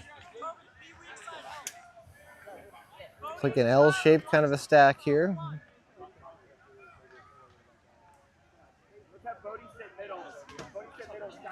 And Scoop is poaching off of the dump handler. So you see the Scoop player just standing in the lane there instead of guarding 74 Tremblay La Rochelle at the top of the screen, kind of leaving him there. So they go to him, and Tremblay La Rochelle taking all the yardage, because why not? If they're going to give it to you, you might as well take it. Mooring comes this way. Degler, that disc is bouncing in the wind now. That catch was harder than it looked. As Keller with the disc in the middle to Hill. Hill to Degler's flying up the line.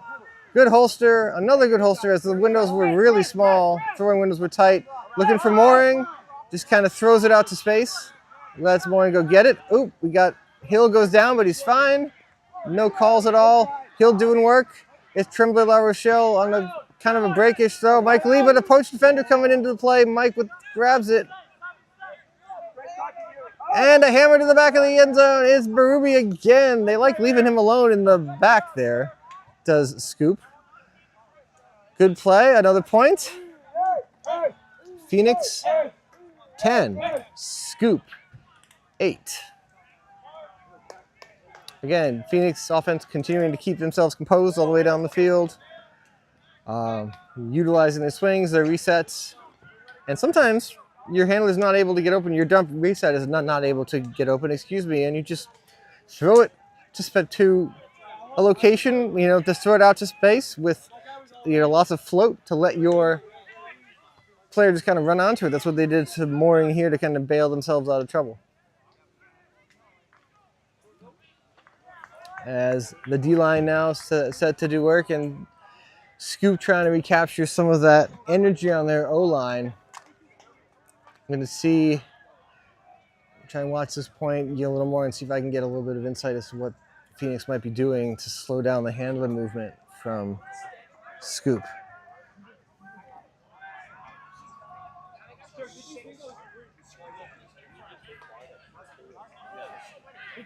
He is ready to pull. The master of the spinorama, there he goes. Generates so much height and power, though, that disc tends to hang up there forever.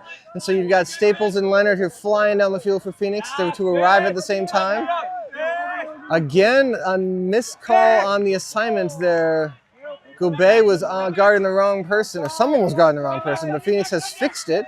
Scoop looking to 30.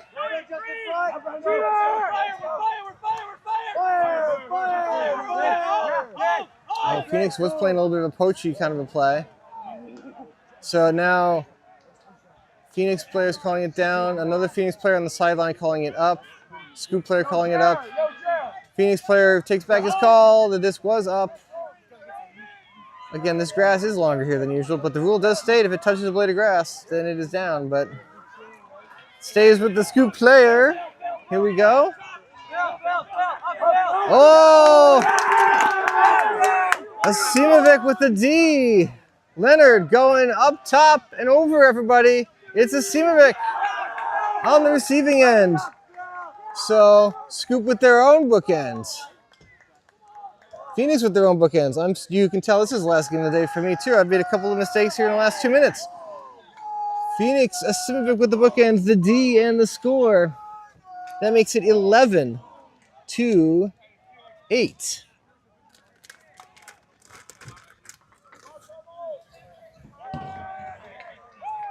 Scoop looking quite dejected after that point. Like, nothing is working. They look quite sad coming off the field. So it's a long tournament. It's a lot of Frisbee. This is their 7th game. Played 4 yesterday. Their 3rd game today. It's not like it's 90 degrees here, but it is summer. It is in the 80s. There is not a lot of a breeze. There's not a lot of shade to find. These tournaments can be exhausting as we have a timeout on the field. And we'll take this moment while we have a timeout to tell everyone about our lobster pot tournament that is happening in October. It's one of the largest ultimate tournaments in the eastern half of the United States. College level tournament right here at the Wainwright Field Complex in South Portland. And Maine Ultimate looking to host it in conjunction with the city of South Portland, Visit Portland, and the Maine Sports Commission. The cost for any college teams looking to attend is $600. You get 2 days of Ultimate, line fields, tourney food, trainers, discount hotels, multiple food trucks, Tourney Central with players' lounges and a players' lounge and games activities for you to do while if you have a buy game, a buy time slot. We'll have our live stream field as well, and shuttles to take people around from the parking lot to their fields, in between fields and fields. So there's so much space here at the Wainwright Complex, and a merchandise tent with friction gloves, layout gloves, the greatest bag break mark, and gear from Maine Ultimate. If you'd like to send a team, please send an email to rich@maineultimate.org. Lobster Pot's a fantastic tournament. It's a lot of fun. It's usually a little bit chilly at that time in October, but have had, knock on wood, good weather for the majority of the time. And the Maine Ultimate community really comes out in force to help volunteer and make that tournament happen. I mean, we have like 80-something teams that come out for that thing. So a lot of people here. We need a lot of volunteers, and they really do help out a lot. It's a really cool tournament, and Maine Ultimate does a great job putting it on. So love to have you and your college team attend. Back here at Open Finals at Vacation Land. Phoenix in the red, pulling to Scoop in the blue and white. Phoenix leading this game 11-8. Number 83 with the spin pull. It's coming back. That's a really nice pull. That might be his best one of the day, I think. That was really good. Scoop having to work from the middle of their own end zone. Scoop from the goal line. Trying to generate something from downfield here, but there's nothing. The Phoenix defenders are all over it, and it's almost a Callahan, and there's a call. There's a call as Scoop continues to play, but there is a call back there. Campbell from Phoenix claiming that he, in fact, stopped rotation of the disc before the Scoop player grabbed it. If we had instant replay, we could tell. We do not, so I have no idea. I would love to have instant replay from our camera, but we do not have it. If you're watching on the live stream, though, you can back it up and see, and zoom in if you want. So you can look later, but I have no idea. All I know is it was close. And I try not to speculate too much live on the air, but all I know is it was actually a really close play. I wasn't sure who stopped rotation first.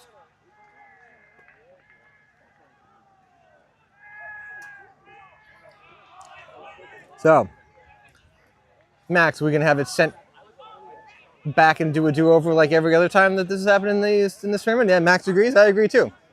And I'm going to send it back.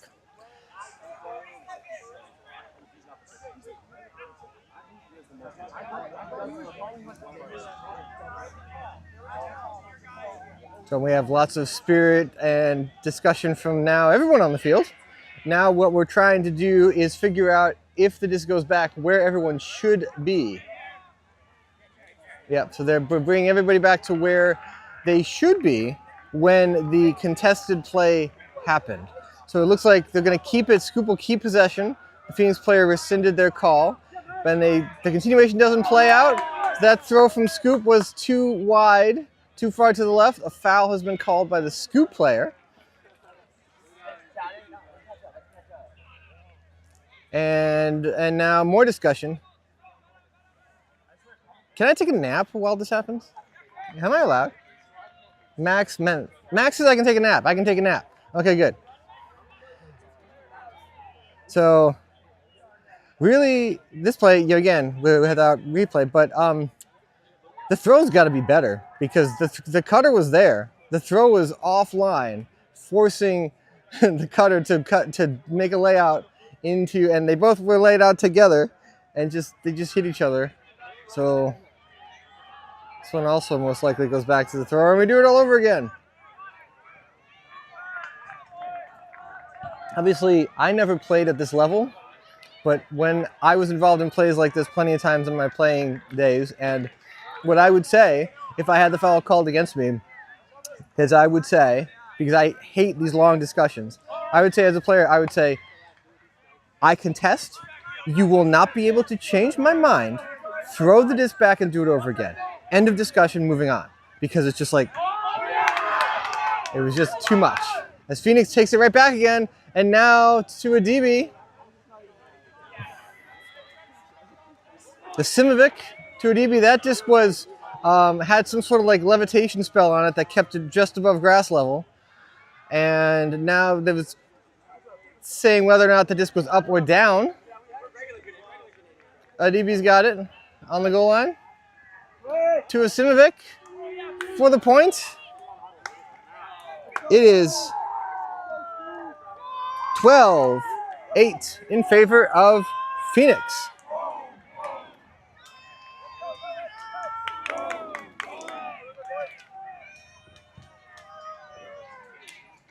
Scoop looks tired. They look tired. Their bench players are sitting, some of their bench players are sitting down. The energy is just quite flat from Scoop. And yeah, long term, but it's also true that when you play, especially, well, first of all, Scoop plays very high intensity defense. They are athletic, there's no question. That's a lot of effort expended on the defensive end. That's how they play. Also on offense, those handlers doing that work, and I haven't seen the rest of their games from yesterday, but if they played their games the way that they played Phoenix that first game, where the handlers were doing 90% of the work, it is effective, obviously. It is also exhausting to play offense that way. It takes a ton of energy, and you have to make so many throws and so many cuts because you're only gaining yards 5 yards at a time. This is a 70-yard field, 20-yard and 20-yard deep end zones. That's a lot of work that you are doing. And if they did that all day yesterday, I'm not surprised that they are exhausted today. As Phoenix with another big pull. This is going to come down about 5 yards outside the end zone line. 10 yards outside the end zone line. Scoop. One to the middle. Okay. Having a hard time with their edge control there. Some things were floating on them, but here they are. Here's the Scoop speed that we're used to seeing. Here's the Scoop. Oh, the handler's doing movement, doing work. Real quick, right back to him. Yep, there they go. And whoa, try to throw him in that way. That was an interesting choice, but that is how Scoop wants to play offense. 12-9. Phoenix still, though, firmly in control of this game as long as their O-line keeps on doing what their O-line has been doing. Scoring points.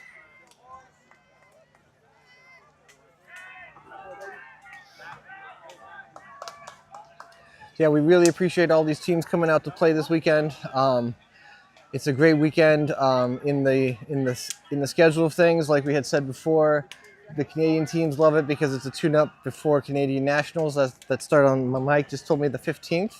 Mike Lulay, the Phoenix player, told me it starts on August the 15th, so 2 weeks from now. So a good tune-up for Canadian Nationals. And obviously for the U.S. teams, great to play teams from all around. It's the club season is really, it's been going on, but we're getting closer and closer to the series. The series that we heard Dev Pitsas mention, the series when they were up here during the Buoy and the Buoy Darkwing game earlier. The series being sectionals, regionals, nationals. So that when they talk about the series, that's what they're mentioning of and sectionals for US is the end of September. So definitely getting closer. You're starting to run out of weeks to implement changes, and you really want to be trying to set up when your team is going to be, at their peak training, at their peak health, ready to go for sectionals, regionals, nationals. So a great timing here in the beginning of August. It can be oppressively hot, but it's not this week, thank goodness, for us up here in South Portland as Scoop pulls. Staying on this near sideline here. Phoenix going to receive. It's Tremblay La Rochelle to Mooring. It's Keller, near sideline. Kind of a switchy defense here from Scoop. Trying to generate a turn quickly. Not playing straight up person defense, but as it goes up and over Hill with the grab, good tight defense from the Scoop player on the far sideline. They're still sagging in the middle there, number 30 for Scoops in the lane, as here's the throw they were trying to force, but it works somehow. Tremblay La Rochelle to Lee. Lee with a big high thing to Degler. Mike putting a throw on the highlight reel. You can go back and watch that one later when he gets home. That makes it 13-9. And just for the record, it won't be on the live stream, but Mike threw it and then walked off the field and sat down and put his leg up. He is relaxing. So, Phoenix firmly in control here in the open finals. Scoop looking for answers. I'm sure that they will come away from this tournament with plenty of things they want to work on. Obviously, they have expended a ton of effort and beaten a lot of really good teams. There's nothing to sneeze at for a second place finish, but we know that Scoop wants more. And I won't want to put words in anybody's mouth, but I'm sure they were hoping to make this finals game a little closer score-wise than it is. But there's still some time to put some more points on the board, so we'll see what the O-line still has in them. They're rolling with a similar group. Here's the pull from Phoenix. It's coming down on the far sideline over there. Scoop picks up to start. Leonard for Phoenix on the mark to the center of the field here. Scoop spacing their cutters deep downfield and getting these handlers moving again. This is what I was wondering why we hadn't seen as much of before. The cutters are 20 yards down the field. There they found a spot with one of them, as now they continue to give and go and give and go and giving and going and looking out wide here to another Scoop player on the goal line. Big fake, good defense. They reset, they're trying to come to this side, go back to where they were. These two play catch.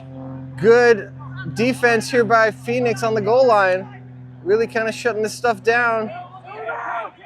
Good job. Scoop getting a high stall count here. He's going to the back corner. Oh, good bid by 83, but Scoop with a point. Great defense by Phoenix, making that really hard. 83, it almost had it. Good bid there in the side, as it is 10 for Scoop and 13 for Phoenix.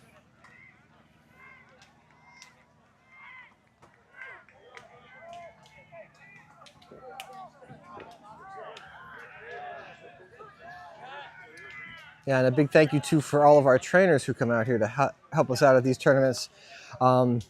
As is to be expected, on Sunday when I arrived here, there was a line of people waiting for the trainers' help as they were getting taped up and things looked at and checked out before Sunday, as everybody comes, not everybody, but so many players come in with ailments from Saturday filled with Ultimate games, and take care of it themselves when they go home, and then they show up on Sunday and they're like, I need the trainer to look at this to see if I can play, or just like get an ankle taped up so they can give it a go. Like, so we really appreciate them being here. We always need more of them, but we always appreciate the ones who are able to come here and support us and support these players. They provide a vital service for all of those here. And the great thing too, over the last couple of years, we've had one of our own players, Esther, develop the Maine Ultimate app. It's a unique to Maine Ultimate. It's not affiliated with USAU in any way, but you know, it allows us to update all of our scores and customize our schedule options, and for our fans and players to ask for water on fields, to let a trainer know that they are needed on a field. It's a fantastic app to have, very convenient. It also helps with shuttle rides and everything. As Phoenix out of this one, looking deep for Keller, and it's too much. Too much. It was Berube who put too much sauce on it. Got real excited to huck one down the field to number 9. Just too much. Scoop more than happy to take over here. It wasn't as much of a I didn't feel like Keller had a lot of separation going down the field, so kind of a surprising decision. As Phoenix trying to poach a little bit here, as Hill is off in the lane there, trying to, let's say, impact some throws. Catches back up as the handlers. Oh, a drop from Scoop. So a foul call by the Scoop player. I will stand by what I said originally, which was a drop. It looked like I am 10,000 feet up and 100 feet away, but that looked like a drop to me. They'll send it back though, which is fair.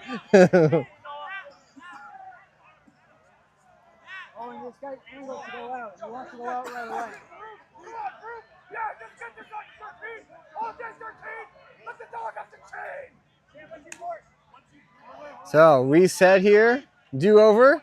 Scoop with the disc, 30. Continues up the field. They're rocking and rolling now too. Oh, the handlers are working hard. High stall count. It was, I believe, a contact call or a foul. Yeah, there's a foul on the mark here.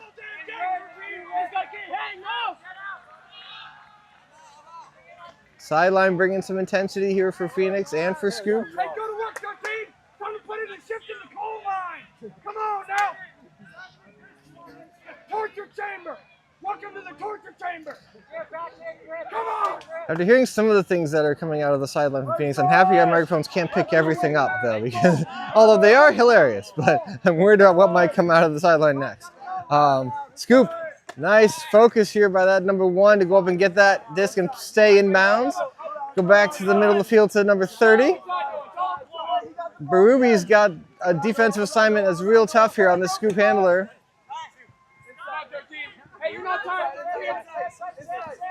No options here for Scoop. Eventually number 80 comes and fills. Going deep. Let's see what happens. Oh, way to go get it. And a foul is being called by the Phoenix defender. Well, I wonder if...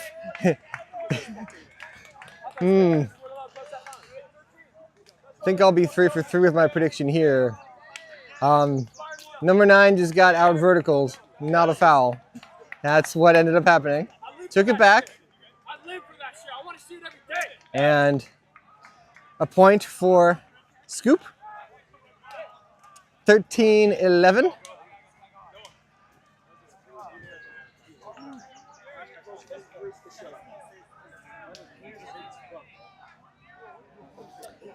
You can see the energy here too.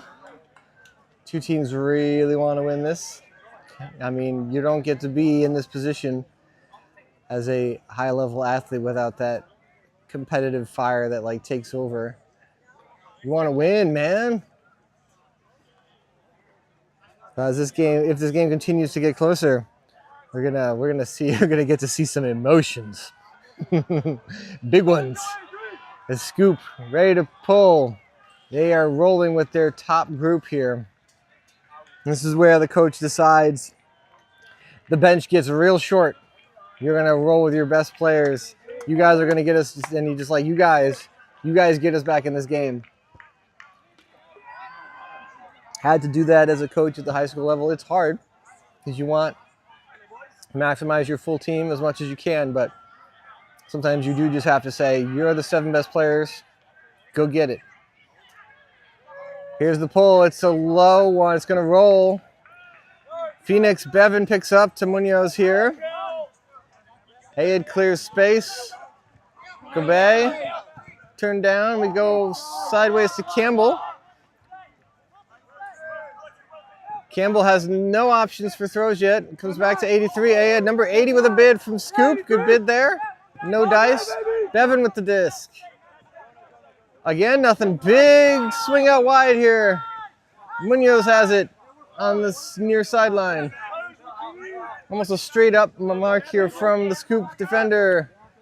Gobe with it. Campbell up line, some bodying. Campbell fights through the contact.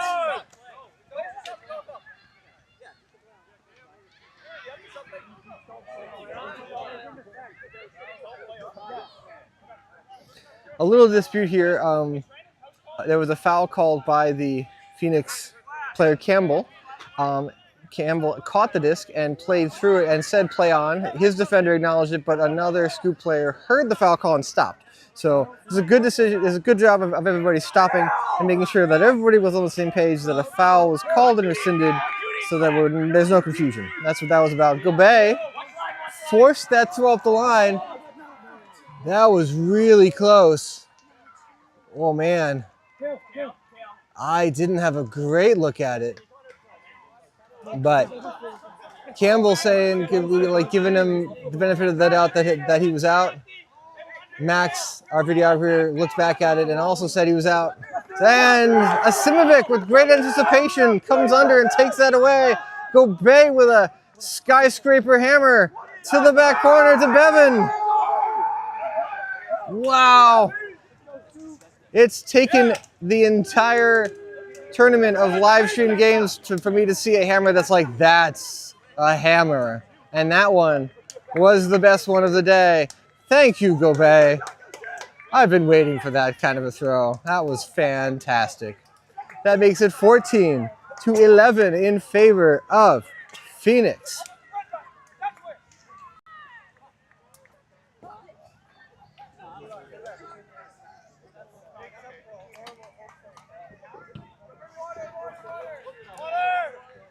I don't know on that last point how the Phoenix player 37, Asimovic, diagnosed that was where the disc was going to go, because it just kind of like appeared out of nowhere into that throwing lane. Like they saw something from where they were in the stack and they jumped that pass and took it away. It's a really, really great awareness and anticipation by them to make that play. So Phoenix 1 point away. Looks like they probably called a timeout as they're tossing water bottles around. 14-11. No, it's not the closest of scores. It's been a very competitive game. Oh, high energy. The athleticism on the field is just off the charts. Insane. So it's a treat of a finals to get to watch and to get to commentate. So thank you for everybody who's playing in this game. Well, then don't tell me who. These guys are doing a fantastic job. It's been a good finals. Thank you all for tuning in to watch. This is our last broadcast of the day, so this game concludes. The live stream will as well. Phoenix ready to pull. Leading in this game 14-11. Scoop receiving. Here we go, another spinorama from 83. He rips it down there. I agree. The Phoenix player said that's a rip, baby, and it is. Into the back corner of the end zone. Scoop having to go the entire length. All 110 yards pretty much of this field. A big high swing out here to the near side. Good catch. Definitely a zone or a zone look here. Yeah, a 2-4-1 look. Goes up and over. Just the Scoop player just could not come down with it too high. Leonard to Keller on this corner. Keller faked 100 out, and he goes to a DB. And that is it. Phoenix 15, Scoop 11. Phoenix wins the Open Division here at Vacation Land. Congratulations to Phoenix. And congratulations on a well-fought battle and a great tournament overall by Scoop, coming in second place in this very tough division here at Vacation Land. For Tom and our videographer, Max, and Main Ultimate, thank you all for watching and hanging out with us all weekend. This has been a really fun tournament, and we're looking forward to do it again soon. So thank you, and have a great rest of your weekend. There is a place where we are us at our best. A place where everyone is welcome. Regardless of age, shape, skin color, or anything else that tries to box people in. A place where we defy the odds, defy the naysayers, and even defy gravity. A place where it's accepted that success doesn't belong to the faint-hearted. It belongs to the brave, to the determined. A place that knows grit, knows grace, knows bright lights, and knows empty bleachers. a place where we remember to laugh, where we learn to trust, learn to high-five strangers, and eventually even learn to fly. a place where character, community, and competition are all as balanced as a disc in flight. That place isn't in a stadium or on a field. That place is in the spirit of our players. Because we don't just play Ultimate, we live Ultimate.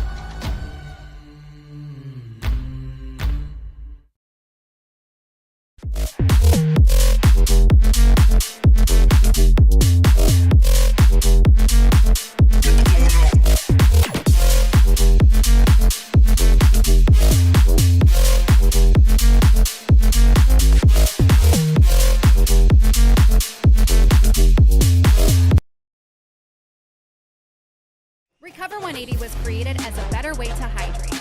No added sugar, no artificial ingredients, USDA organic certified.